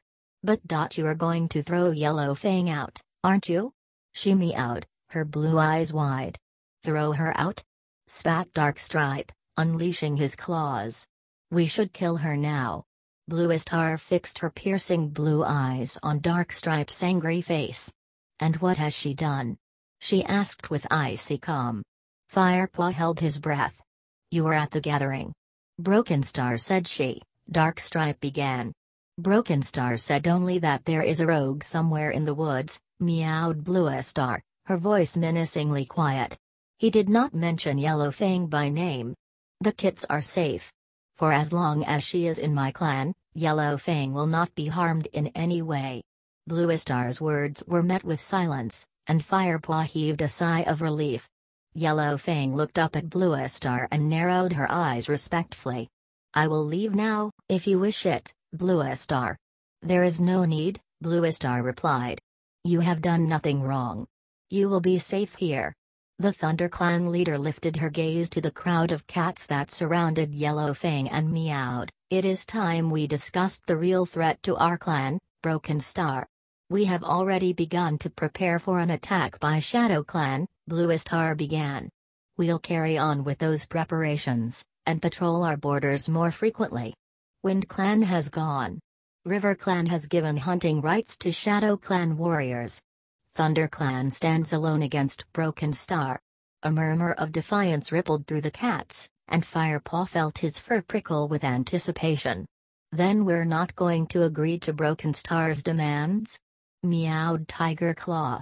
"Clans have never shared hunting rights before," Bluestar answered. "They have always managed to support themselves in their own territories. There is no reason why this should change." Tiger Claw nodded approvingly. "But can we defend ourselves against a Shadow Clan attack?" asked Smaller's tremulous voice. "Wind Clan didn't manage it. River Clan won't even try." 96 Bluestar met his old eyes with her steady gaze. "We must try. We will not give up our territory without a fight." All around the clearing, Firepaw saw the cats nodding in agreement. "I shall travel to the Moonstone tomorrow," Bluestar announced. "The warriors of StarClan will give me the strength I need to lead ThunderClan through this dark time. You must all get some rest. We have a lot to do when daylight comes. I wish to talk with Lionheart now." Without another word, she turned and strode toward her den. Firepaw noticed the look of wonder that had entered the eyes of some of the cats when Bluestar had mentioned the Moonstone. Now the clan cats hurriedly gathered in groups, meowing in hushed voices full of excitement. "What's the Moonstone?" Firepaw asked Greypaw. "It's a rock deep underground that shines in the dark," whispered Greypaw. His voice was hoarse with awe. "All clan leaders have to spend one night at the Moonstone when they are first chosen. There, the spirits of StarClan share with them." "Share what with them?" Greypaw frowned. "I don't know," he admitted. "I know only that the new leaders have to sleep near the stone, and as they sleep, they have special dreams. After that, they have the gift of 9 lives, and take the name Star." Firepaw watched Yellow Fang limp back to her shadowy nest. It looked like Tiger Claw's rough treatment had aggravated her old injury. As he trotted back to the apprentice's den, Firepaw decided to ask Spotleaf for more poppy seeds in the morning. "So what happened?" mewed Dustpaw eagerly, popping his head out of the den. He seemed to have forgotten how much he resented the new apprentice in his eagerness to hear about the gathering. "It's like Longtail said. Brokenstar demanded hunting rights. Greypaw began. Sandpaw and Dustpaw sat and listened, but Firepaw was watching the camp. He could see the silhouettes of Bluestar and Lionheart sitting close together outside her den, talking urgently. Then he noticed the small shape of Ravenpaw at the entrance to the warrior's den. Tigerclaw stood beside him. Firepaw saw Ravenpaw's ears flatten as the young cat flinched away from Tigerclaw's fierce words. The dark warrior loomed over him, twice his size, his eyes and teeth flashing in the moonlight. What was he saying to Ravenpaw? Firepaw was just about to creep nearer and listen when Ravenpaw backed away, turned, and ran across the clearing. Firepaw greeted Ravenpaw as he reached the apprentice's den, but Ravenpaw hardly seemed to notice him. Instead, he pushed his way inside the den without a word. Firepaw got up to follow him when he saw Lionheart approaching. "Well," meowed the ThunderClan deputy, striding up to the apprentices. "It seems that Firepaw, Greypaw, and Ravenpaw are about to reach another important stage in their training." "What's that?" mewed Greypaw, looking excited. 97 Bluestar wishes you three to accompany her on her journey to the Moonstone. Lionheart didn't miss the look of disappointment on the faces of Dustpaw and Sandpaw, because he added, "Don't worry, you two, you'll make the journey soon enough. For now, ThunderClan needs your strength and skill at the camp. I will remain here also." Firepaw looked past Lionheart to his leader. She was moving from one group of warriors to another, meowing instructions to each. Why had she chosen him for this journey? He wondered. "She wants you to rest now," Lionheart continued. "But first go to Spotleaf and collect the herbs you will need on this expedition. It's a long way. You will need something to give you strength and quell your appetite. There will be little time for catching prey." Greypaw nodded, and Firepaw dragged his gaze away from Bluestar and nodded too. "Where is Ravenpaw?" asked Lionheart. "He's in his nest already," replied Firepaw. "Good. Leave him to sleep. You can fetch herbs for him," meowed Lionheart. "Rest well. You leave at dawn." He flicked his tail and walked back to Bluestar's den. "Well, then," mewed Sandpaw. "You'd better go and see Spotleaf." Firepaw listened for sourness in her voice, but there was none. There was no time for jealousy now. All the cats in the clan seemed to be united against the threat from Shadow Clan. Firepaw and Greypaw walked quickly towards Spotleaf's den. The fern tunnel was stark. Not even the full moon penetrated its thick covering. Spotleaf seemed to be expecting them as they emerged into her moonlit clearing. "You have come for some traveling herbs," she meowed. "Yes, please," Firepaw answered. "And I think Yellowfang needs more poppy seeds.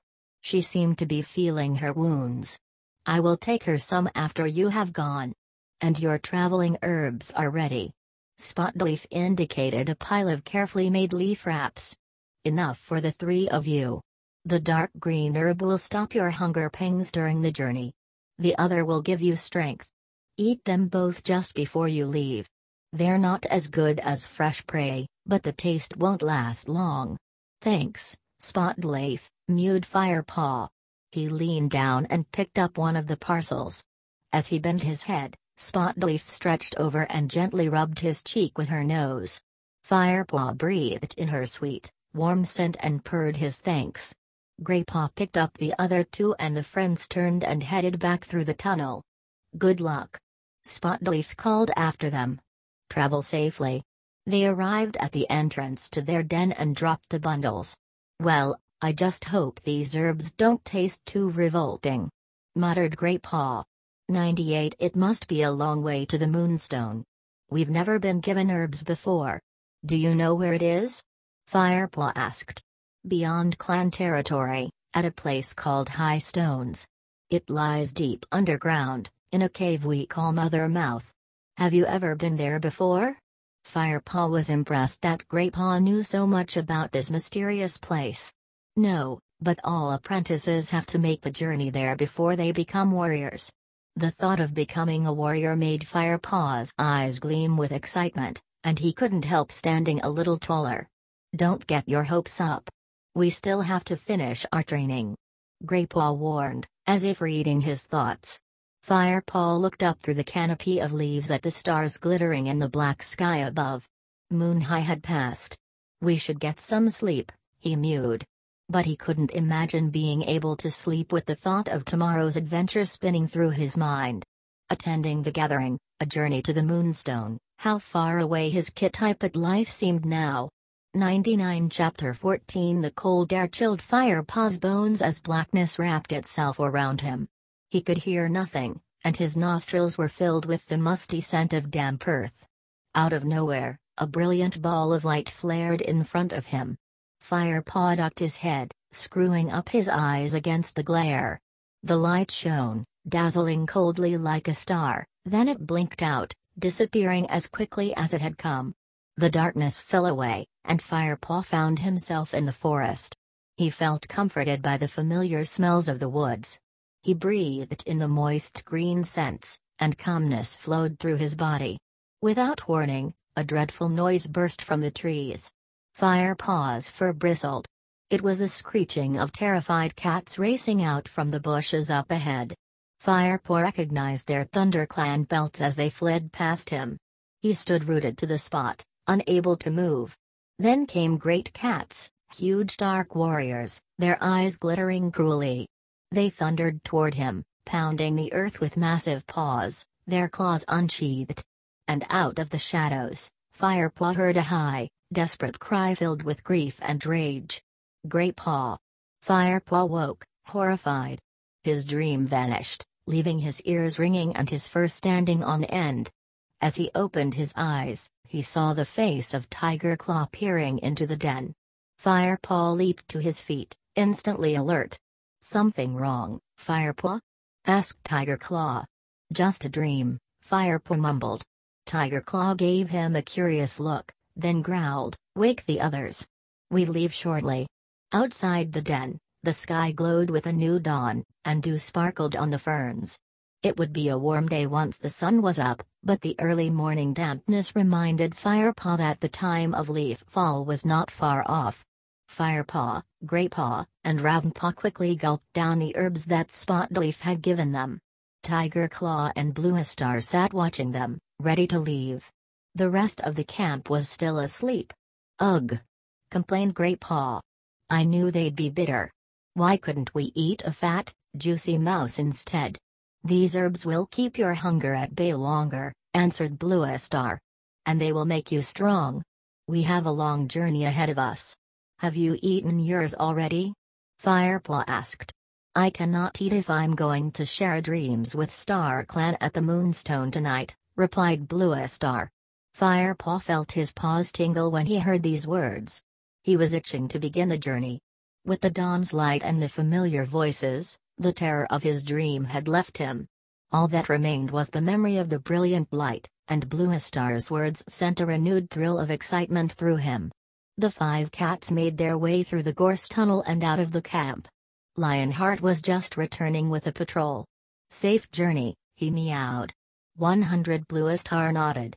"I know I can trust you to keep the camp safe," she answered. Lionheart looked at Greypaw and dipped his head. "Remember," he meowed, "you are almost a warrior. Don't forget what I have taught you." Greypaw looked back at Lionheart with affection. "I will always remember, Lionheart," he mewed, nudging his head against the tabby's broad golden flank. They retraced their route to Fortress. This was the quickest way to pass into WindClan territory. High stones lay beyond.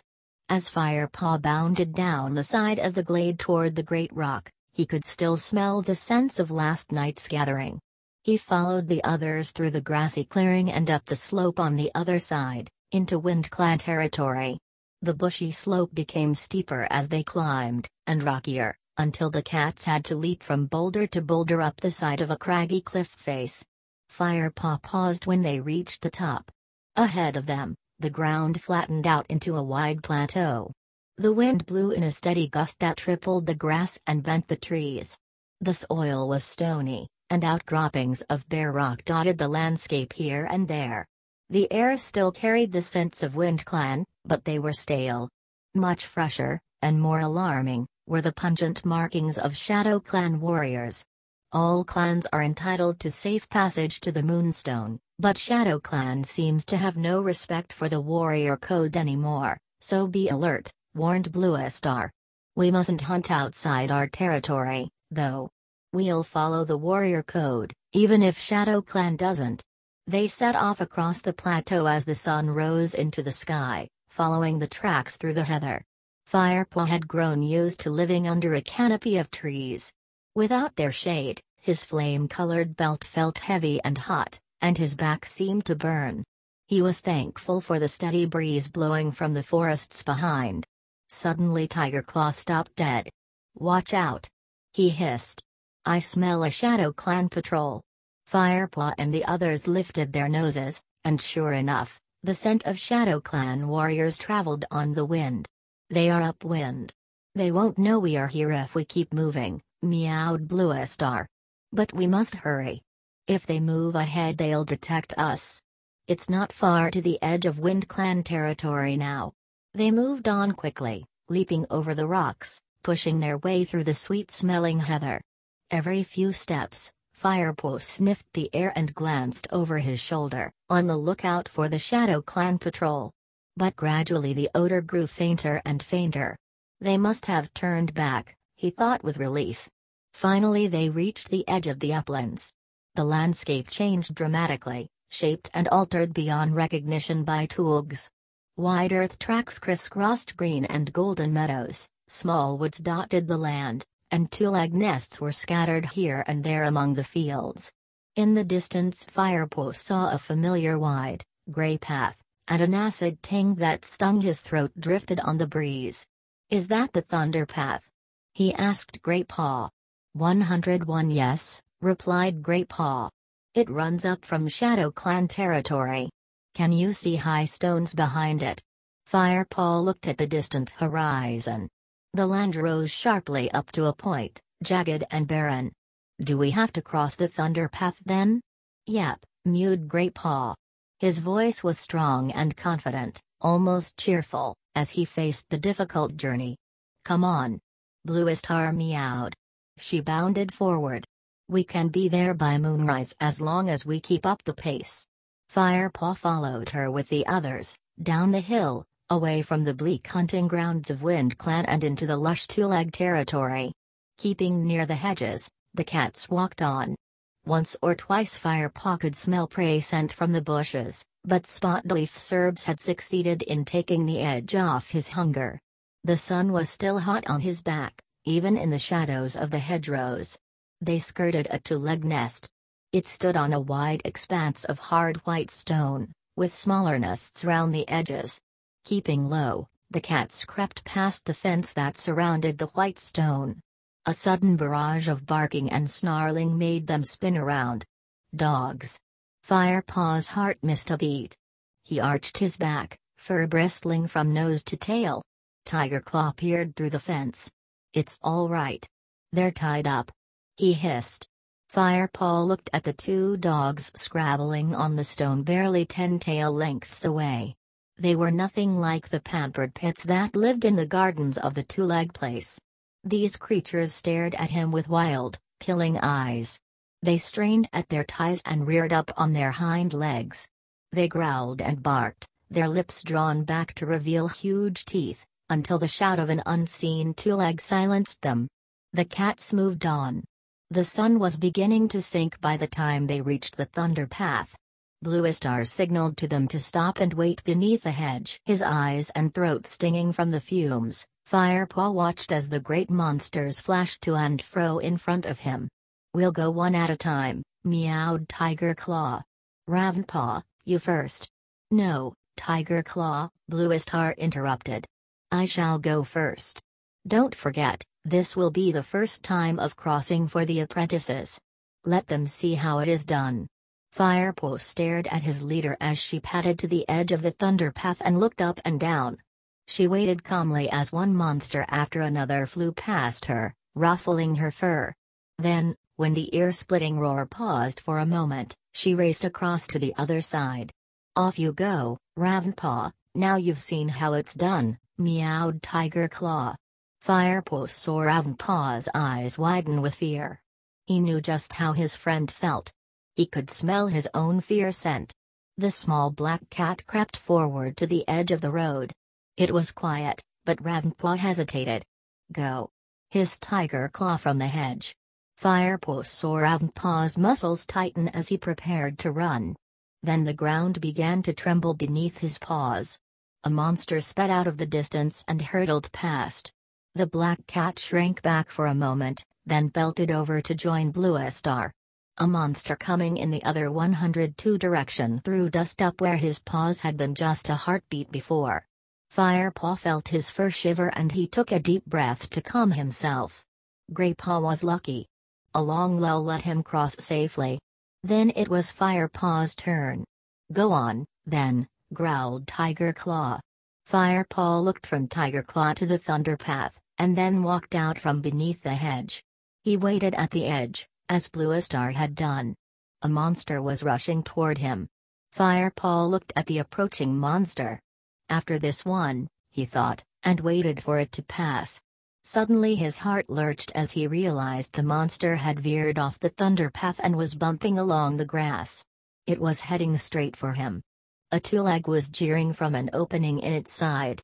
Firepaw leaped backward, claws out, battered by the storm of wind from the two-leg monster as it roared past him only a whisker away. He crouched, trembling, in the dirt and stared as it swerved back onto the path and disappeared into the distance. Through the roaring of blood in his ears, Firepaw realized the thunder path was quiet again, and he raced across, running faster than he had ever done in his life. I thought you were fresh kill, cried Greypaw as Firepaw cannoned into him, almost knocking him over. Me too. Firepaw gasped. He was trying to stop shaking. He turned back to watch Tiger Claw dart over the path toward them. Tugs. He spat as he arrived at their side. Do you want to rest before we go on? Bluestar asked Firepaw. Firepaw looked up. The sun was low in the sky. No, he answered. I'm okay. But he had leaped so frantically out of the monster's way that his claws felt frayed and tender. The cats carried on, with Bluestar in the lead. The earth was darker on this side of the thunder path and the grass felt coarser under paw. As they approached the foot of high stones, the grass gave way to bare, rocky soil, dotted with patches of heather. The land sloped up now, toward the sky. Craggy rocks topped the slope, blazing orange in the sun. Bluestar stopped once more. She chose a sun-warmed rock to sit upon, flat and wide enough for all 5 cats to rest side by side. Look, she meowed, tilting her nose toward the dark slope before them. Mother mouth. Firepaw peered upward. The glare of the setting sun blinded him, and the slope was engulfed in shadow. The cats waited in silence. Gradually, as the sun dropped down behind high stones, Firepaw began to make out the cave entrance, a square black hole that yawned darkly beneath a stone archway. We'll wait here until the moon is higher, meowed Bluestar. You should hunt if you are hungry and then get some rest. Firepaw was pleased to have a chance to find food. He was starving now. Greypaw clearly felt the same and leaped away into a clump of heather, following the prey scent that was thick in the air. Firepaw and Ravenpaw followed him. Tiger Claw set off in the opposite direction, but Bluestar remained where she was. She sat still and silent, gazing unblinkingly at Mother Mouth. The 3 apprentices gathered plenty of fresh kill. With Tiger Claw they crouched on the stony hillside unfeasted. But in spite of their easy hunt, no cat said much, and the air still felt thick with tension and 103 anticipation. Afterward, the cats rested beside their leader until the warmth had seeped out of the rock on which they lay and cold black shadows reached up on all sides. Only then did Bluestar call out, "Come! It is time." 104 Chapter 15 Bluestar stood and began to pad toward Mother Mouth. Tiger Claw walked beside her, matching her stride step for step. "Come on, Ravenpaw!" called Greypaw. Ravenpaw was still sitting on the rock, staring up at the rocks. At Greypaw's mew, he stood and began to follow slowly. Firepaw realized his friend had hardly said a word the whole journey. Is he just worried about Shadow Clan, Or is there something else troubling him? Firepaw wondered. It took the cats only a few moments to reach Mother Mouth. Firepaw stood on the threshold and peered inside. The blackness beyond the stone archway was darker than the cloudiest night. Firepaw narrowed his eyes, trying to see where the tunnel led, but he couldn't see a thing. Beside him, Greatpaw and Ravenpaw craned their heads nervously around the entrance. Even Tigerclaw seemed unsettled by the black hole ahead of them. "How will we find our way in such darkness?" he asked. "I will know the way," answered Bluestar. "Just follow my scent. Ravenpaw and Greatpaw, you will remain on guard outside. Firepaw, you will accompany me and Tigerclaw to the Moonstone." Firepaw felt a thrill jolt through him. What an honor! Firepaw glanced sideways at Tigerclaw. The warrior sat with his chin boldly raised, but Firepaw could detect a subtle fear scent coming from him. It grew stronger as Bluestar stepped forward into the blackness. Tigerclaw shook his mighty head and patted after Bluestar. With a brief nod to the other apprentices, Firepaw followed. Inside the cave, his eyes still detected nothing. The complete and utter blackness felt strange, but he was surprised to find that he wasn't frightened. His eagerness to discover what lay ahead was stronger. The cold, damp air reached through his thick fur and into his bones, stiffening his muscles. Even the coldest nights did not hold the same chill as the air here. "This ground has never known the warmth of the sun," thought Firepaw, feeling the rock smooth like ice beneath his paws. Freezing air filled his lungs with each breath, until he felt lightheaded. He followed Bluestar and Tigerclaw through the darkness, judging his way by scent and feel alone. They were walking along a tunnel that sloped down and down, winding first one way and then the other. Firepaw's whiskers brushed the side of the cave, telling him where to walk and where to turn. His nose told him that Bluestar and Tigerclaw were only a tail length ahead of him. On and on they went. "How far have we come?" Firepaw wondered. Then he felt a tingle in his whiskers. The air in his nostrils seemed fresher than before. He sniffed again, relieved to smell the familiar world above. He could smell peat, and prey, and the scent of heather. There must be a hole somewhere in the roof of the tunnel. "Where are we?" He mewed into the darkness. "We have entered the cavern of the Moonstone," came Bluestar's soft reply. "Wait here. It will be moon high soon." Firepaw folded his hind legs under him on the chilly stone floor and waited. He could hear the steady 105 breathing of Bluestar and the more rapid, fear-scented panting of Tigerclaw. Suddenly, in a flash more blinding than the setting sun, the cave was lit up. Firepaw's eyes were wide open after the blackness of the tunnel. He closed them quickly against the cold, white light. Then slowly he opened them into tiny slits and peered ahead. He saw a gleaming rock, which glittered as if it were made from countless dewdrops. The Moonstone. Firepaw looked around. In the cold light reflected from the stone, he could make out the shadowy edges of a high-roofed cavern. The Moonstone rose up from the middle of the floor, 3 tail lengths high. Bluestar was staring upward, her fur bleached white in the glow of the Moonstone. Even Tigerclaw's dark belt shone silver. Firepaw followed Bluestar's gaze. High in the roof was an opening that revealed a narrow triangle of night sky.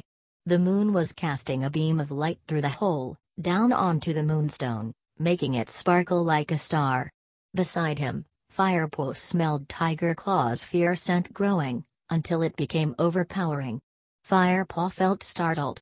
Could the warrior see something else here, something dangerous? He saw a flash of movement, felt fur rush past him, and heard the fleeing paw steps of Tigerclaw racing back to the entrance. "Firepaw?" Bluestar's voice was quiet and calm. "I'm still here," he answered nervously. What had frightened Tigerclaw? "Bluestar?" Firepaw mewed again when she didn't answer. His heart was beating fast, making the blood roar in his ears. "It is all right, young warrior, don't be afraid," Bluestar murmured. Her calm voice settled him a little. "I think Tigerclaw was surprised by the power of the Moonstone. In the world above, Tigerclaw is a fearless and mighty warrior, But down here, where the spirits of Star Clan speak, a cat needs a different kind of strength. What do you feel, Firepaw? Firepaw sniffed the air deeply, and forced his body to relax. Only my own curiosity, he admitted. That is good, Bluestar replied. Firepaw looked back at the moonstone. His eyes had gotten used to its light and he was no longer dazzled. Instead, it soothed him. With a twitch of his tail, he remembered his dream. This was the brilliant ball of light he had seen. Spellbound, Firepaw watched as Bluestar padded up to the stone and lay down beside it. She reached her head forward and touched the moonstone with her nose. Her blue eyes sparkled with its reflection for a moment before she closed them. Now she rested her head on her paws, her eyelids flickering, her paws twitching occasionally. Was she sleeping? Then Firepaw remembered Greypaw's words, new leaders have to sleep near the stone, and as they sleep, they have special dreams. He waited. The chill was not so intense here, but still he found himself shivering. He had no idea how much time had passed, but suddenly the rock stopped glowing. The cavern was plunged into darkness once more. Firepaw looked up to the opening in the roof of the cavern. The moon had passed on, out of sight. All that remained were tiny stars shimmering in blackness. Firepaw could just make out the pale shape of his leader, lying beside the moonstone. He wanted to call out her name, but did not dare break the silence. 106 After more endless moments, she spoke to him. Firepaw? Are you still there? Her voice sounded remote and agitated. Yes, Bluestar. Firepaw heard Bluestar's paw steps approaching. Hurry, she hissed. He felt her fur brush past him. We must return to camp. Firepaw raced after her, astonished by the speed with which she rushed through the blackness. He followed her scent blindly, up and up the stone tunnel, until she led him safely back to the outside world. Tiger Claw was waiting at the opening beside Greypaw and Ravenpaw as Bluestar and Firepaw climbed out of the cave. His expression was cold and his fur was slightly ruffled, but he sat motionless and dignified. Tiger Claw. Bluestar greeted him but did not mention the warrior cat's flight from the depths. Tiger Claw relaxed a little. What did you learn? We must return to camp immediately, Bluestar meowed briefly. Firepaw saw a look of desperation in his leader's eyes. Now the horror of his dream forced its way back into his memory, the fleeing cats, the great, dark warriors, the ear-splitting wail of distress. Firepaw tried to ignore the cold fear that gripped his muscles, and followed Bluestar as she and the others raced down the dark slope away from Mother Mouth. Was his nightmare vision about to come true? 107 Chapter 16 They headed back the way they had come. The moon had disappeared behind a bank of clouds.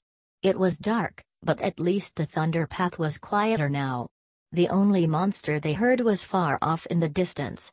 The cats crossed the path together and pushed their way through the hedge on the other side. Firepaw could feel his muscles growing stiff with tiredness as they hurried on. Bluestar kept up a swift pace with her nose thrust forward and her tail high. Tiger Claw loped beside her. Firepaw followed a few paces behind with Greypaw, but Ravenpaw was flagging. Keep up, Ravenpaw. Tiger Claw growled over his shoulder. Ravenpaw flinched and bounded forward until he caught up with Firepaw and Greypaw. Are you okay? Firepaw asked.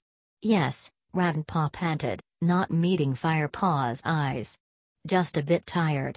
They scrambled down a deep ditch and up the other side. What did Tiger Claw say when he came out of the cave? Firepaw meowed, trying not to sound too curious. He wanted to check that we were still guarding the entrance, replied Greypaw. Why? Firepaw hesitated. Did you sense anything strange about him? He asked. Only that damp old cave, Greypaw mewed, looking surprised. He seemed a little edgy, ventured Ravenpaw. He wasn't the only one. Greypaw meowed, looking at the black cat. What do you mean? Asked Ravenpaw. Just that the fur on your neck stands up whenever you see him these days, whispered Greypaw. You nearly jumped out of your skin when he came out of the cave. He just surprised me, that's all, Ravenpaw protested. You have to admit, it was a bit creepy by Mother Mouth. I suppose so, agreed Greypaw. The cat slipped under a hedge into a cornfield that glowed silver in the moonlight, and followed the ditch that ran around its edge. So what was it like inside, Firepaw? Greypaw demanded. Did you see the moonstone? Yes, I did. It was amazing. Firepaw felt his fur tingle at the memory. 108 Greypaw shot him an admiring glance. So it's true. The rock really does shine underground. Firepaw didn't reply. He closed his eyes for a moment, savoring the image of the moonstone that dazzled his mind. Then pictures from his dream crowded into his head, and his eyes shot open. Bluestar was right, they had to get back to camp as quickly as they could. Ahead, Tiger Claw and Bluestar had leaped through a fence, out of the cornfield. The apprentices followed, squeezing under the fence, onto an earth track. It was the path that led past the two-leg nest and the dogs. Firepaw looked up and saw Bluestar and Tiger Claw trotting tirelessly together, silhouetted against a skyline tinged with red. The sun would be rising soon. Look! He called to Greypaw and Ravenpaw. An unfamiliar cat had jumped out in front of the two warriors. It's a loner, hissed Greypaw. The three apprentices hurried forward. The stranger was a stout black and white tom, shorter than the warriors, but well-muscled. This is Barley, Bluestar explained to the apprentices as they caught up. He lives near this two-leg nest. Hi. Meowed the cat. I haven't seen any of your clan for some moons. How are you, Bluestar? I'm well, thank you, replied Bluestar. And you, Barley? How's the prey been running since we last passed this way? Not so bad, replied Barley, with an amiable gleam in his eye. One good thing about Tulgs, you'll always find plenty of rats nearby. The black and white tom went on, you seem in more of a hurry than usual. Is everything all right? Tiger Claw looked at Barley. A growl rumbled deep in his chest. Firepaw could sense that the warrior was suspicious of the loner's curiosity. I don't like to be away from my clan too long, Bluestar answered smoothly. As always, Bluestar, you are tied to your clan like a queen to her kits, observed Barley, not unkindly. What is it you want, Barley? Asked Tiger Claw. Barley flashed him a reproachful look. I just wanted to warn you that there are two dogs here now. You'd be safer going back into the cornfield instead of past the yard. We know about the dogs. We saw them earlier, Tiger Claw began impatiently. We are grateful to you for the warning, interrupted Bluestar. Thank you, Barley. Until next time. Barley flicked his tail. Have a safe journey, he meowed as he bounded away up the track. Come, ordered Bluestar, heading off the track. She pushed her way through the long grass between the path and the fence that led back into the cornfield. The three apprentices followed, but Tiger Claw hesitated. You trust the word of a loner? He meowed. 109 Bluestar stopped and turned to face him. Would you rather face those dogs? They were tied up when we passed them earlier, Tiger Claw pointed out. They may be untied now. We're going this way, meowed Bluestar. She ducked under the fence into the field. Firepaw slipped after her, followed by Greypaw, Ravenpaw, and finally Tiger Claw. By now, the sun had lifted its head above the horizon. The hedgerows sparkled with dew, promising another warm day. The cats padded along the edge of the ditch. Firepaw looked down into the deep gully, steep-sided and filled with nettles. Firepaw could smell prey scent. There was something familiar about the bitter odor, but it was one he hadn't smelled for a long time. An ear-splitting squeal made Firepaw whip around. Ravenpaw was struggling and clawing at the earth. Something had hold of his leg and was dragging him down into the ditch. Rats! Spat Tiger Claw. Barley has sent us into a trap. Before they could react, all 5 cats were surrounded. Huge brown rats swarmed out of the ditch, squeaking shrilly. Firepaw could see their sharp front teeth glinting in the early dawnlight. Suddenly one leaped onto Firepaw's shoulder. Fiery pain shot through his shoulder as the rat sank its teeth into his flesh. Another grasped his leg between its powerful jaws. Firepaw flung himself down and writhed madly, trying to shake free. He knew the rats were not as strong as he was, but there were so many of them. Yowls, hisses, and spits told him that the others were also being attacked. Firepaw slashed fiercely with his claws, slicing out at a rat that held onto his leg. It let go, but another one gripped his tail. Fast as lightning, powered by fear and rage, Firepaw fought and hacked at his attackers. Twisting his head around, he sank his teeth into the rat that had embedded itself into his shoulders. He felt the bones of its neck crunch in his mouth and its body go limp, before it fell away onto the dirt track. Firepaw gasped with pain as yet another rat leaped onto his back and sank its teeth in. Out of the corner of his eye, he saw a flash of white fur. For a moment he was confused, then he felt the rat being dragged off him. Firepaw spun around to see Barley flinging the rodent into the ditch. Without hesitating, Barley glanced around and sprinted over to Bluestar. She was writhing on the path, covered in rats.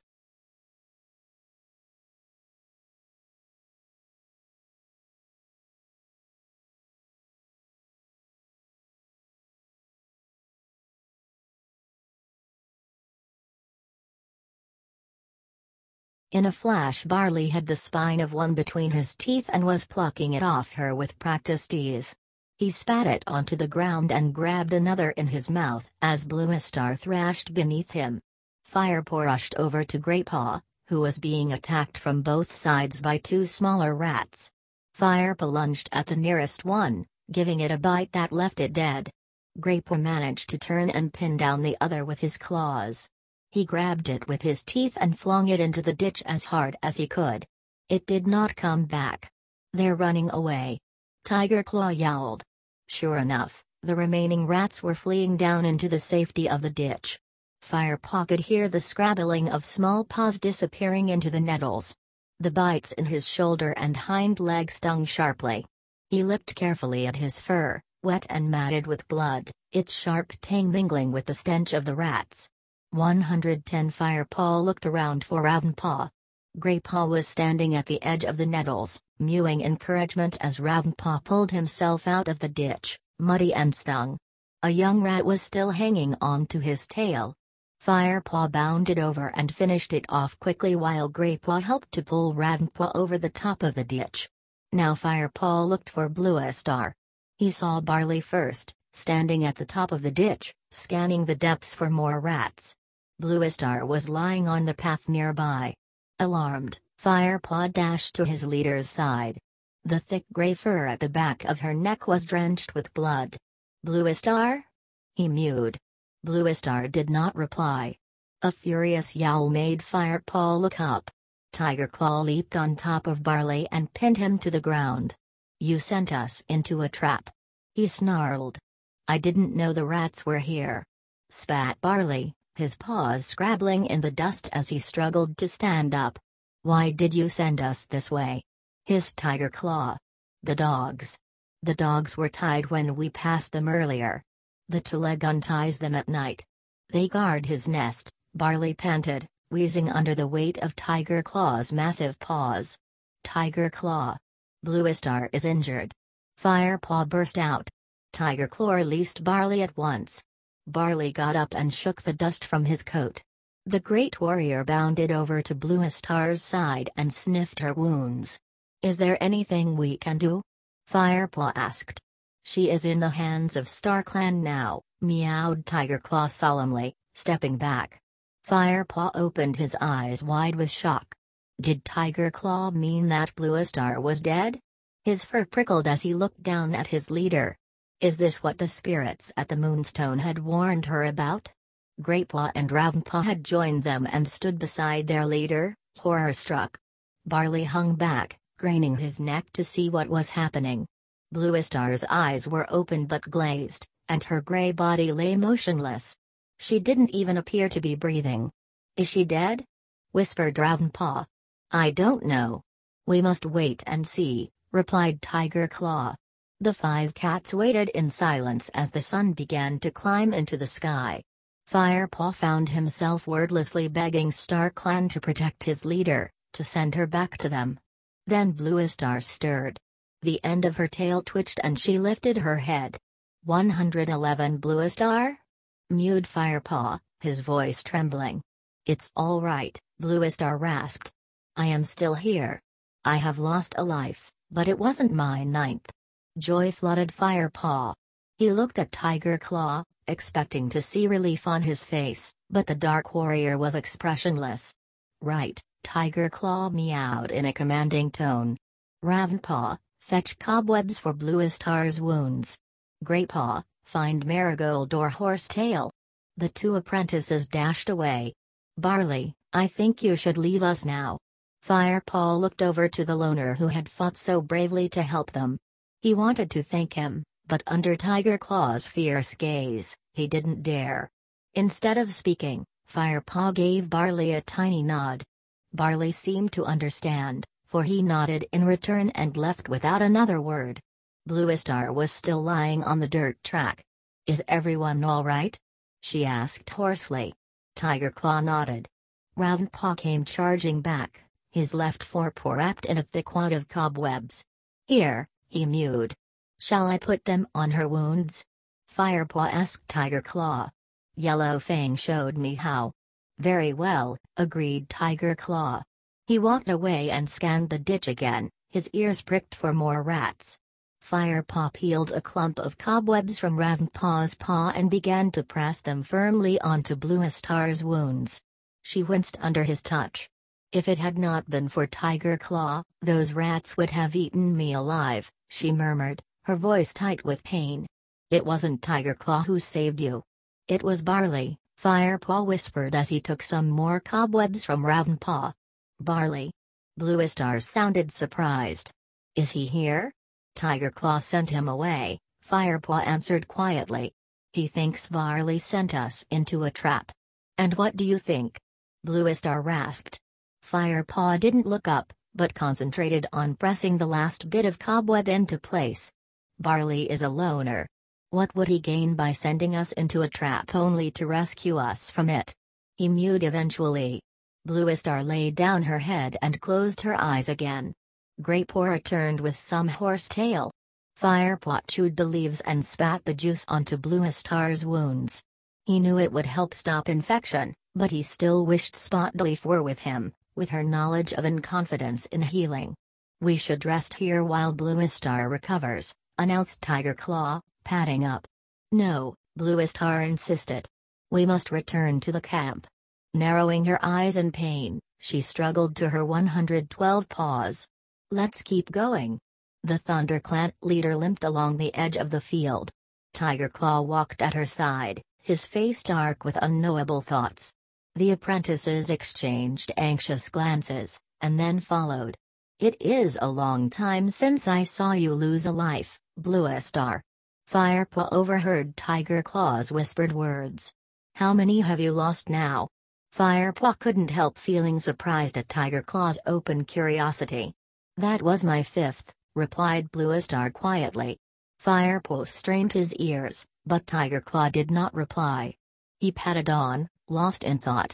113 Chapter 17 Sunhigh came and went as the cats made their way through WindClan's old hunting grounds. Their heavy silence showed that they were still sore after the rat fight. Firepaw felt scratched and bitten all over. He could see Greypaw was limping, occasionally hopping on 3 legs to protect his injured back leg. But it was Bluestar who worried him most. Her pace was even slower now, but she refused to stop and rest. The grim look on her face, clouded by pain, told Firepaw how much she wanted to reach the ThunderClan camp. Don't worry about Shadow Clan warriors, she meowed through gritted teeth as Tiger Claw paused to sniff the air. You won't find any here today. How could she be so sure? Firepaw wondered. They picked their way carefully down the steep, rocky hillside that led to Fort Reese and joined the familiar trail that led home. It was late afternoon, and Firepaw began to think longingly of his nest, and a plump helping of fresh kill. I can still smell the stench of Shadow Clan, Graypaw muttered to Firepaw as they trekked through ThunderClan's hunting grounds. Perhaps the breeze has carried it down from WindClan's territory, Firepaw suggested. He could smell it too, and his whiskers were trembling. Suddenly Ravenpaw stopped. "Can you hear that?" he mewed in a hushed voice. Firepaw strained his ears. At first he heard only the familiar sounds of the forest, leaves rustling, a pigeon calling. Then his blood ran cold. In the distance he could hear battle-hungry yowls, and the shrill squeal of terrified kits. "Quick!" Bluestar howled. "It is as StarClan warned me. Our camp is being attacked." She tried to leap forward, but stumbled. She pushed herself up and limped onward. Tiger Claw and Firepaw pelted forward side by side. Graypaw and Ravenpaw followed, their tail fur bristled to twice its usual size. Firepaw forgot his soreness as he charged toward the camp. His only concern was to protect the clan.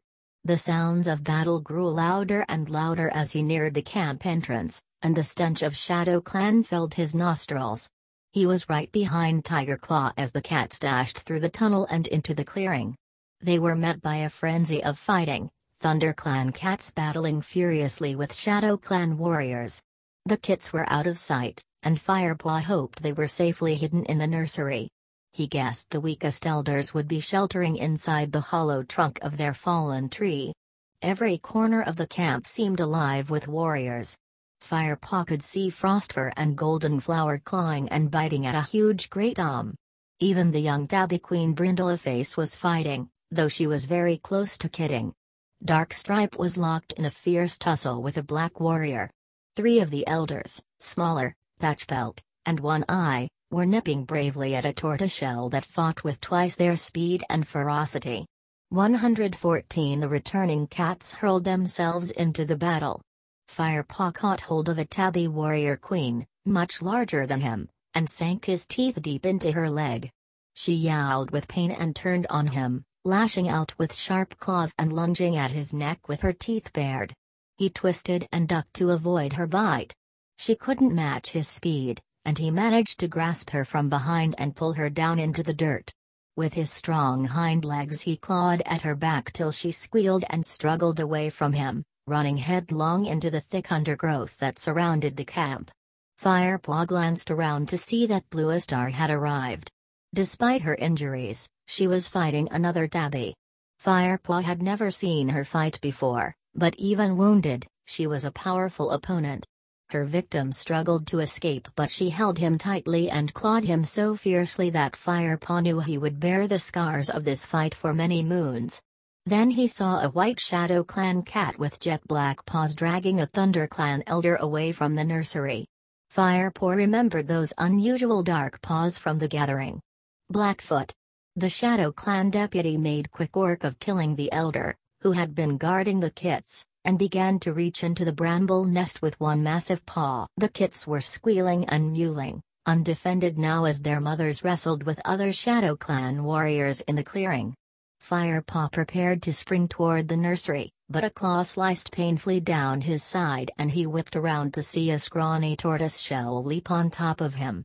As he slammed into the ground, he tried to call out to the other ThunderClan cats that the kits were in danger. Fighting with all his strength to escape the tortoiseshell's grip, he wrenched his head around so he could see the bramble nest. Blackfoot had scooped 2 kits from their bedding already and was reaching in for a third. Firepaw saw no more as the tortoiseshell raked his belly with her hind claws. Firepaw scrabbled onto his feet and crouched low, as if in defeat. The trick had worked before and it worked now. As the tortoiseshell gripped him triumphantly and began to sink her teeth into Firepaw's neck, Firepaw sprang upward as hard as he could and flung the warrior away. He spun around and was on the wounded warrior in an instant. This time he showed no mercy, plunging his teeth deep into the cat's shoulder. The bite sent the she-cat howling into the undergrowth. Firepaw jumped up, dashed over to the nursery, and thrust his head through the nursery entrance. Blackfoot was nowhere to be seen. Inside the nest, crouching over the terrified kits, was Yellow Fang. Her gray fur was spattered with blood, and one of her eyes was painfully swollen. She looked up at Firepaw with a ferocious hiss, then, realizing it was him, she yowled, "They're okay. I'll protect them." Firepaw looked at her as she calmed the helpless kits, and Broken Star's dire warning about the Shadow Clan rogue flashed through his mind. He didn't have time to think about that now. He would have to trust Yellow Fang. He nodded quickly and ducked back out of the brambles.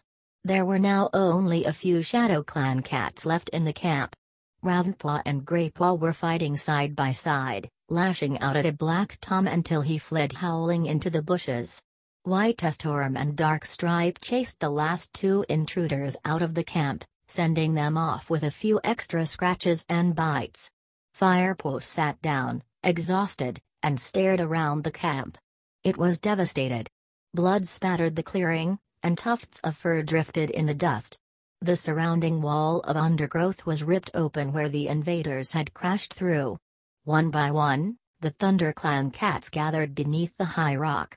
Greypaw came to sit by him, his sides heaving and blood trickling from a tournier. Ravenpaw flopped down and began to lick a wound on his tail. The queens ran to the nursery to check on their kits. Firepaw found himself waiting tensely for their 115 return, his view blocked by the other cats.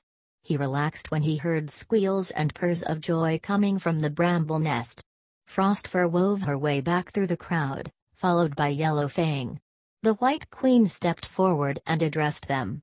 "Our kits are all safe, thanks to Yellow Fang. A Shadow Clan warrior killed Brave Rosetail and was trying to steal them from their nest, but Yellow Fang fought him off. It was no ordinary Shadow Clan warrior either," Firepaw put in. He was determined to let the clan know how much they owed Yellow Fang. "I saw him. It was Blackfoot. The Shadow Clan deputy," meowed Brindleface, who had fought so bitterly to protect the unborn kits in her swollen belly. There was a stir at the edge of the group, as Bluestar limped forward and made her way over to the apprentices. The grave expression on her face was enough to tell Firepaw that something was wrong. "Spotleaf is with Lionheart," she murmured. "He was injured in the battle. It looks bad." She turned her head toward the shadow on the far side of the high rock where the warrior lay, a motionless bundle of dusty golden fur. A high-pitched wail rose from Greypaw's throat and he raced over to Lionheart. Spotleaf, who had been leaning over the ThunderClan deputy, stepped back to let the young apprentice share tongues for the last time with his mentor. As Greypaw's howl of grief echoed around the clearing, Firepaw's fur tingled and his blood ran cold. It was the cry he had heard in his dream. For a moment his head swam, then he gave himself a shake. He had to keep calm, for Greypaw's sake. Firepaw looked at Bluestar, who nodded, and he padded over to join his friend by the high rock. He stopped for a moment beside Spotleaf. She looked exhausted and dull-eyed with grief. "I can't help Lionheart now," she mewed quietly to him. "He is on his way to join StarClan." She pressed her body against Firepaw's side, and he felt comforted by the touch of her warm fur. The other cats looked on in silence as the sun slowly set behind the trees. Finally Greypaw sat up and cried out, "He's gone." He lay down again beside Lionheart's body and rested his head on his front paws. The rest of the clan walked silently forward to carry out their own grieving rituals for their beloved deputy. Firepaw joined them. He licked Lionheart's neck and murmured, "Thank you for your wisdom. You taught me so much." Then he sat down beside Greypaw and began gently to groom his friend's ears. Bluestar waited until the other cats had left before padding quietly up. Greypaw didn't even seem to notice his leader's presence. Firepaw looked away as Bluestar spoke her last words to her old friend. "Oh, what am I going to do without you, Lionheart?" she whispered. Then she limped back to her den and crouched down outside, staring grief-stricken into the distance. She didn't even try to lick clean her bloody, matted fur. It was the first time Firepaw had seen her look utterly defeated, and he felt a chill run through him. He sat with Greypaw and Lionheart until the moon rose high. Ravenpaw joined him and together they kept company with their grieving friend. Tigerclaw strode over and briefly shared tongues with Lionheart. Firepaw waited to hear what words he would share with his warrior friend, but Tiger Claw remained silent as he licked the matted fur. To Firepaw's confusion, the dark tabby's eyes seemed to be fixed on Ravenpaw rather than the fallen deputy. 116 Spotleaf padded lightly around the camp, tending to wounds and battered nerves. Firepaw watched her approach Bluestar twice, but each time the leader sent her away to see to the others. Only when Spotleaf had attended to the wounds of all the other cats did Bluestar allow her to treat her bites and scratches. When she had finished, Spotleaf turned and walked back to her den. Bluestar stood and slowly hauled herself up onto the high rock.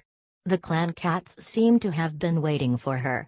As soon as she had settled herself in her usual spot, they began to gather in the clearing below, unusually silent and somber-faced.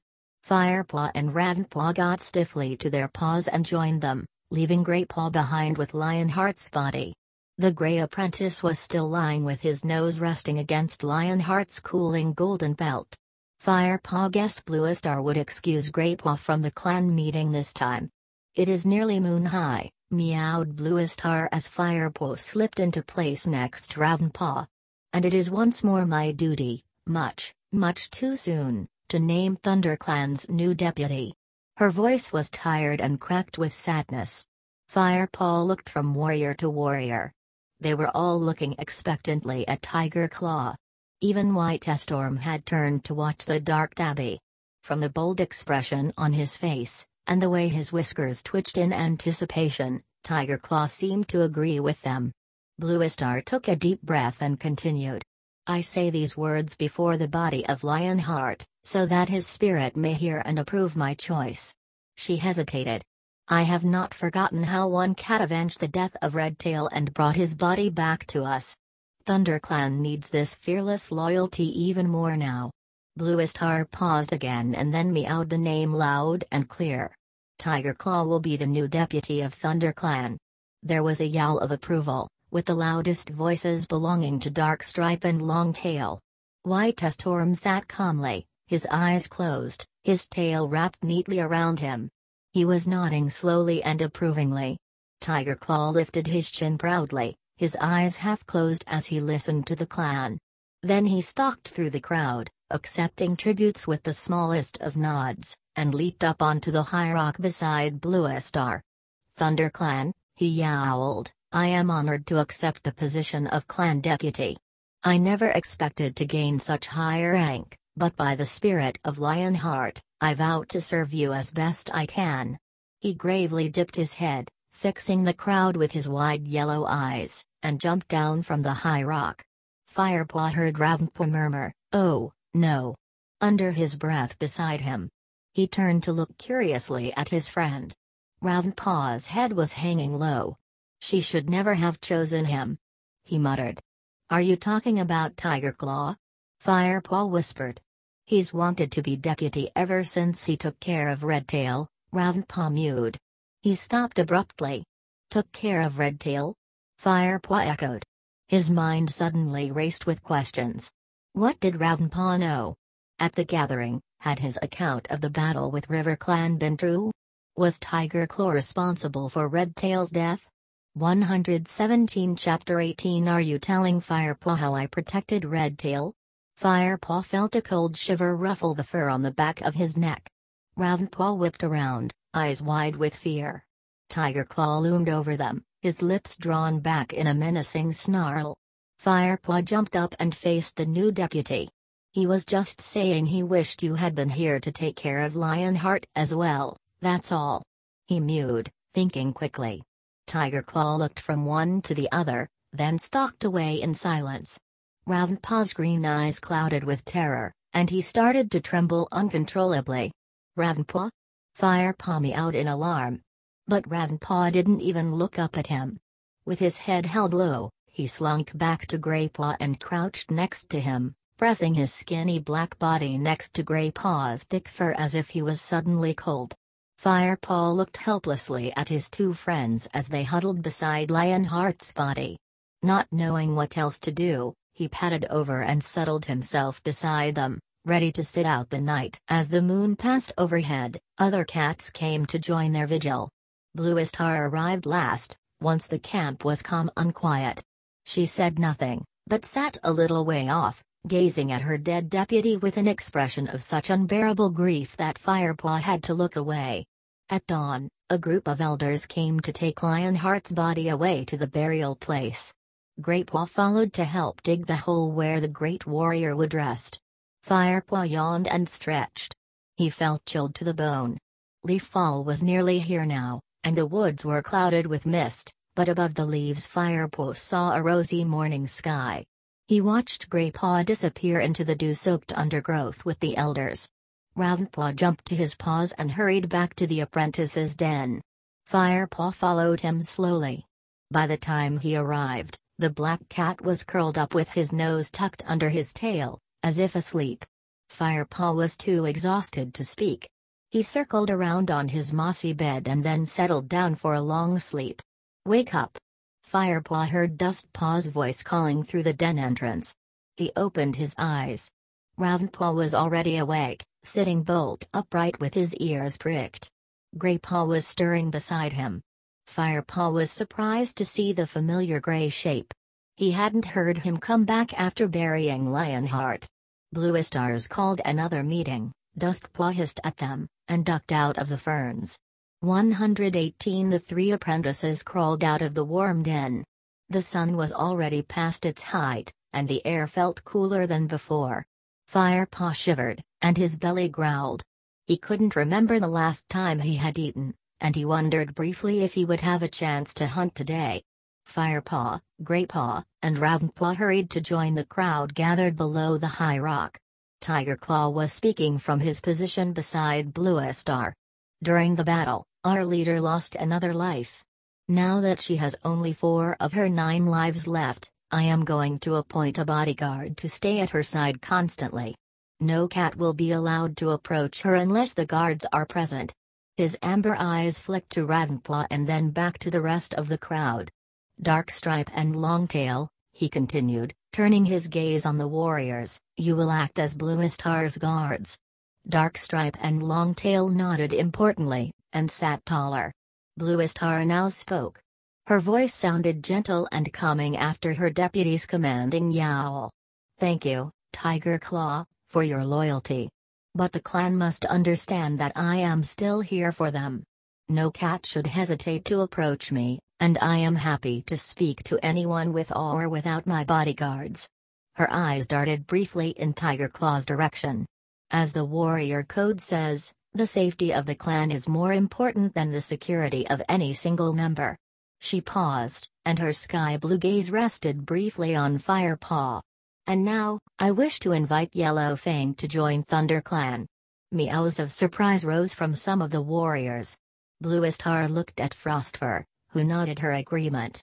The other queens looked on silently. Bluestar continued. "Her actions last night proved that she is brave and loyal.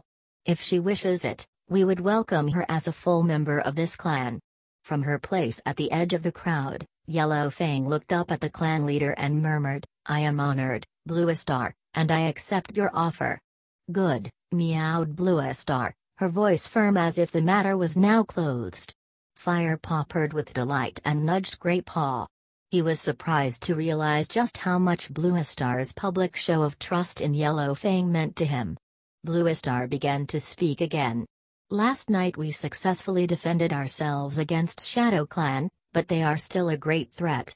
The repair work we began this morning will continue. Our boundaries will be patrolled constantly. We must not assume that the war is over." Tigerclaw stood up, his tail held high, and glared down at the assembled cats. "ShadowClan attacked while we were away from camp," he growled. "They chose their moment well. How did they know that the camp was so poorly defended? Do they have eyes inside our camp?" Firepaw froze in horror as Tigerclaw fixed his cold stare on Ravenpaw. Some of the cats followed their new deputy's gaze and stared in puzzlement at the black apprentice. Ravenpaw looked at the ground and shifted his paws nervously. Tigerclaw went on. "We still have a while before sunset. We must concentrate on rebuilding our camp. Meanwhile, if you suspect anything, or anyone, tell me. Be assured, anything you say will be in confidence." He nodded to dismiss the clan, then turned and began murmuring to Bluestar. The cats separated and began to move around the camp, assessing damage and forming work groups. 119 Ravenpaw. Firepaw called, still shocked by Tiger Claw's dark hint that his own apprentice had betrayed the clan. But Ravenpaw had already bounded away. Firepaw could see him offering to help Halftail and White Storm, before rushing off to collect twigs so they could patch the holes in the boundary wall. Ravenpaw clearly didn't want to talk. "Let's go and help him," suggested Greypaw. His voice was flat and exhausted, and his eyes were dull. "You go. I'll be there in a moment," Firepaw answered. "First I want to check on Yellowfang, see if she's okay after her fight with Blackfoot." He looked for Yellowfang in her nest by the fallen tree. She was stretched out in the shadows, her eyes thoughtful. "Firepaw," she purred when she saw him. "I'm glad you have come. I wanted to check that you were all right," Firepaw mewed. "Old habits stay longer than old sense, eh?" meowed Yellowfang with a flash of her old spirit. "I suppose so," Firepaw confessed. "How are you feeling?" "This old leg injury is playing up again, but I'll be fine," Yellowfang told him. "How did you manage to fight Blackfoot off?" Firepaw asked, unable to keep the admiration out of his voice. "Blackfoot's strong, but he's not a clever fighter. Fighting you was more of a challenge." Firepaw looked for the flicker of humor in the old cat's eyes, but there was none. She continued, "I've known him since he was a kid. He hasn't changed, a bully, but no brains." Firepaw sat down beside her. "I'm not surprised Bluestar asked you to join the clan," he purred. "You certainly showed your loyalty last night." Yellowfang twitched her tail. "Perhaps a truly loyal cat would have fought at the side of the clan that raised her. But then I'd be fighting for my tugs," Firepaw pointed out. Yellowfang shot him an admiring glance. "Well said, youngster. But then, you have always been a thinker." Sorrow pierced Firepaw's heart as he remembered these were Lionheart's words too. "Do you miss Shadow Clan?" he asked Yellowfang. Yellowfang blinked slowly. "I miss the old Shadow Clan," she meowed at last. "The way it used to be. Until Broken Star became leader?" Firepaw was curious. "Yes," Yellowfang admitted softly. "He changed the clan." She gave a wheezy laugh. "He always knew how to give a good speech. He could make you believe a mouse was a rabbit if he set his mind to it. Perhaps that is why I was so blind to his faults." The old she-cat stared into the distance, lost in memories. 120 Bet you can't guess who the new Shadow Clan medicine cat is? Firepaw mewed, suddenly remembering what he had learned at the gathering. It felt like moons ago now. His words seemed to shake Yellowfang back into the present. "Not running nose?" she meowed. "Yep." Yellowfang shook her head.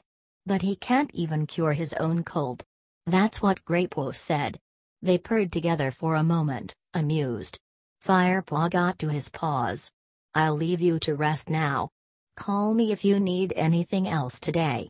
Yellowfang lifted her head. "Before you go, Firepaw, I hear you were in a rat fight. Did they draw blood?" "It's okay, Spotleaf has treated my wounds with marigold. Sometimes marigold is not strong enough for rat bites. Go and find a patch of wild garlic to roll in. I think there's some not far from the camp entrance.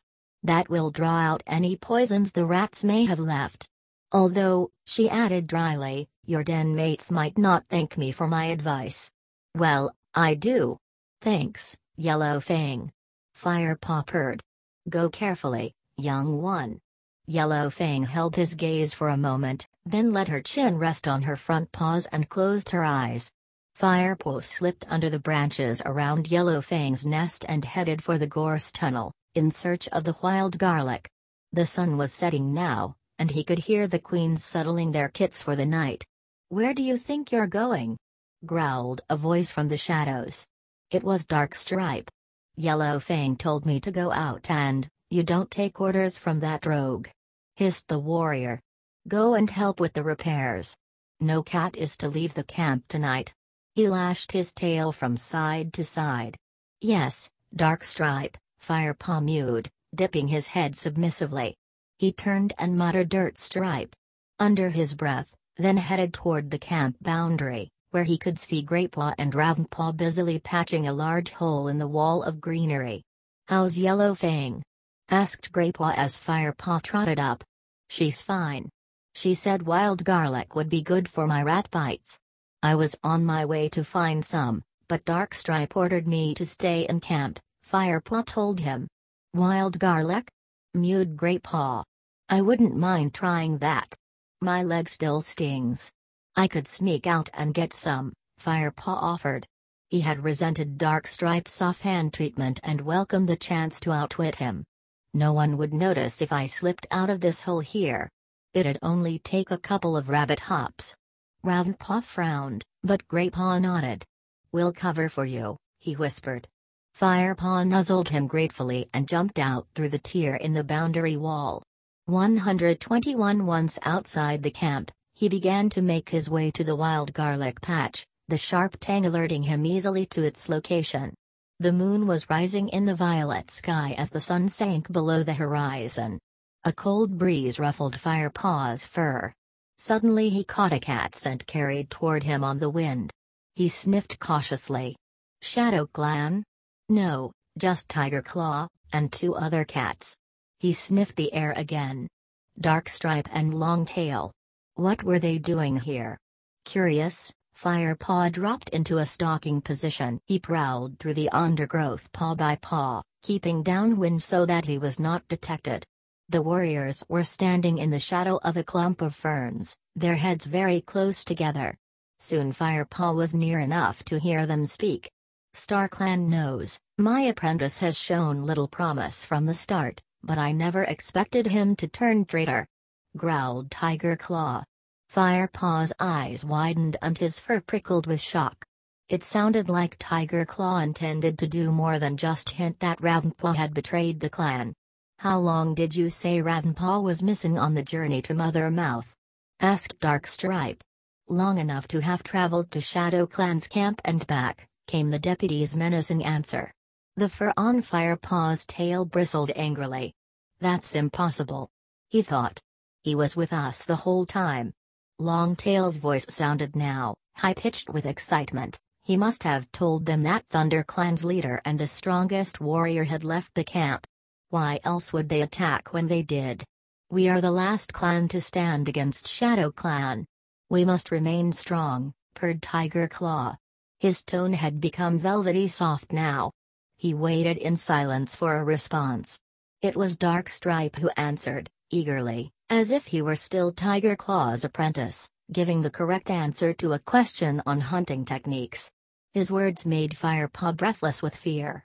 And the clan would be better off without a traitor like Ravenpaw.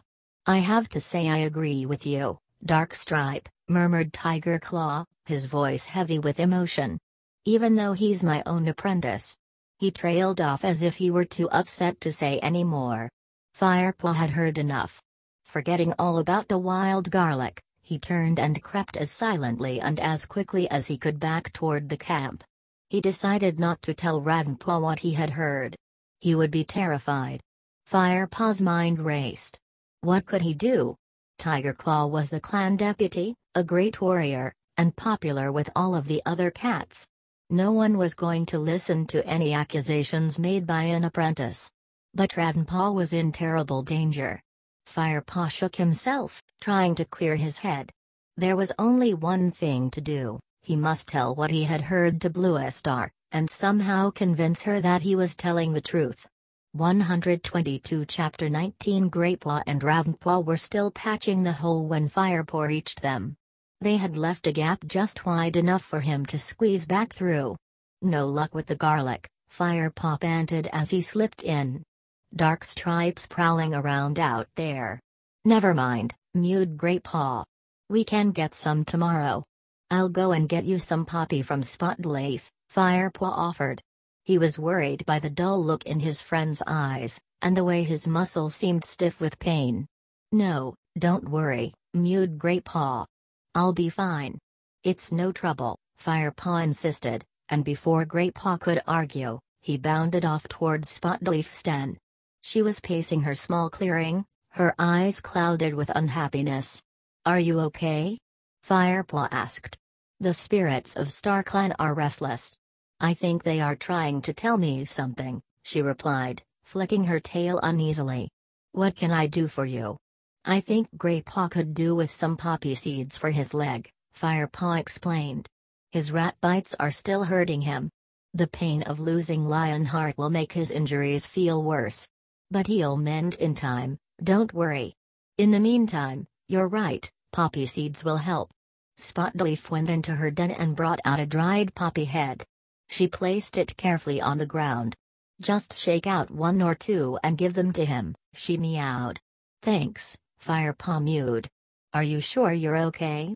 "Go and see to your friend," answered Spotleaf, avoiding his gaze.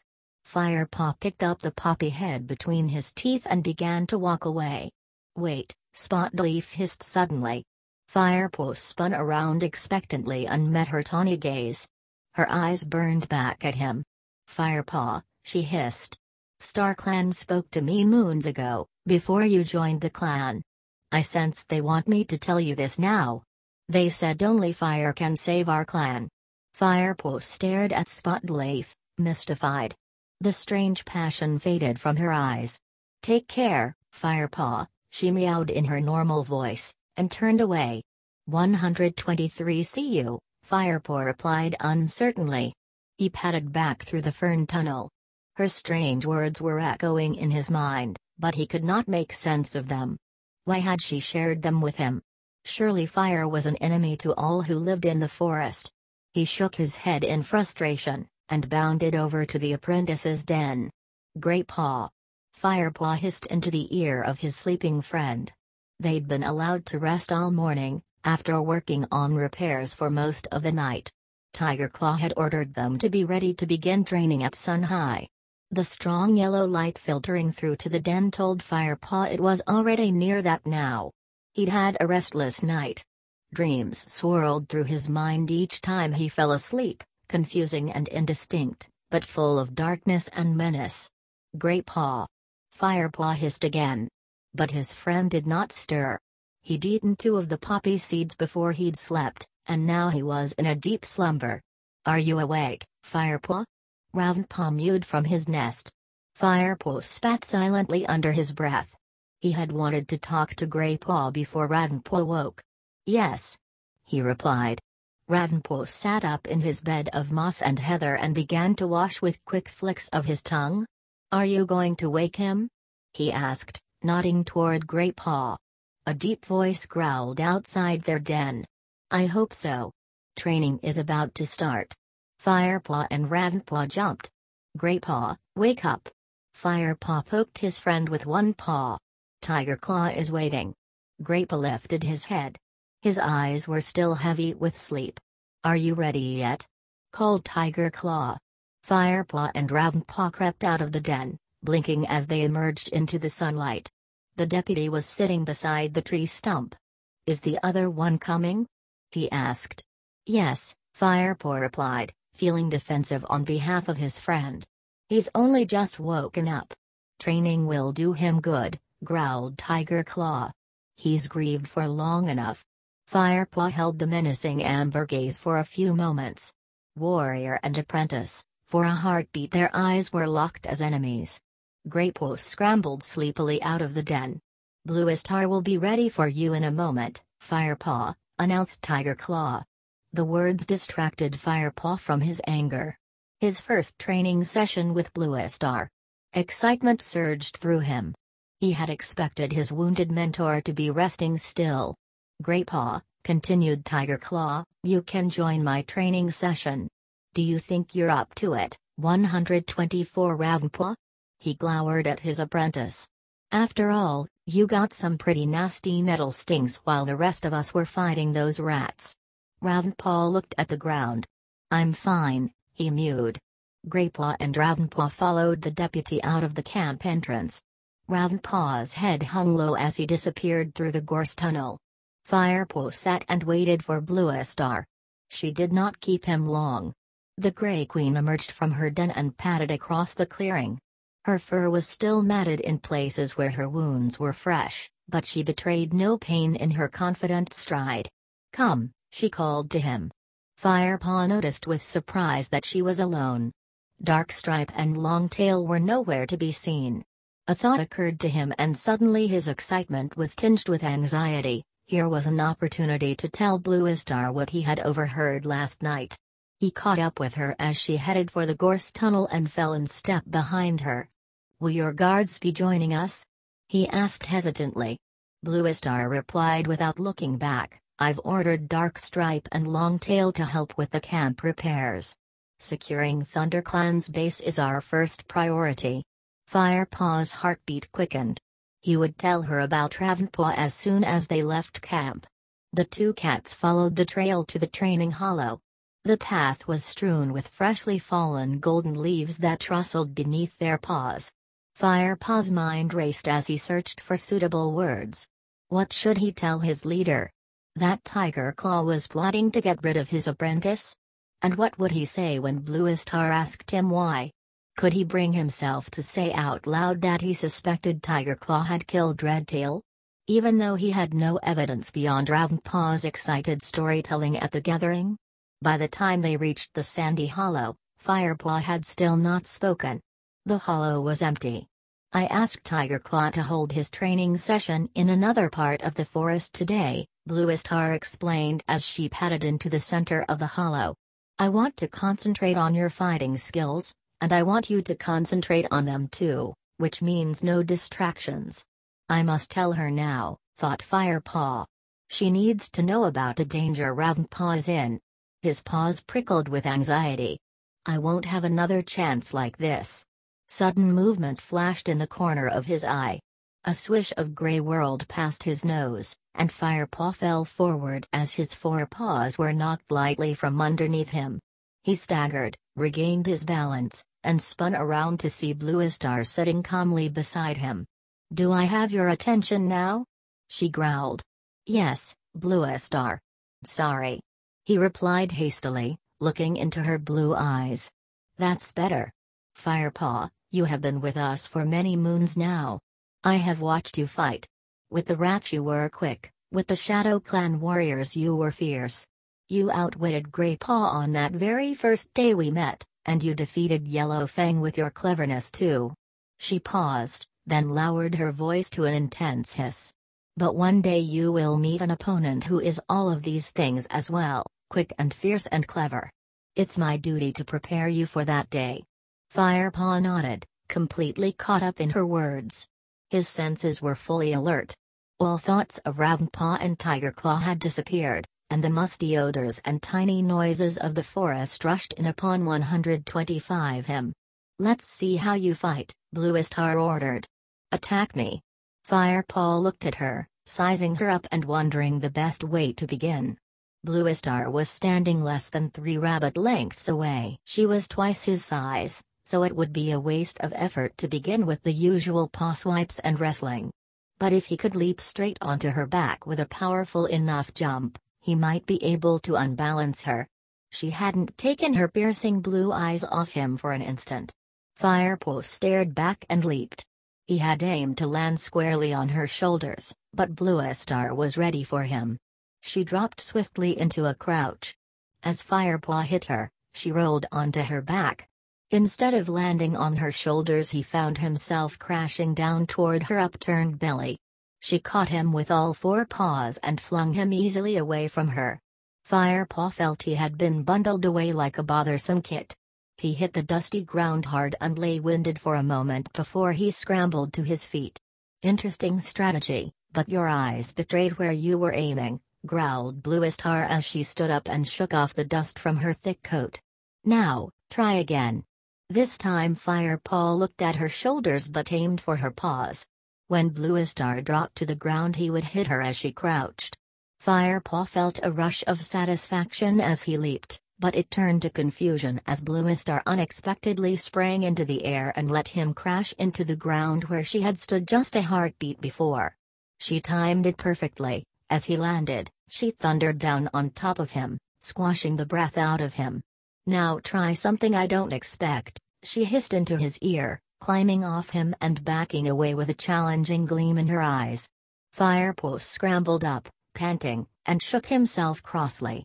Even Yellow Fang had not been so tricky. He hissed and leaped again. This time, as he flew at Bluestar, he stretched out his forepaws. She reared up on her hind legs and used her forepaws to twist him away. As he felt himself slipping, Firepaw scrabbled with his hind paws in the sand, but it was too late and he flopped heavily onto his side.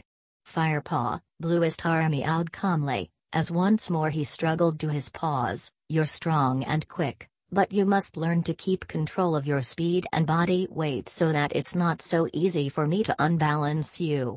Try again." Firepaw backed away, hot, dusty, and out of breath. Frustration raged through him. He was determined to get the better of his mentor this time. Slowly he crouched and began to creep toward Bluestar. She mirrored his crouch and hissed into his face as he approached. He raised a paw and swiped at her left ear. She ducked to avoid his strike and reared up, towering over him. Quickly Firepaw rolled onto his back, slithered beneath her body, and in one fast movement kicked both his back legs upward into her belly. Bluestar was flung backward and fell onto the sandy earth with a loud grunt. Firepaw flipped himself over and leaped to his paws. He felt jubilant. Then he saw Bluestar lying in the dirt, and for the first time remembered her wounds. Had he reopened them? He dashed to her side and stared down at her. To his relief her eyes glinted proudly back at him. "That was much better," she puffed. She stood and shook herself. "Now it's my turn." She sprang at him, knocking him to the ground, then retreated and let him pick himself up before leaping again. Firepaw braced himself, but she bowled him over easily again. 126 Look at my size, Firepaw. Don't try to stand up against my attack. Use your wits. If you are fast enough to avoid me, then avoid me. Firepaw scrabbled to his feet again, preparing for her attack. This time he didn't dig his paws into the soft ground, but stood lightly, keeping his weight on his toes. As Bluestar flew toward him, he hopped neatly out of her path, reared up onto his hind legs, and, with his forepaws, pushed her flying body onward past him. Bluestar landed gracefully on all four paws and turned. "Excellent. You learn quickly," she purred. "But that was an easy move. Let's see how you deal with this one." They trained until sunset. Firepaw heaved a sigh of relief when he heard Bluestar meow, "That's enough for today." She seemed a little tired and stiff, but she still leaped easily out of the sandy hollow. Firepaw scrambled after her. His muscles were aching and his head spinning with all he had learned. As they trekked together back through the trees, he couldn't wait to tell Greypaw and Ravenpaw about this training session. And it wasn't until they reached the camp boundary that Firepaw realized he'd forgotten to tell Bluestar about Ravenpaw.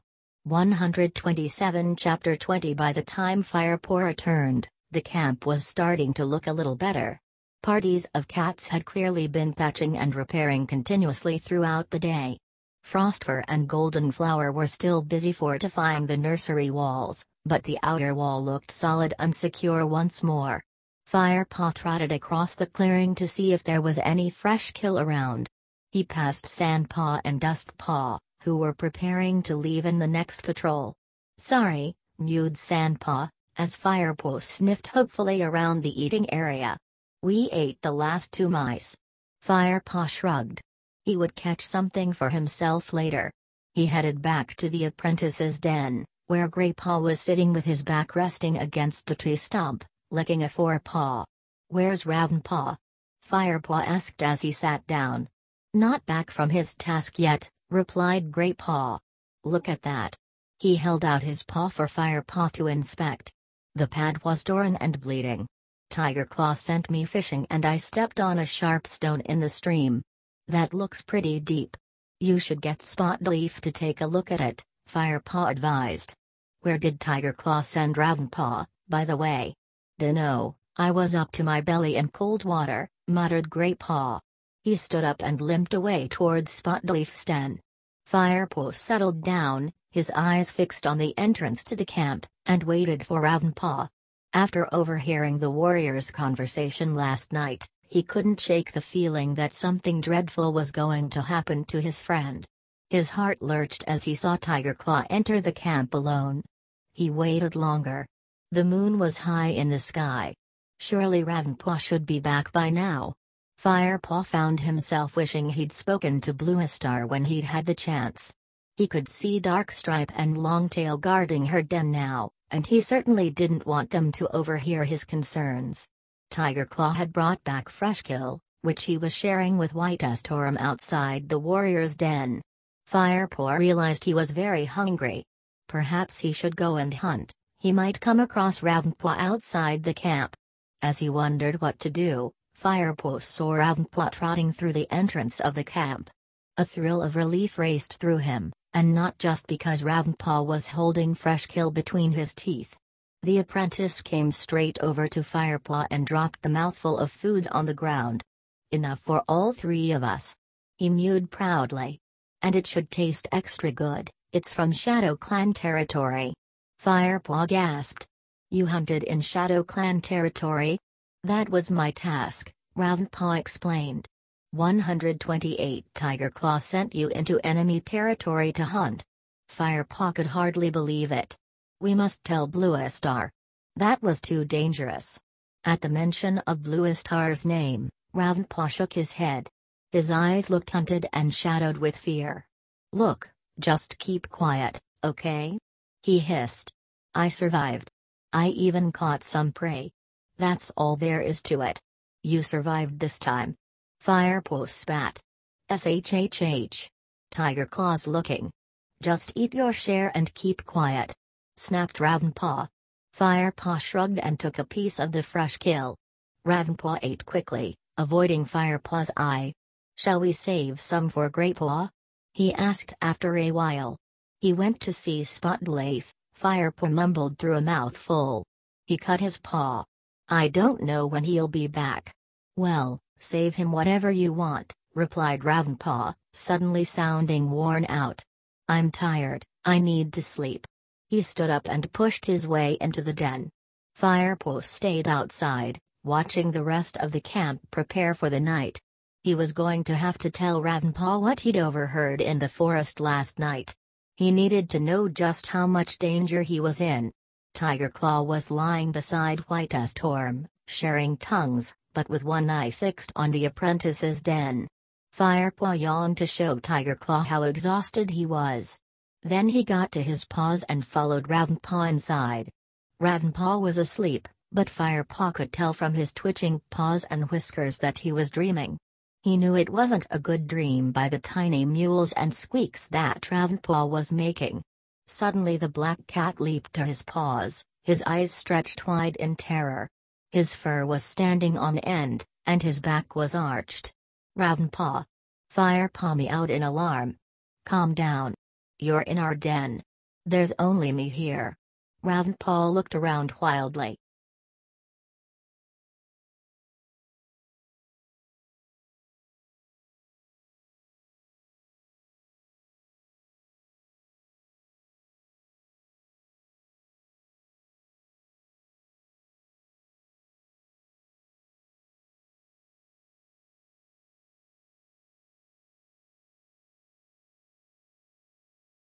It's just me, Firepaw repeated. Ravenpaw blinked and seemed to recognize his friend. He collapsed onto his bed. Ravenpaw, mewed Firepaw seriously. There's something you need to know. Something I heard last night when I was out looking for the wild garlic. Ravenpaw looked away, still trembling from his dream, but Firepaw persisted. Ravenpaw, I heard Tiger Claw telling Darkstripe and Longtail that you betrayed Thunder Clan. He told them you slipped away during the trip to Mothermouth and told Shadow Clan that the camp was unguarded. Ravenpaw spun round to face Firepaw. But I didn't. He exclaimed, horrified. Of course you didn't, Firepaw agreed. But Darkstripe and Longtail believe you did, and Tiger Claw persuaded them that they should get rid of you. Ravenpaw was speechless, his breath coming in gasps. Why would Tiger Claw want to get rid of you, Ravenpaw? Firepaw asked gently. He's one of the 129 clan's strongest warriors. What threat are you to him? Firepaw suspected he already knew the answer, but he wanted to hear the truth from Ravenpaw's own mouth. He waited while Ravenpaw fumbled for words. At last the black apprentice crawled closer to Firepaw and whispered hoarsely into his ear, because the River Clan deputy didn't kill Redtail, Tiger Claw did. Firepaw nodded silently, and Ravenpaw continued, his whisper cracking with tension. Redtail killed the River Clan deputy, so Tiger Claw didn't kill Oakhart. Firepaw couldn't help interrupting. Ravenpaw shook his head. No, he didn't. After Redtail had killed Oakhart, Tiger Claw ordered me back to the camp. I wanted to stay, but he yelled at me to go, so I ran into the trees. I should have carried on running, but I couldn't leave while they were still fighting. I turned and crept back to see if Tiger Claw needed help. By the time I got near, all the River Clan warriors had fled, leaving just Redtail and Tiger Claw. Redtail was watching the last warrior running away and Tiger Claw. Ravenpaw paused, then gulped. Tiger Claw jumped on him. He sank his teeth into the back of his neck and Redtail fell to the ground, dead. That's when I ran. I don't know if Tiger Claw saw me or not. I just kept running till I got back to the camp. Why didn't you tell Bluestar? Firepaw pressed gently. Would she have believed me? Ravenpaw's eyes rolled wildly. Do you believe me? Of course I do, Firepaw mewed. He licked Ravenpaw between the ears in an effort to calm and comfort his friend. He was going to have to find another opportunity to tell Bluestar about Tiger Claw's treachery. Don't worry, I'll sort it out, he promised. Meanwhile, make sure you stick close to me or Greatpaw. Does Greatpaw know about them wanting to get rid of me? Not yet. But I'll have to tell him. Ravenpaw settled silently onto his belly and stared ahead. It's okay, Ravenpaw, Firepaw purred, touching the skinny black body with his nose. I'll help you get out of this. Greypaw padded into the den at dawn. Sandpaw and Dustpaw had returned from their patrol a while ago and were asleep in their nests. Hi. Mewed Greypaw, sounding more cheerful than he had for days. Firepaw woke at once. You sound better, he purred. Greypaw licked Firepaw's ear. Spotleaf put some gunk on my cut and made me lie still for hours. I must have fallen asleep. By the way, I hope that chaffinch out there was for me, I was starving. It was. Ravenpaw caught it yesterday. Tiger Claw sent him in too. Shut up, you two, growled Sandpaw. Some of us are trying to sleep. Greypaw rolled his eyes. Come on, Firepaw, he mewed. Brindleface has had her kits, let's go and 130 visit them. Firepaw purred with pleasure. At last, something for ThunderClan to celebrate. He looked down at Ravenpaw, who was still sleeping, and padded out of the den. With Greypaw, he trotted across the clearing toward the nursery. The rising sun made his belt glow with warmth, and he stretched appreciatively, reveling in the suppleness of his spine and the strength in his legs. Stop showing off. Greypaw called over his shoulder. Firepaw stopped stretching and bounded after his friend. Whitestorm was sitting outside the nursery, guarding the entrance. Have you two come to see the new kits? He meowed as Firepaw and Greypaw approached. Firepaw nodded. One at a time only, and you'll have to wait. Bluestar's with her now, Whitestorm told them. Well, you can go first, Firepaw offered. I'll go and see Yellowfang while I'm waiting. He dipped his head respectfully to Whitestorm and headed off toward Yellowfang's nest. The old cat was washing behind her ears, her eyes half closed with concentration. Don't tell me you're expecting rain. Firepaw teased. Yellowfang looked up. You've been listening to too many elders' tales, she meowed. What would be the point of a cat washing its ears if they're only going to get rained on anyway? Firepaw's whiskers twitched with amusement. "Are you going to see Brindleface's new litter?" he asked. Yellow Fang stiffened and she shook her head. "I don't think I'd be very welcome," she growled. "But they know you saved," Firepaw began. "A she-cat is very protective of her newborns. Especially when it's her first litter." "I think I'll stay away," Yellow Fang replied in a tone that invited no argument. "As you wish. But I'm going to see them. It must be a good sign, having new kits in the camp." Yellow Fang shrugged. "Sometimes," she muttered darkly. Firepaw turned and trotted back to the nursery. Clouds had covered the sun, making the air turn fresher. A fierce breeze tugged at his fur and rustled the leaves around the clearing. Bluestar was sitting outside the nursery. Behind her, Graypaw's tail was just disappearing into the narrow entrance. "Firepaw," she greeted him. "Have you come to see ThunderClan's newest warriors?" The ThunderClan leader sounded tired and sad. Firepaw was surprised. Surely the kits were good news for ThunderClan? "Yes, I have," he replied. "Well, when you've finished, come and see me in my den." 131 Yes, Bluestar, Firepaw mewed as she walked slowly away. He felt his fur prickle. Here was another chance to speak to Bluestar alone. Perhaps StarClan was on his side, after all. Graypaw crawled out of the nursery entrance. "They're really cute," he mewed. "But I'm starving now. I'm off to find some fresh kill. I'll save some for you if I find any." He blinked affectionately at Firepaw and bounded away. Firepaw purred a goodbye and looked up at White Storm, who nodded his permission for him to enter the nursery. Firepaw squeezed through the tiny entrance. 4 tiny kits huddled warmly in Brindleface's deeply lined nest. Their fur was pale gray with darker flecks, just like their mother, except for one tiny dark gray tom. They mewled and squirmed beside Brindleface's belly, their eyes shut tight. "How are you feeling?" Firepaw whispered to her. "A little tired," answered Brindleface. She looked down proudly at her litter. "But the kits are all strong and healthy. ThunderClan is lucky to have them," Firepaw purred. "I was just talking about them to Yellow Fang." Brindleface didn't answer, and Firepaw couldn't miss the look of worry that flashed in her eyes as she nudged a straying kit closer to her. Firepaw felt a tremor of anxiety in his belly. Bluestar may have accepted Yellow Fang into ThunderClan, but it looked like the old cat was still not trusted by all of the clan. He touched his nose affectionately to Brindleface's flank, then turned and made his way out into the clearing. The clan leader was waiting for Firepaw at the entrance to her den.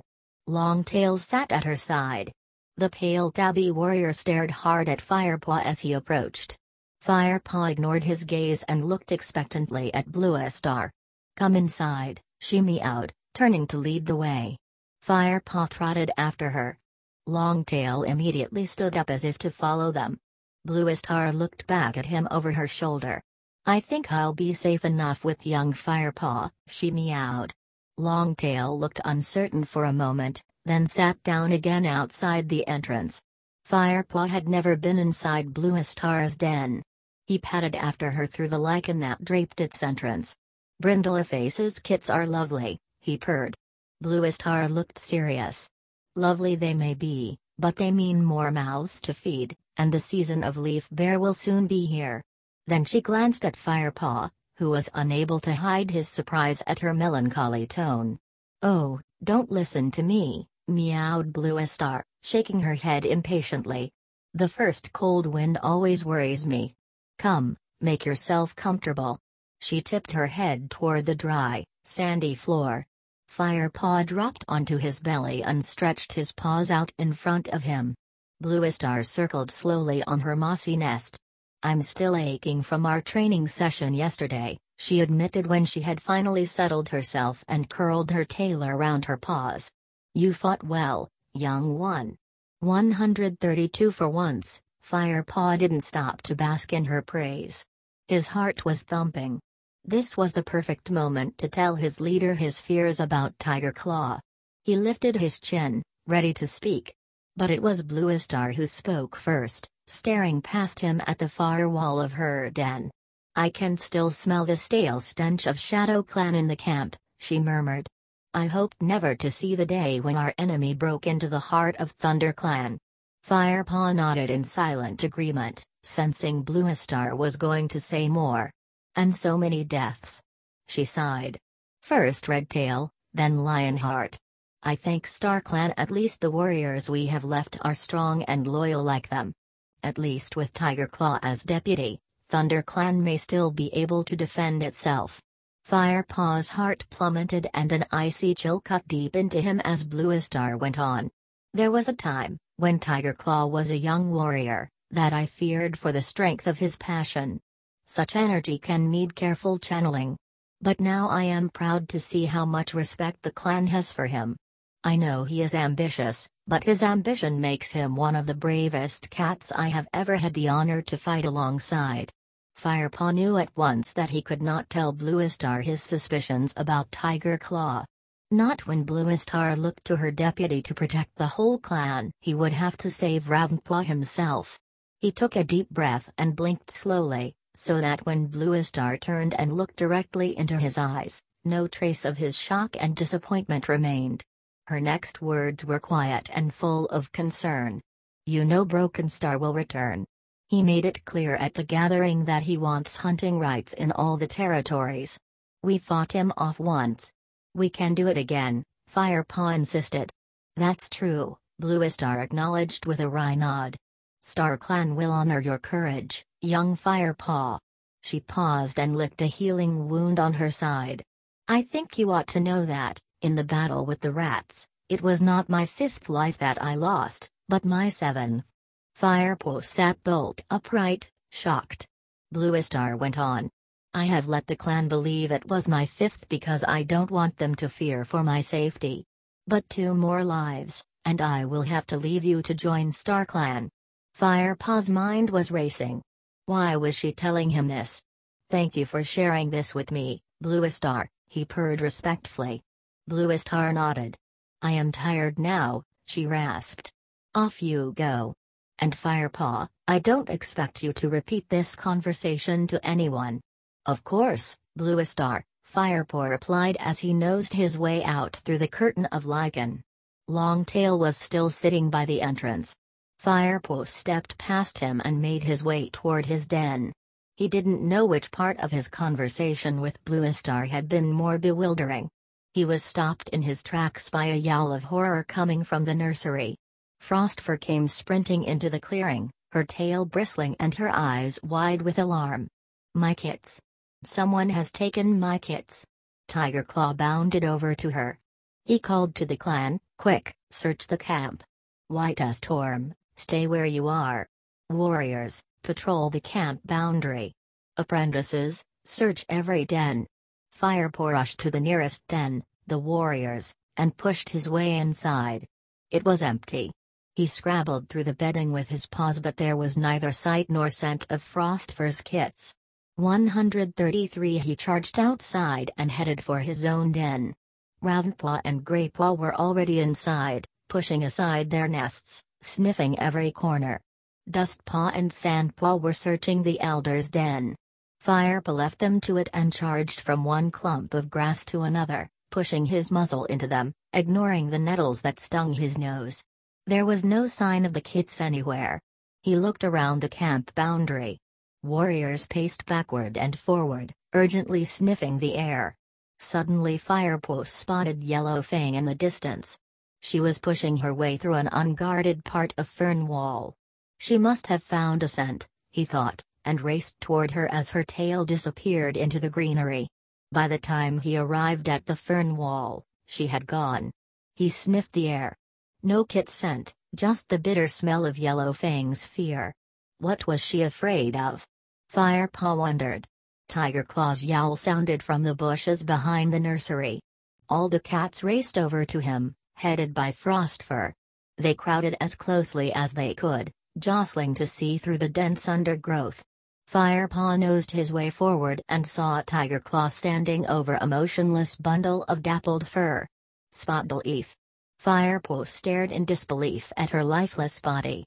Fury rose in him like a dark cloud, and he felt the blood roaring in his ears. Who had done this? Bluestar stepped through the crowd and leaned over the medicine cat. She has been killed by a warrior blow, she meowed softly. Firepaw craned his neck and saw a single wound on the back of Spotleaf's neck. His head swam and suddenly he was unable to see clearly. Through his grief, Firepaw heard a murmur at the back of the crowd that swelled into a single piercing yowl. Yellow Fang is gone. 134 Chapter 21 Yellow Fang has killed Spotleaf and taken my kits, screeched Frostfur. The other queens rushed to Frostfur's side and tried to calm her with licks and caresses, but Frostfur pushed them away and wailed her grief to the darkening sky. As if in reply, the sky rumbled ominously and a cold wind ruffled the cat's fur. Yellow Fang, hissed Tiger Claw. I always knew she was a traitor. Now we know how she managed to fight off the Shadow Clan deputy. It was a setup to let her trick her way into our clan. Lightning crackled overhead, punctuating Tiger Claw's words with a glaring white flash, and a clap of thunder rolled around the woods. Firepaw couldn't believe what he was hearing. Dazed with grief, his mind whirled. Could Yellow Fang really have killed Spotleaf? Above the shocked murmurings, Darkstripe meowed loudly, Bluestar. What do you say? The cats fell silent as they turned to look at their leader. Bluestar's gaze moved across the crowd of cats, and settled finally on Spotleaf's body.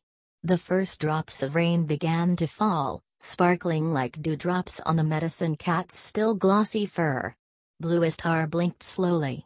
Grief clouded her face, and for a moment Firepaw was afraid that this new death would overwhelm her.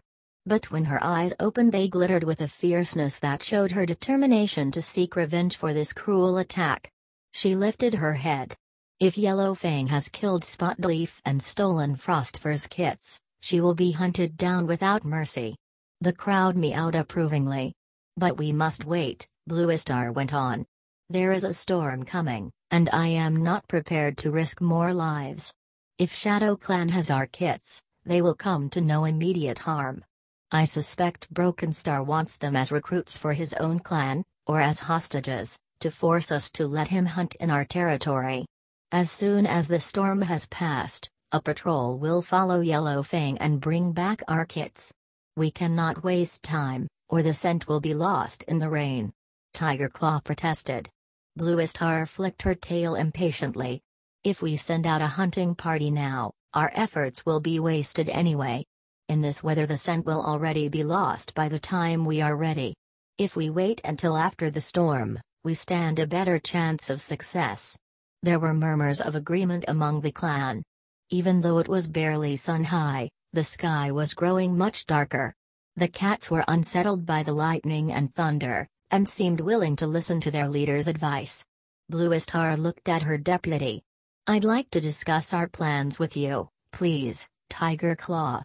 Tiger Claw nodded and stalked away toward Bluestar's den, but the leader hesitated. She glanced at Firepaw, signaling with a flick of her tail and a ripple of her whiskers that she wanted to speak to him alone. The other cats gathered around Spotleaf and began to share tongues with her, their wails of grief sounding above the thunder. Bluestar wound her way through them and went toward the fern tunnel that led to Spotleaf's den. 135 Firepaw quietly skirted the mourning cats and followed her inside. It was very dark beneath the ferns. The storm had blotted out the morning sun so that it seemed as if night had fallen. Rain was falling more heavily now, spattering noisily against the leaves, but at least it was sheltered in Spotleaf's clearing. Firepaw, Bluestar meowed urgently as he arrived at her side. Where is Yellow Fang? Do you know? Firepaw hardly heard her. He couldn't help remembering the last time he had come to this clearing. An image of Spotleaf, trotting out of her den with her coat gleaming in the sunlight, burned in his mind, and he closed his eyes to preserve it. Firepaw, snapped Bluestar, you must save your grieving for later. Firepaw shook himself. I saw Yellow Fang go through the camp boundary after the kits went missing. Do you really think she killed Spotleaf and took the kits? Bluestar gazed steadily at him. I don't know, she admitted. I want you to find her and bring her back, alive. I need to know the truth. You're not sending Tiger Claw? Firepaw couldn't help asking. Tiger Claw is a great warrior, but in this case his loyalty to the clan may cloud his judgment, Blue Star explained. He wants to give the clan the vengeance it desires. No cat can blame him for that.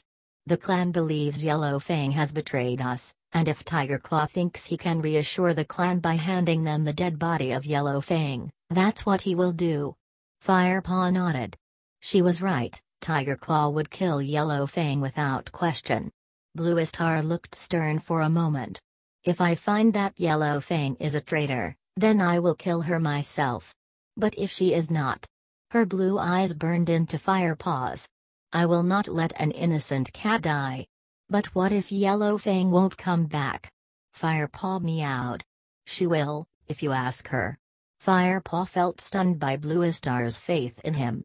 The enormity of what she was asking him to do weighed down on him, and he wondered if he had enough courage to carry it through. Go at once, she ordered. But be careful, you will be on your own and there may be enemy patrols about. This storm will keep our own warriors in camp for a while. Thunder rolled overhead as Firepaw dashed out into the clearing. Rain hammered down, belting against his fur like tiny stones.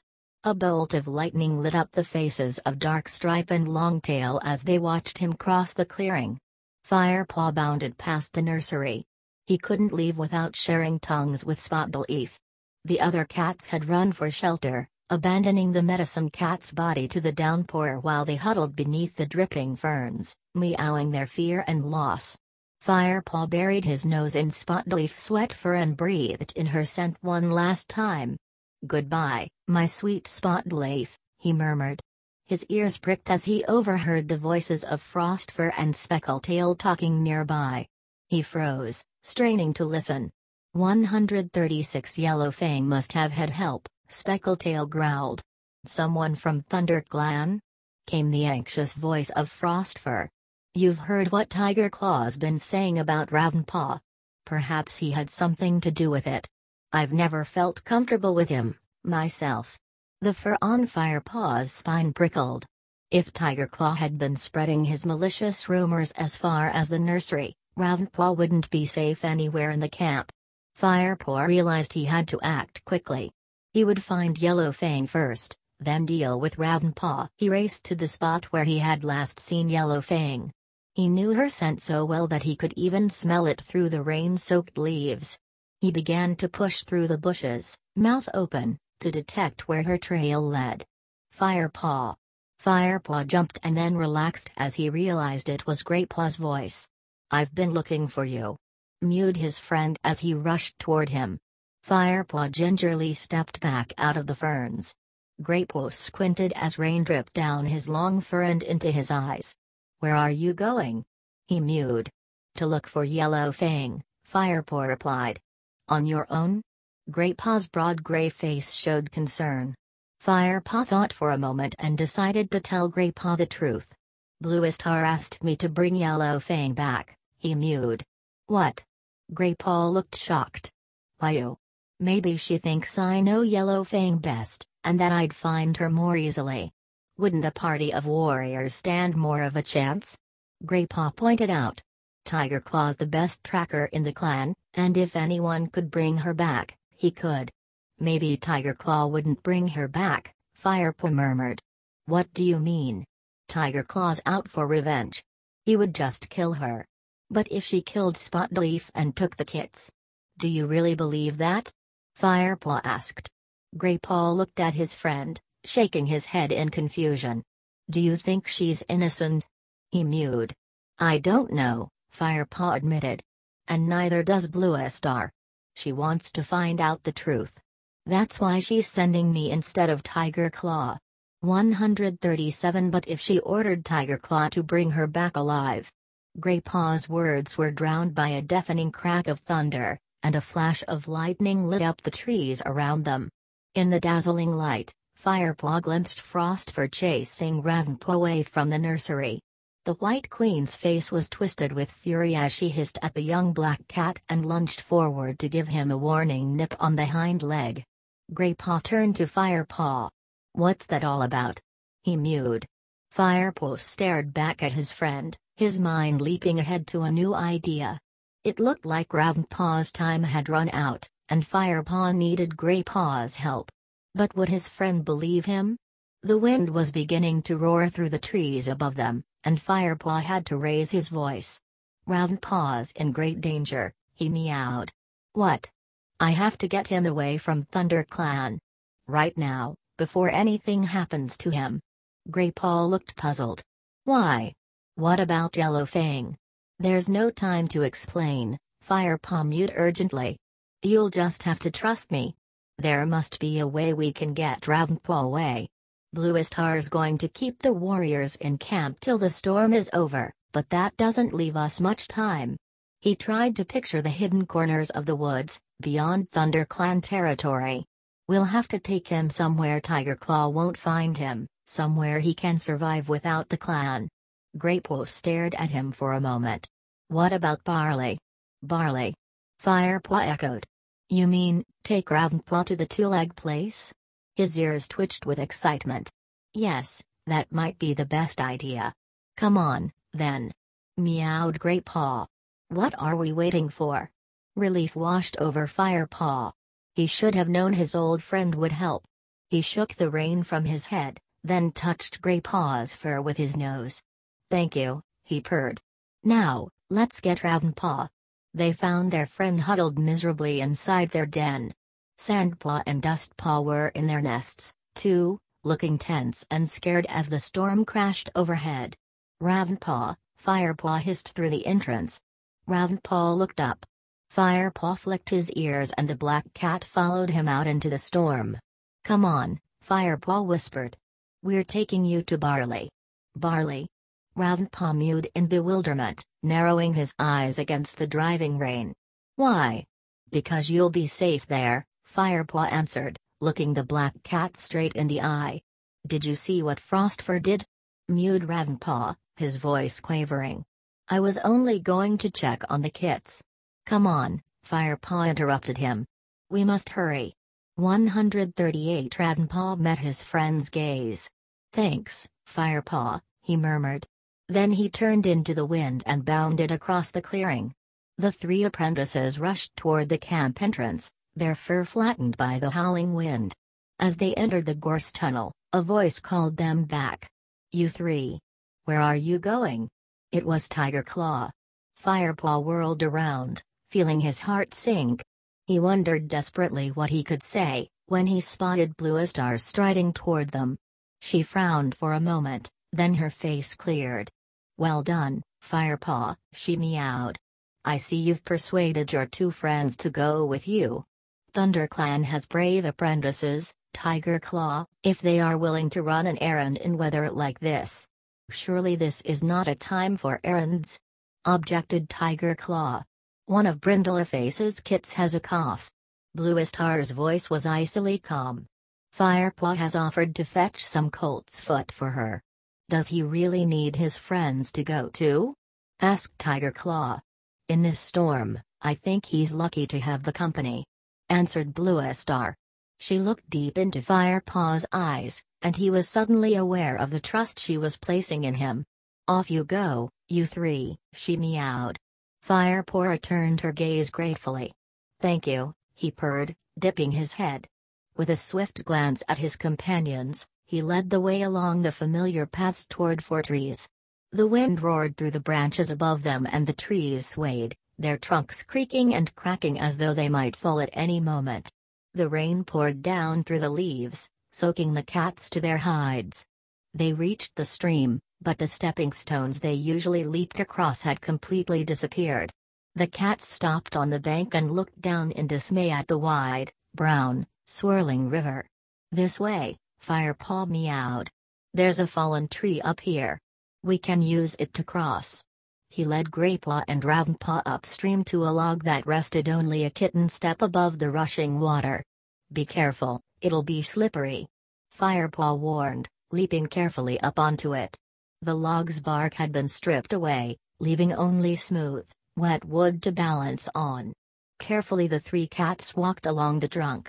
Firepaw jumped down on the other side and watched his friends until they, too, had landed safely. The trees were bigger on the other side, offering some shelter from the storm as they hurried on, side by side. "Are you going to tell me exactly why we need to get Ravenpaw away?" panted Greypaw.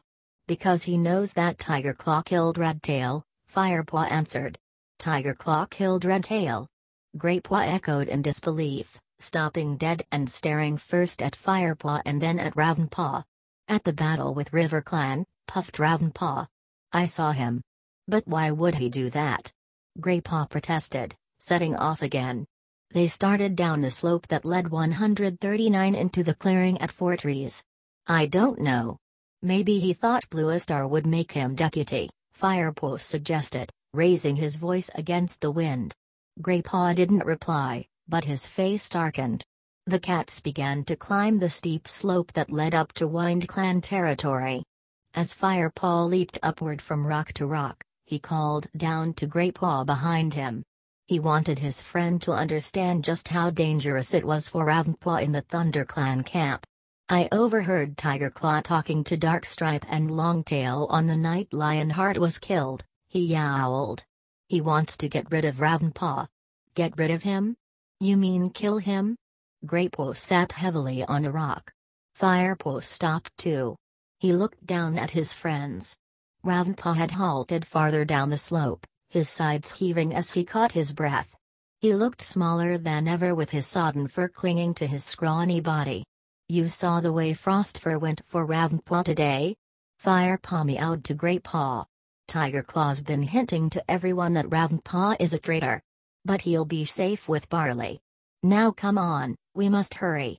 It was impossible to talk in the open expanse of Wind Clan territory. The wind howled around them while the thunder and lightning rolled and flashed overhead. The three cats lowered their heads and pushed onward into the heart of the storm. Eventually they reached the edge of the plateau that marked the end of Wind Clan's territory. "We can't take you any farther, Ravenpaw," meowed Firepaw through the gale. "We have to get back and find Yellowfang before the storm has passed." Ravenpaw looked up through the battering rain, alarmed. Then he nodded. "Will you be able to find Barley alone?" yowled Firepaw. "Yes, I remember the way," answered Ravenpaw. "Watch out for those dogs," warned Greypaw. Ravenpaw nodded. "I will." Suddenly he frowned. "How can you be sure Barley will welcome me?" "Just tell him you caught an adder once," answered Greypaw, affectionately nudging his friend's rain-soaked shoulder. "Go," Firepaw urged, aware that time was short.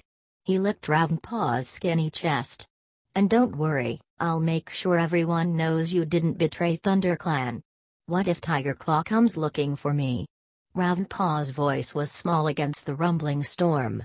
Firepaw met his gaze steadily. "He won't. I shall tell him you are dead." 140 Chapter 22 Firepaw and Greypaw retraced their steps to ThunderClan territory. Both cats were bone-weary and wet through, but Firepaw kept up the pace. The storm was beginning to move away. A ThunderClan patrol would be out soon and on Yellowfang's trail. They had to find her first. The sky was still dark, even though the black thunder clouds were beginning to roll away toward the horizon. Firepaw guessed that it must be nearly sunset. "Why don't we head straight into Shadow Clan territory?" suggested Greypaw as they ran down the steep hillside into Fortress. "We need to pick up Yellowfang's scent first," Firepaw explained. "I just hope it won't lead to the Shadow Clan camp." Greypaw glanced sideways at his friend, but didn't reply. They headed back over the stream, into ThunderClan territory. There was no scent of Yellowfang until they crossed into the oak woods close to the camp. Now that the rain had finally stopped, the scents around them were beginning to return. Firepaw hoped that the rain had not washed away Yellowfang's trail completely. He stopped and brushed at a fern with the tip of his nose, and recognized the familiar smell. Yellowfang's fierce scent prickled in his nostrils. "She came this way." He meowed. He pushed his way through the wet undergrowth. Greypaw followed. The rain was easing, and the thunder was fading into the distance. Time was running out. Firepaw pushed on faster. To his dismay, he realized Yellow Fang's scent was indeed leading them straight to Shadow Clan territory. His heart sank. Did this mean Tiger Claw's accusations were true? Firepaw began to hope that each new smell would take them in a different direction, but the trail was unfaltering. They arrived at the Thunder Path and halted. Several monsters roared by, throwing up fountains of dirty water. The two cats hung back from the edge of the wide, great rack until there was a gap. Then they raced across the path and into Shadow Clan territory. The scent markers that lined the border made Firepaw's paws tingle. Greypaw halted and looked around nervously. I always thought I'd have a few more warriors with me when I finally entered Shadow Clan territory, he confessed. Not afraid, are you? Firepaw murmured. Aren't you? My mother warned me about the stench of Shadow Clan many times. My mother never taught me such things, Firepaw replied. But for the first time he was relieved that his fur was so wet that it clung to his body. Greypaw might not notice the way it was bristling fearfully along his spine. 141 The two cats prowled onward, alert to every sight and sound. Greypaw was on the lookout for Shadow Clan patrols, and Firepaw for the Thunder Clan party he knew must come soon. Yellow Fang's scent trail led them steadily into the heart of Shadow Clan's hunting grounds. The woods here were gloomy, the undergrowth crowded with nettles and brambles. I can't smell her, complained Greypaw. It's too wet. It's there, Firepaw assured him. I can smell that though, Greypaw spat suddenly. What? Firepaw hissed. He stopped, alarmed. Kit scent. There's kit blood here. Firepaw sniffed again, seeking out the smell of Thunder Clan offspring. I smell it too, he agreed. And something else. He flicked his tail down sharply, warning Greypaw to keep quiet. Then, silently, he signaled with his whiskers toward a blackened ash tree up ahead. Greypaw twitched his ears questioningly. Firepaw gave him a tiny nod. Yellow Fang was sheltering behind the wide, split trunk. Instinctively the two cats separated, each moving toward the tree, one on either side. They crept over the soft forest floor, using all the tricks of basic training, stepping lightly, keeping their bodies low. Then they leaped. Yellow Fang yowled with surprise as the two cats landed beside her and pinned her to the ground. She struggled free, spitting, and backed into a sheltered hollow at the base of the trunk. Firepaw and Greypaw moved forward, blocking her way out. I knew ThunderClan would blame me. She hissed, her eyes flashing with all her old hostility. Where are the kits? Firepaw demanded. We can smell their blood. Spat Greypaw. Have you harmed them? I don't have them, snarled Yellow Fang angrily. I've come to find them and take them back. I stopped because I smelled blood too. But they're not here. Firepaw and Greypaw looked at one another. I don't have them, insisted Yellow Fang. Why did you run away, then? Why did you kill Spotleaf? Greypaw asked the questions Firepaw couldn't bring himself to say out loud. Spotleaf is dead? There was no mistaking the shock in Yellow Fang's voice. Relief washed over Firepaw. You didn't know? He croaked. How could I? I left the camp as soon as I heard the kits were missing. 142 Greypaw looked suspicious, but Firepaw could hear the truth in her voice. I know who has taken the kits, she continued. I smelled his scent near the nursery. Who was it? Firepaw asked. Clawface, one of Broken Star's warriors. And as long as the kits are with Shadow Clan, they're in great danger. But surely even Shadow Clan wouldn't harm kits. Firepaw protested. Don't be so sure, spat Yellow Fang. Broken Star intends to use them as warriors. But they are only 3 moons old. Greypaw gasped. That hasn't stopped him before. He has been training kits as young as 3 moons since he became leader. At 5 moons he sends them out as warriors. Surely they'd be too small to fight. Firepaw protested. But in his mind's eye he pictured the undersized Shadow Clan apprentices he had seen at the gathering. They weren't just small, they were kits. Yellow Fang hissed scornfully, Broken Star doesn't care about that. He has plenty more kits to spare, and if they run out, he can steal them from other clans. Her voice was filled with rage. After all, we're talking about a cat who killed kits from his own clan. Firepaw and Greypaw were stunned. If he killed Shadow Clan's kits, why wasn't he punished? Firepaw asked at last. Because he lied, growled Yellowfang. Bitterness made her voice hard. He accused me of their murder, and Shadow Clan believed him. Firepaw suddenly understood. Is that why you were driven out of Shadow Clan? He asked. You have to come back with us and tell all this to Blue Star. Not before I have rescued your kits. Yellowfang spat. Firepaw lifted his head and sniffed the air. The rain had stopped, and the wind was dying down. The Thunder Clan patrol would be well on its way. They were not safe here. Greypaw still seemed shocked by Yellowfang's accusation. How could a leader kill kits from his own clan? He demanded. Broken Star insisted on training them too hard and too young. He took 2 of the kits away for battle practice. Yellowfang took a deep, wheezing breath. They were only 4 moons old. They were already dead when he brought them back to me. They bore the scratches and bites of a full warrior, not of apprentices. He must have fought them himself. There was nothing I could do. When their mother came to see them, Broken Star was with me. He said that he had found me standing over their dead bodies. Her voice cracked and she looked away. Why didn't you tell her it was Broken Star? Firepaw asked in disbelief. Yellowfang shook her head. I couldn't. 143 Why not? The old she-cat hesitated. When she spoke, her voice was heavy with regret. Broken Star is Shadow Clan's leader. Noble Ragged Star was his father. His word is law. Firepaw looked away and the 3 cats sat in silence for a moment. Then Firepaw meowed, We'll rescue the kits together. Tonight. But we can't stay here. I can smell the Thunder Clan patrol coming. He paused. If Tiger Claw is with them, Yellowfang doesn't stand a chance. He'll kill her before we can explain. Yellowfang looked at him, alert and determined again. There's peat this way, it'll be wet after the rain, she told him. Our scents will be disguised there. She leaped into a clump of ferns and Firepaw and Greypaw quickly followed her. They could hear the rustling of undergrowth in the distance now.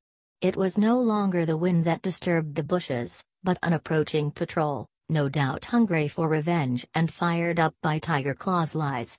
An eerie stillness settled over the woods, and a thin fog was beginning to gather between the tree trunks. Firepaw shook the droplets off his coat and impatiently pulled a burr off his chest. Yellowfang led them onward. The ground grew soggier, and their paws began to sink into the soft peat. The musty smell choked Firepaw's nostrils, but at least it would mask their own trail. Behind them, the noise of cats grew louder. Quick, under here, Yellowfang urged, ducking under a broad-leaved bush. The 3 cats crouched beneath it, drawing in their tails. Firepaw kept as still as he could, trying to ignore the rank wetness of the ground seeping into his belly fur, and listening to the rustling of the Thunder Clan patrol as it came nearer and nearer. 144 Chapter 23 Firepaw could tell there were several cats in the patrol, traveling fast. He couldn't recognize the individual scents of the cats through the earthy bog odors, but he knew it was Thunder Clan. He held his breath as the paw steps raced past and away. Are we really going to try to rescue the kits from Shadow Clan alone? Whispered Greypaw. Yellowfang answered him first. I might be able to find us some help from inside Shadow Clan. Not all the cats support Broken Star. Firepaw pricked up his ears and Greypaw flicked his tail in surprise. When he became leader, Yellowfang explained, Broken Star forced the elders to leave the security of the inner camp. They had to live on the boundary and hunt for themselves. These are cats who have grown up with the warrior code. Some of them might help us. Firepaw stared into her old eyes, thinking quickly. And I might be able to persuade the Thunder Clan hunting party to help us too, he meowed. If I can speak to them before they see Yellowfang, I might be able to make them believe her story. Greypaw, you wait at the dead ash, where we smelled the kit blood, till one of us returns. Greypaw looked worried. But do you really trust Yellowfang to bring back help? He murmured to Firepaw. You must trust me, growled Yellowfang. I will return. Greypaw looked at Firepaw, who nodded. Without another word, Yellowfang sprang past the two apprentices and disappeared into the bushes. Have we done the right thing? Asked Greypaw. I don't know, Firepaw admitted. If we have, we are heroes and the kits are safe. If we are wrong, then we are as good as dead. Firepaw sprinted after the patrol, around brambles, past gorse, and through nettles. The trail was easy to follow. The angry ThunderClan cats were trying to disguise their presence in ShadowClan's territory. Overhead, the thick layer of cloud had finally rolled away. Beyond the treetops, silver pelt glittered across the night sky. The moon was just rising, but its cold light couldn't pierce the mist that clung to the shadowy undergrowth. Firepaw concentrated on the scent from up ahead. He could smell Whitestorm. He sniffed again. Tigerclaw wasn't with them. He raced to catch up and skidded to a halt behind the band of ThunderClan cats.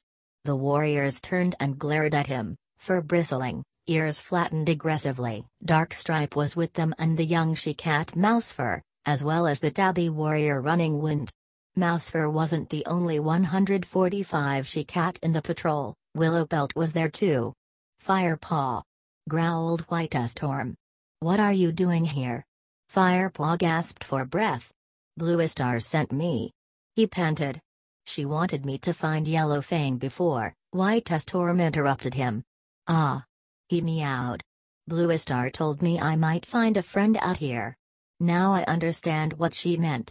He looked thoughtfully at Firepaw. Is Tigerclaw nearby?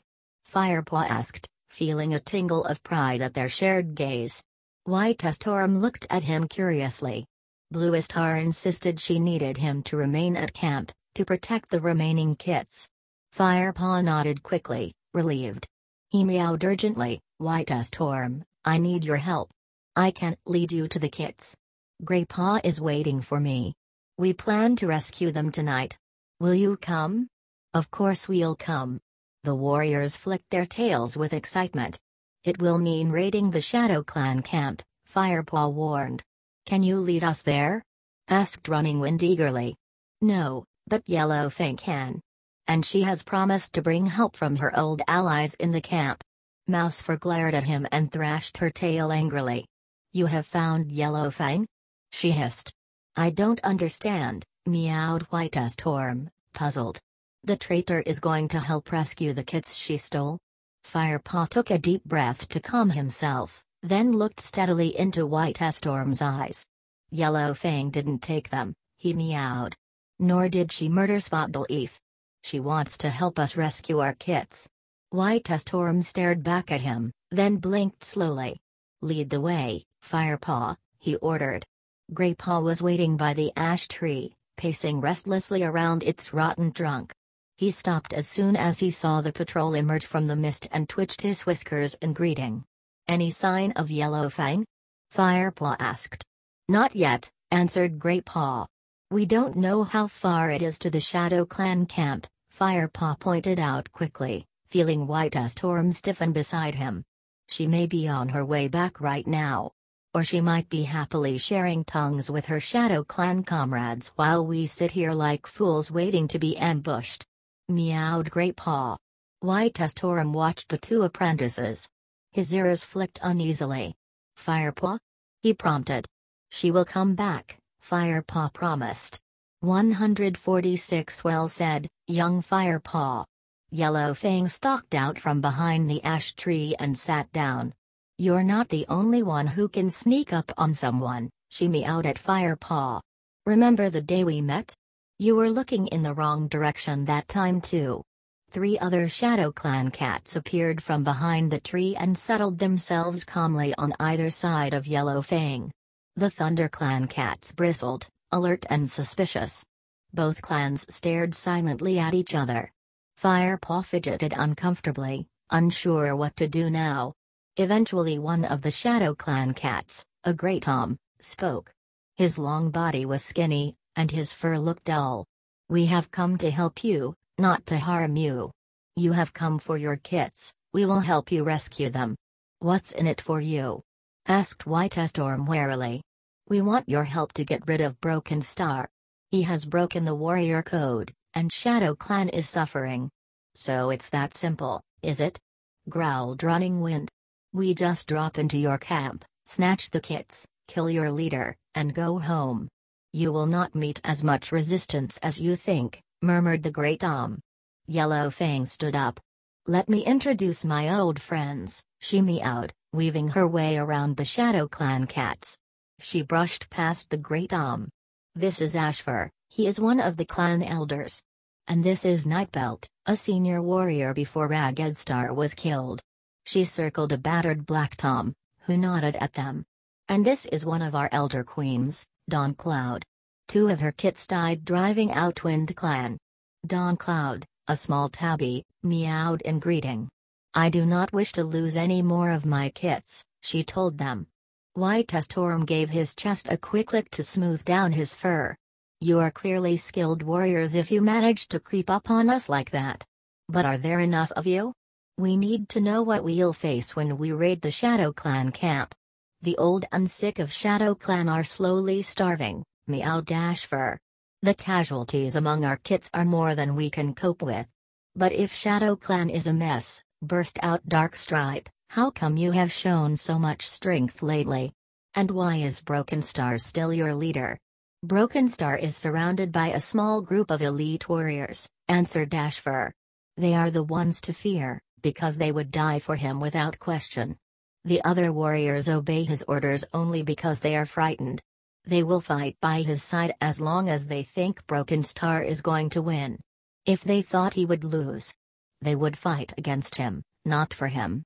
Darkstripe finished the elder's words in disgust. "What sort of loyalty is that?"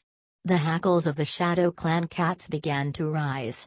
"Our clan was not always like this," Yellow Fang interrupted. "When Ragged Star led Shadow Clan, we 147 were feared for our strength. But in those days our strength came from the warrior code and clan loyalty, not from fear and bloodlust." The old medicine cat sighed. "If only Ragged Star had lived longer." "How did Ragged Star die?" asked White Storm curiously. There were so many rumors at the gatherings, but no one seemed to know for sure. Yellow Fang's eyes clouded with sorrow.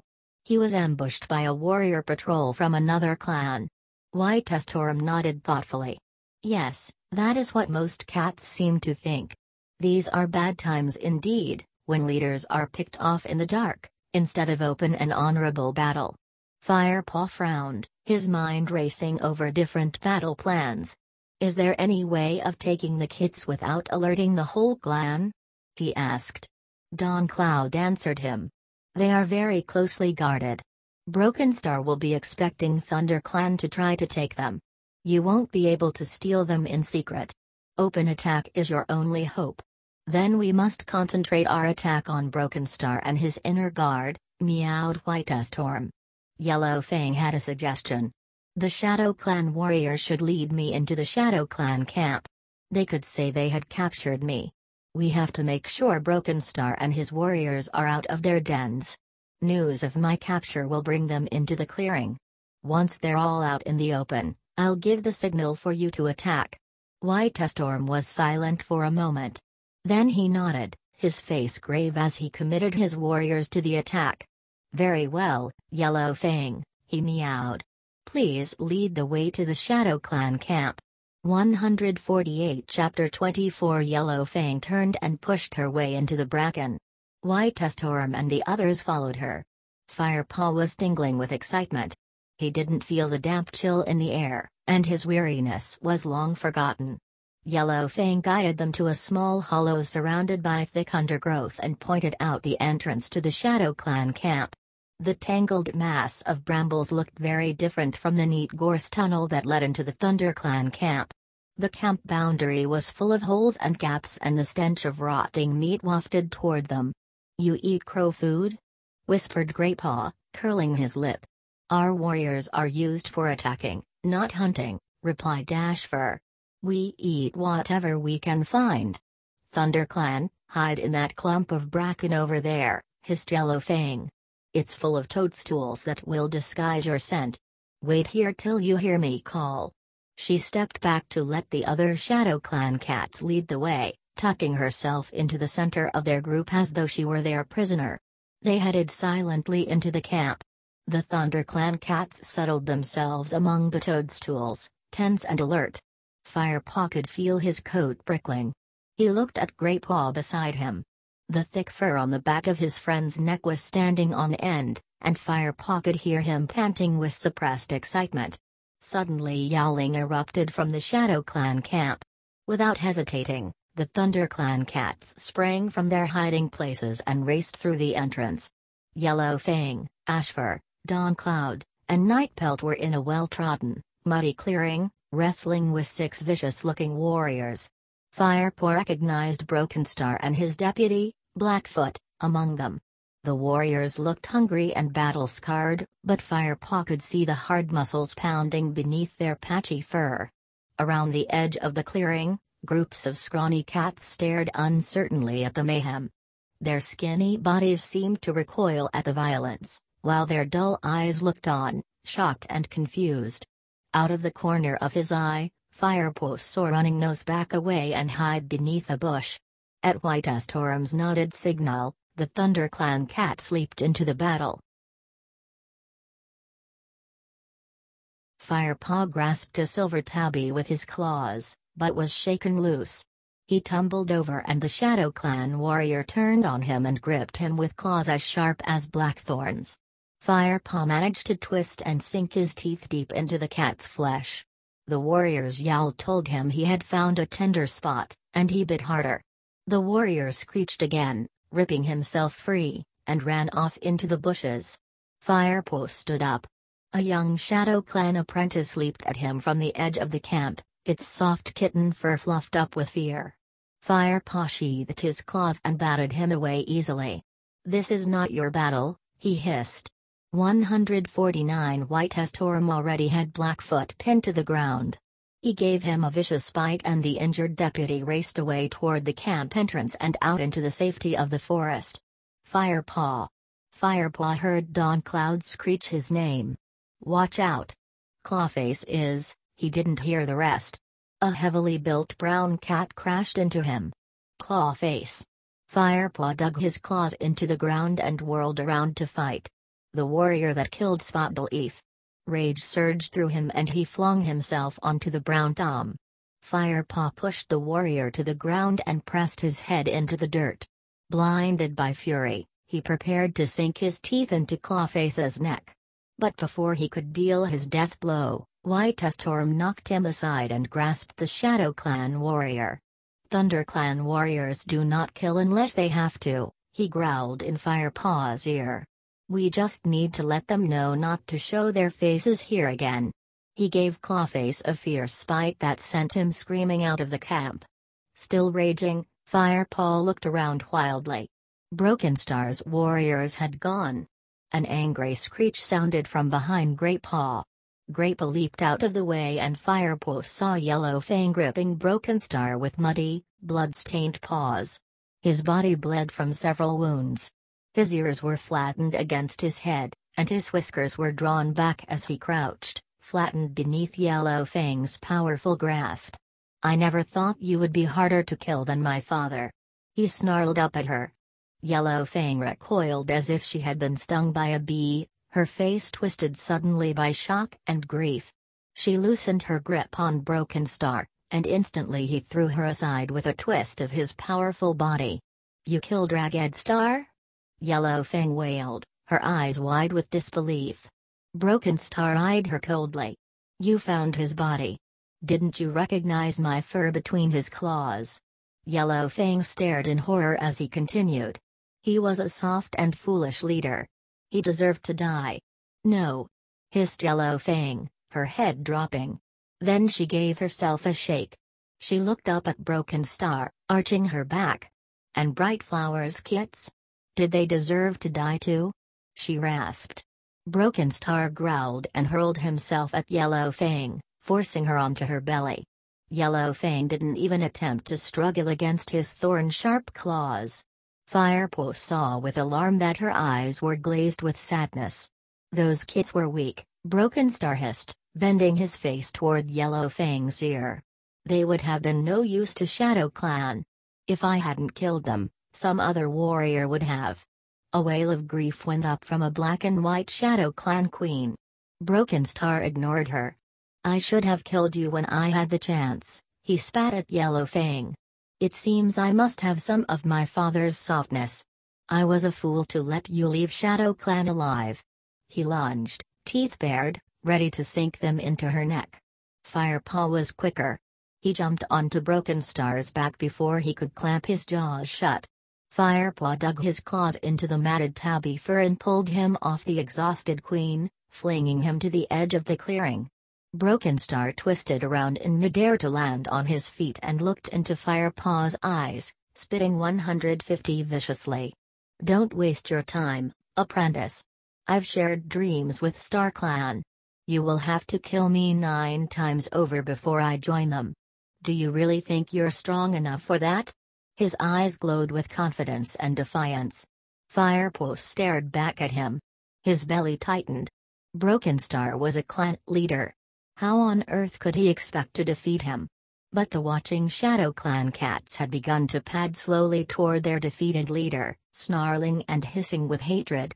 They were battered and half-starved, but Broken Star was outnumbered, and he seemed to realize this with a nervous flick of his tail. He crouched and backed away through the bushes. His eyes glittered menacingly from the shadows, his gaze finding Firepaw through the crowd. This isn't over, apprentice, he hissed before he turned and vanished into the forest after his broken warriors. Firepaw looked to White Storm. Should we go after them? He meowed. The warrior shook his head. I think they got the message that they are not welcome here. Nightbelt, the Shadow Clan warrior, nodded in agreement. Leave them. If they dare to show their faces here again, Shadow Clan will be strong enough by then to tackle them alone. The rest of Shadow Clan was huddled together in the ruins of their camp, as if numbed by the realization that their leader had gone. It will take time to rebuild this clan, Firepaw thought. The kits. Firepaw heard Greypaw's meow from a far corner of the clearing. He rushed over to his friend, Mousefur and White Storm bounding at his heels. As they approached, they could hear the pitiful mewling of kits coming from beneath a pile of leaves and twigs. Quickly Greypaw and Mousefur dug down through the foliage until they had uncovered the missing ThunderClan kits at the bottom of a small pit. Are they okay? Demanded White Storm, his tail twitching with anxiety. They're fine, replied Greypaw. Most have only a few scratches. But that little tabby has a pretty nasty wound on his ear. Can you take a look, Yellow Fang? The old she-cat was licking her own wounds, but at Greypaw's call she raced to the side of the pit, where Greypaw had carefully deposited the tabby kit. Firepaw helped Greypaw to lift out the rest of the kits. The last one was gray, like the embers of an old fire. She mewled and squirmed as Firepaw placed her on the ground. Mousefur gathered all the kits to her and comforted them with licks and caresses. Yellow Fang looked closely at the torn ear. We need to stop this bleeding, she meowed. Running Nose stepped out of the shadows. His forepaw was coated in a layer of cobwebs, which he silently passed to Yellow Fang. She nodded her thanks and began to treat the kit's wound. Nightbelt approached the group of ThunderClan cats. You helped Shadow Clan rid itself of a brutal and dangerous leader, and we are grateful. But it is time you left our camp and returned to your own. I promise your hunting grounds will be free of Shadow Clan warriors as long as we can find enough food in our own territory. 151 White Storm nodded. Hunt in peace for 1 moon, Nightbelt. ThunderClan knows you need time to rebuild your clan. He turned to Yellow Fang. And you, Yellow Fang? He asked. Do you wish to return with us, or stay here with your old comrades? Yellow Fang looked up at him.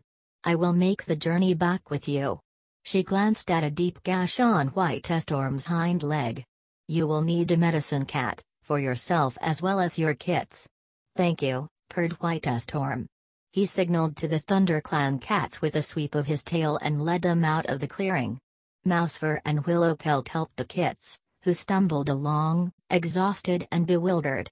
Yellowfang walked close to the wounded tabby kit, lifting him by the scruff of his neck every time he slipped. Firepaw and Greypaw followed them through the brambles, past the camp scent line and out into the forest. The moon was still rising in the quiet sky as the ThunderClan party began the long trudge home, while around them showers of brown leaves fluttered to the forest floor. 152 Chapter 25 Buoyed up with relief at being home again, Firepaw and Greypaw sprinted ahead of the patrol into the ThunderClan camp. Frostfur was lying in the middle of the clearing, her head resting sadly on her paws. As the two apprentices bounded in, she lifted her nose and sniffed the air. "My kits!" she cried. She leaped up and raced past Firepaw and Greypaw to meet the rest of the party as they emerged from the tunnel. The kits rushed over to Frostfur and nuzzled into her side. She curled her soft body around them and licked them each in turn, purring loudly. Yellowfang hung back at the camp entrance and looked on silently. Bluestar strode up to the returning patrol. She glanced fondly at Frostfur and her kits and then turned her eyes to White Storm. "Are they all right?" she asked. "They're fine," meowed White Storm. "Well done, White Storm. ThunderClan honors you." White Storm bent his head to accept her praise, and added, "But it was thanks to this apprentice that we found them." Firepaw lifted his head and tail proudly, about to speak, but Tiger Claw's accusing snarl sounded from across the clearing. "Why did you bring back the traitor?" The Dark Warrior stalked up to the patrol and stood beside his leader. "She is no traitor," Firepaw insisted. He looked around the camp. The rest of the cats had quickly gathered in the clearing to see the kits and congratulate the hunting party. Some of them had spotted Yellowfang and were eyeing her with looks of pure hatred. "She killed Spotleaf," spat Longtail. "Look between Spotleaf's claws," Greypaw suggested. "You will find the brown fur of Clawface, not Yellowfang's gray fur." Bluestar nodded at Mousefur, who darted away from the crowd, toward the spot where Spotleaf's body lay, waiting for its dawn burial. The clan waited in tense silence till she returned. "Greypaw is right," Mousefur panted, rushing back to the clearing. "Spotleaf was not attacked by a gray cat." A murmur of surprise rippled through the crowd. "But that doesn't mean she didn't help to take the kits," hissed Tiger Claw. "Without Yellowfang we never would have recovered the kits." Firepaw spat, his exhaustion making him impatient. "She knew that a Shadow Clan warrior had taken them. She was hunting for them when I found 153 her. She risked her life returning to the Shadow Clan camp. It was Yellowfang who thought up the battle plan that got us into the Shadow Clan camp and gave us a chance to defeat Broken Star." The cats listened to Firepaw words, astonished. "He's right," White Storm meowed. "Yellowfang is a friend." "I'm glad to hear it," murmured Bluestar, catching Firepaw's eye. Frostfur's anxious meow sounded from the crowd. "Is Broken Star dead?" she asked. "No, he escaped," White Storm told her. "But he will never lead Shadow Clan again." Frostfur sighed in relief and returned to nuzzling her kits. White Storm looked at Bluestar.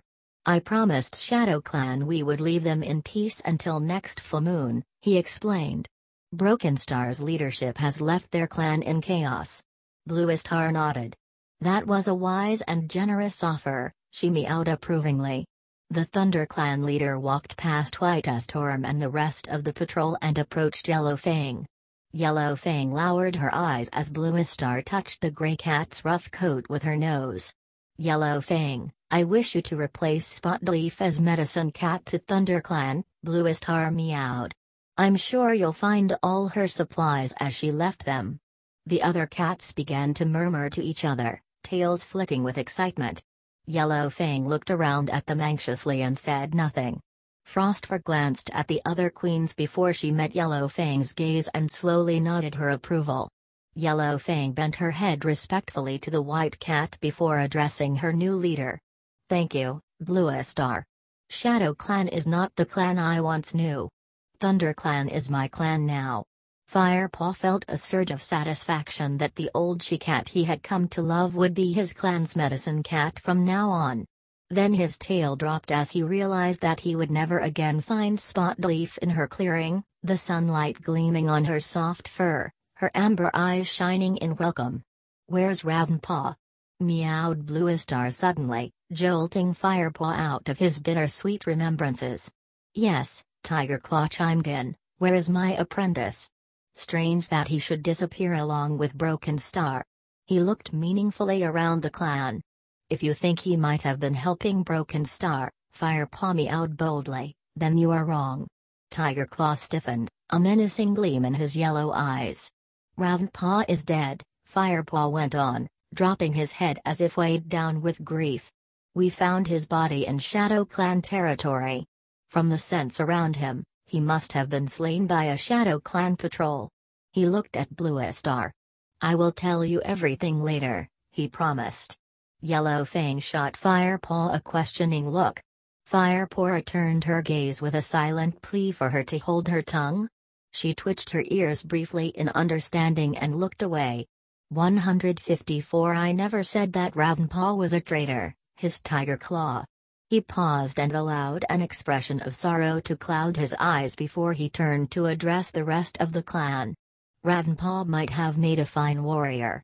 His death has come too soon, and his loss will be felt by many of us for a long time." Empty words, thought Firepaw bitterly. What would Tigerclaw say if he knew that Ravenpaw was safe, far beyond the forest, catching rats with barley? Bluestar broke the silence. "We will miss Ravenpaw, but we shall mourn him tomorrow. First there is another ritual that must be performed, one, I know, that Ravenpaw would have taken pleasure in." She turned to Firepaw and Greypaw. "You have shown great courage tonight. Did they fight well, Whitestorm?" she asked. "Like warriors," Whitestorm replied solemnly. Bluestar met his yellow-eyed gaze and gave a slight nod. Then she lifted her chin and fixed her eyes on Silverpelt's swath of stars. Her voice rang out, clear and measured in the hushed woods. "I, Bluestar, leader of ThunderClan, call upon my warrior ancestors to look down on these two apprentices. They have trained hard to understand the ways of your noble code, and I commend them to you as warriors in their turn." She looked down at Firepaw and Greypaw, narrowing her eyes. "Firepaw, Greypaw, do you promise to uphold the warrior code and to protect and defend this clan, even at the cost of your lives?" Firepaw felt something stir within him, a fire that burned in his belly and rang in his ears. He suddenly felt that everything he had done for the clan so far, all the prey he had stalked, all the enemy warriors he had fought, had been for the sake of this single moment. "I do," he replied steadily. "I do," echoed Greypaw, his fur bristling with excitement. "Then by the powers of StarClan I give you your warrior names, Greypaw. From this moment you will be known as Greystripe. StarClan honors your bravery and your strength, and we welcome you as a full warrior of ThunderClan." Bluestar stepped forward and rested her muzzle on top of Greystripe's bowed head. He bent lower to give her shoulder a respectful lick, then straightened up and walked over to join the other warriors. Bluestar stood and studied Firepaw for a long moment before speaking. "Firepaw, from this moment you will be known as Fireheart. StarClan honors your bravery and your strength, and we welcome you as a full warrior of ThunderClan."